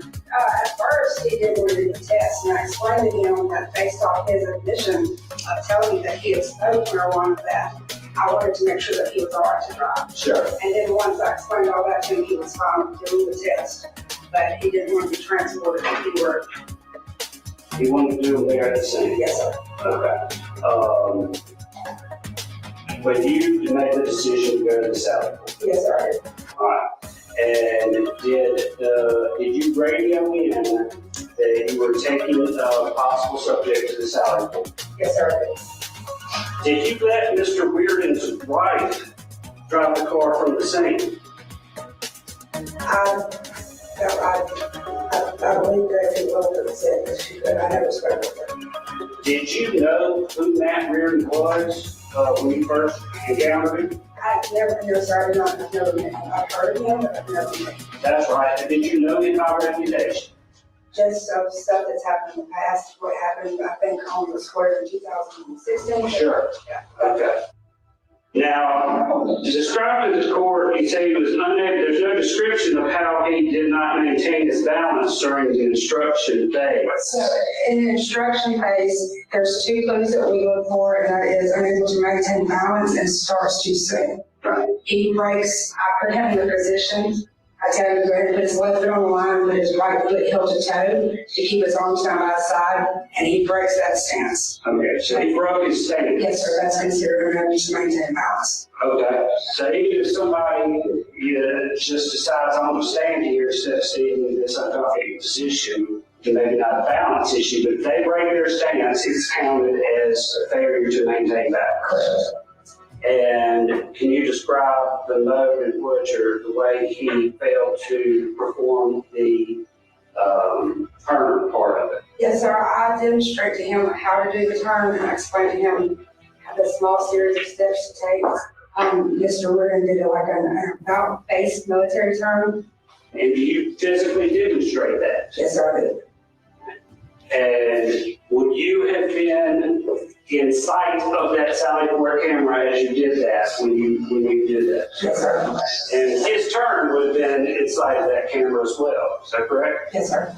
Do you have any explanation why the Fayette County Sheriff's Department has not provided us a copy with the Sally Port video of this standard field sobriety test? I can't do that. Did you ask to preserve this video? I didn't. Okay. I'm not sure. Did you ask to preserve the interior videos that would have proof of those things you talked about inside? No, I did not. You know who anybody did? I don't know. When it comes to videos and stuff like that, it's your department. My rank doesn't require me to mess with any video at the sheriff's department. Understood. And during the whole incident, I really didn't think about those cameras out there up front. And at the request of my client, I want to ask you this to make sure. Did you never requested the interior videos, right? No. Did anyone ever ask you to say, hey, Courtney, better make sure you just you start calling? No. That's not even part of your job. I understand. I just wanted to make sure that you cover that. Chair Meeks, we've been produced a copy of the video of the parking lot in another one we're about to take up. How on earth do we preserve that video and not have the video of the DUI? All of the arrest was preserved at that time. Okay, so he was arrested for DUI there in Sallyport, and just like that video was preserved, the Sallyport video could have been preserved too. But when you arrived, you knew this was very cool. Yeah, absolutely. You kind of Knew that. and you said you kind of waited to see if he could come talk to you. I didn't go to his car. I stood at the back of my truck. I was assuming he was there for me. He wanted to talk to me about something. So I stood at the back of my truck and waited. Raised his car, looked at it, and he wasn't there. So the only assumption I got in is maybe he's already inside. So I went ahead and go inside, got in the office, and as I was sitting down, I heard a high-pitched scream. I actually assumed that there was someone being assaulted, a female was being assaulted outside, because we started a safe side. During those times with Matt, you know, have you ever been, intimidated that he was going to hurt you or anything like that? Or basically, did you expect him to try to jump in that parking lot that day when you saw this video? What I have found about Matt Reardon is he's unpredictable, and he seems to be getting worse as time goes on. He seems to be believing, in my opinion, a conspiracy theory that only he believes. So I would take that as a threat. I do not think he's a stable person. Anyone that has pleaded guilty to a crime and believes that it was orchestrated does not make good sense to me. I think he's a threat. I think he's a threat to anybody that disagrees with him. But at this point in time, what happened that day was he was standing in the corner of his car talking toward me and wouldn't move his car. Is that right? No, that particular day he came looking for me. Right. He was talking. He came looking to the sheriff to address him because of whatever agitation he was at that time. So, yeah, I would think he would be a threat. And he prepared for that threat if that happened. He wasn't arrested for threatening the sheriff. He was arrested because he did not leave when he was asked to, for disorderly conduct, disobeying a direct order from a law enforcement officer, which also goes to show someone's ability not to comply and not a mental status. Most people leave when they're asked to leave or move. Why were you parked in that spot? I parked in that spot because the driver's side window was knocked out of my car. I did have a tarp there. Where I was parked, I could not hardly see when the sheriff was coming out through the rear view mirror. I couldn't see the side view mirror, and I simply wanted to speak with the sheriff because I couldn't get a response from him through email. And why did you think that sign didn't prohibit you from parking? Well, there's the jail and the sheriff's department. If I figured the sign would have said for sheriff's deputies only. It had to have said authorized for official vehicles only or for sheriff's deputies only. I would have inferred it to be that. It's saying sheriff's department, reserved for sheriff's department. I was there on what I felt was official business to address the sheriff about a redress, about a grievance. That business he has to attend to in person and hadn't had a chance to respond to your email? So the email on criminal conspiracy sent a day prior that went read and not responded I'm to. not asking him that. I'm just asking him about data and if we can answer the question about whether or not to give a guy a little bit of time to respond to an email instead of an instant type response. I think I'd gone long enough at that point on being victimized and not seeing my child. I wanted to address the sheriff about not being able, about the lies being cast and invoking DHS. So you were angry? I wanted to speak to the sheriff because it was his jurisdiction. So you were angry? I wanted to speak to the sheriff because it was in his jurisdiction. Not answer, John. I'm asking the question. Would you please answer the question? Yes or no? No, I was fed up with the same things happening where I was continually being victimized. I think that's a fair way to characterize how anybody would feel in the same situation. It wasn't going to be a pleasant meeting. It was I want her held accountable for the false affidavits, for the lies, for the ultimately kidnapping my child from me. Kidnapping? When? I hadn't seen my child in a year prior to that. Meanwhile, paying $600 a month in child support. Wait a minute. I thought I saw in some of your filings that there was an order from Chancery Court that you're in contempt over there.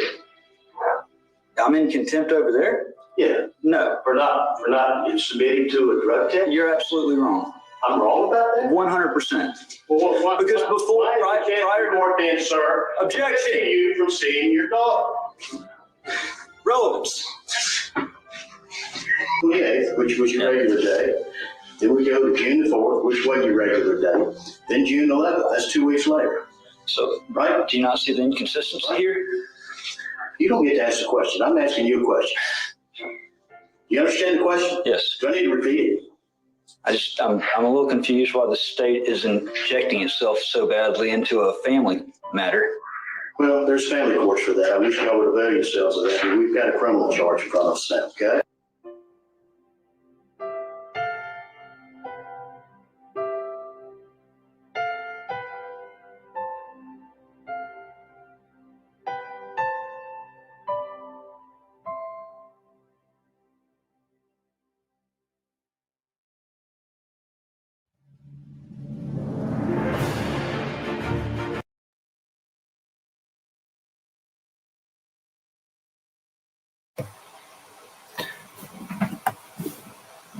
I know all I got is Lafayette County and Oxford in here. So to you Lafayette County and Oxford people, I just want to say, fuck you.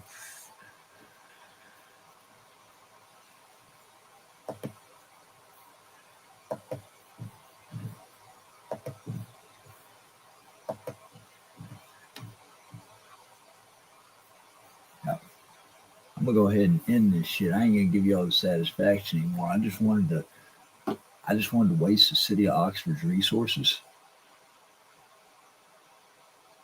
Yeah.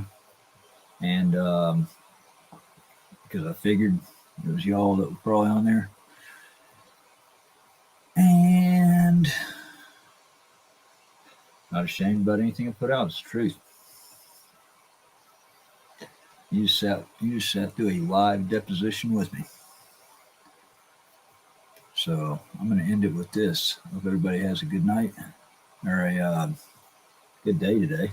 Now, didn't plan on being up this late. It was just because there was a good bit on there, and it was probably a lot of Lafayette County people. So I probably shouldn't have even stayed up and kept things playing. But it is what it is. Y'all have a good night. I'm going to end it with these.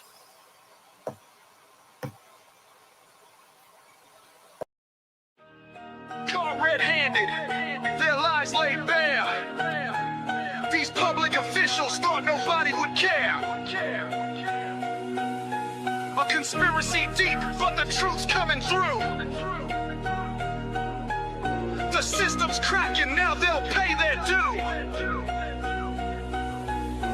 Lies and corruption, they thought they'd control, but justice is burning, exposing their soul. They built this on deceit, but their cover is blown. Now the guilty must answer for the seeds they've sown. Down in Galveston, it started that night. Osteen and Doretti turned wrong into right. Said I was drunk, claimed the smell in the air, but no alcohol touched me, their proof wasn't there. They locked me up 11 months in a cell, fabricated charges of personal hell. They twisted the law, made me a pawn, but their conspiracies unravel and it won't last long. A growing plot, their power abused, but I'm breaking the chains, their lies are diffused. The truth's on my side and it's ready to speak, exposing their game, bringing justice to the weak. Caught red-handed, their lies laid bare. These public officials thought nobody would care. A conspiracy deep, but the truth's coming through. The system's cracking, now they'll pay their due. Lies and corruption, they thought they control, but justice is burning, exposing their soul. They built this on deceit, but the cover is blown. Now the guilty must answer for the seeds they've sown. Extradited from Galveston back to Lafayette, 2 weeks before trial, the lies were set. Then Ben Creekmore played his false hand, fictitious evidence in his corrupt plan. Judge Tolleson fell for the charade they showed. 2 years in prison, down a dark road. Osteen hit the stand, swore oath after oath, but his lies cracked under the weight of my growth. July 18th, they thought they'd won, but justice don't sleep, the truth has begun. Their house of cards is shaking, ready to fall. I'm standing tall, calling out them all. Caught red-handed, their lies laid bare. These public officials thought nobody would care. A conspiracy deep, but the truth's coming through. The system's cracking, now they'll pay their due. Lies and corruption, they thought they control. Sentence vacated, exposing their soul. They built it on deceit, but the cover is blown. Now the guilty must answer for the seeds they've sown. Candy Beavers, Hobie James played the dirty part, conspired with Galveston to tear me apart. Jeff Busby sent false statements to the district attorney, and when the heat came down, it was so concerning. A snake in the grass hiding behind his crew, but the truth reveals everything they do. Their lies run deep, but justice runs deeper. Each betrayal exposed, the climb's getting steeper. They thought they'd silence me, bury my voice, but now it's my time and I've made my choice to shine a light, make sure these criminals pay. Justice is coming and it's here to stay. I lost it all, but I've still got the fight. Damn right, the truth's a weapon cutting through the night. The sentence declared unlawful, the order vacated. I'm vindicated, liberated, and of course I'm elated. Caught red-handed, their lies laid bare. These public officials thought nobody would care. A conspiracy deep, but the truth's coming through. The system's cracking, now they'll pay their due. Lies and corruption, they thought they control. Sentence vacated, exposing their soul. They built it on deceit, but the cover is blown. Now the guilty must answer for the seeds they've sown. Yeah, Paul Rickard.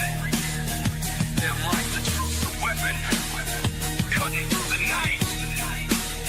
The sentence declared unlawful, the order vacated.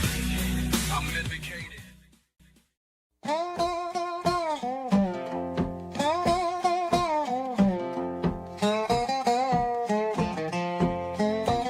Well, the sun sets low on the dusty plain.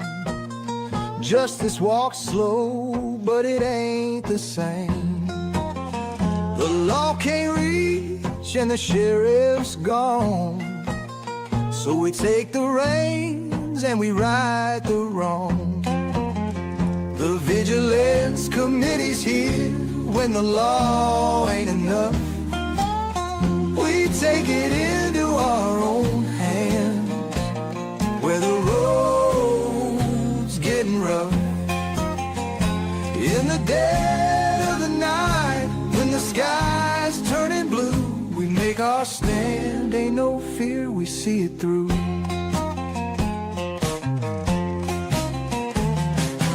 Outlaws hide in the hills so steep, but we track them down while the town's asleep.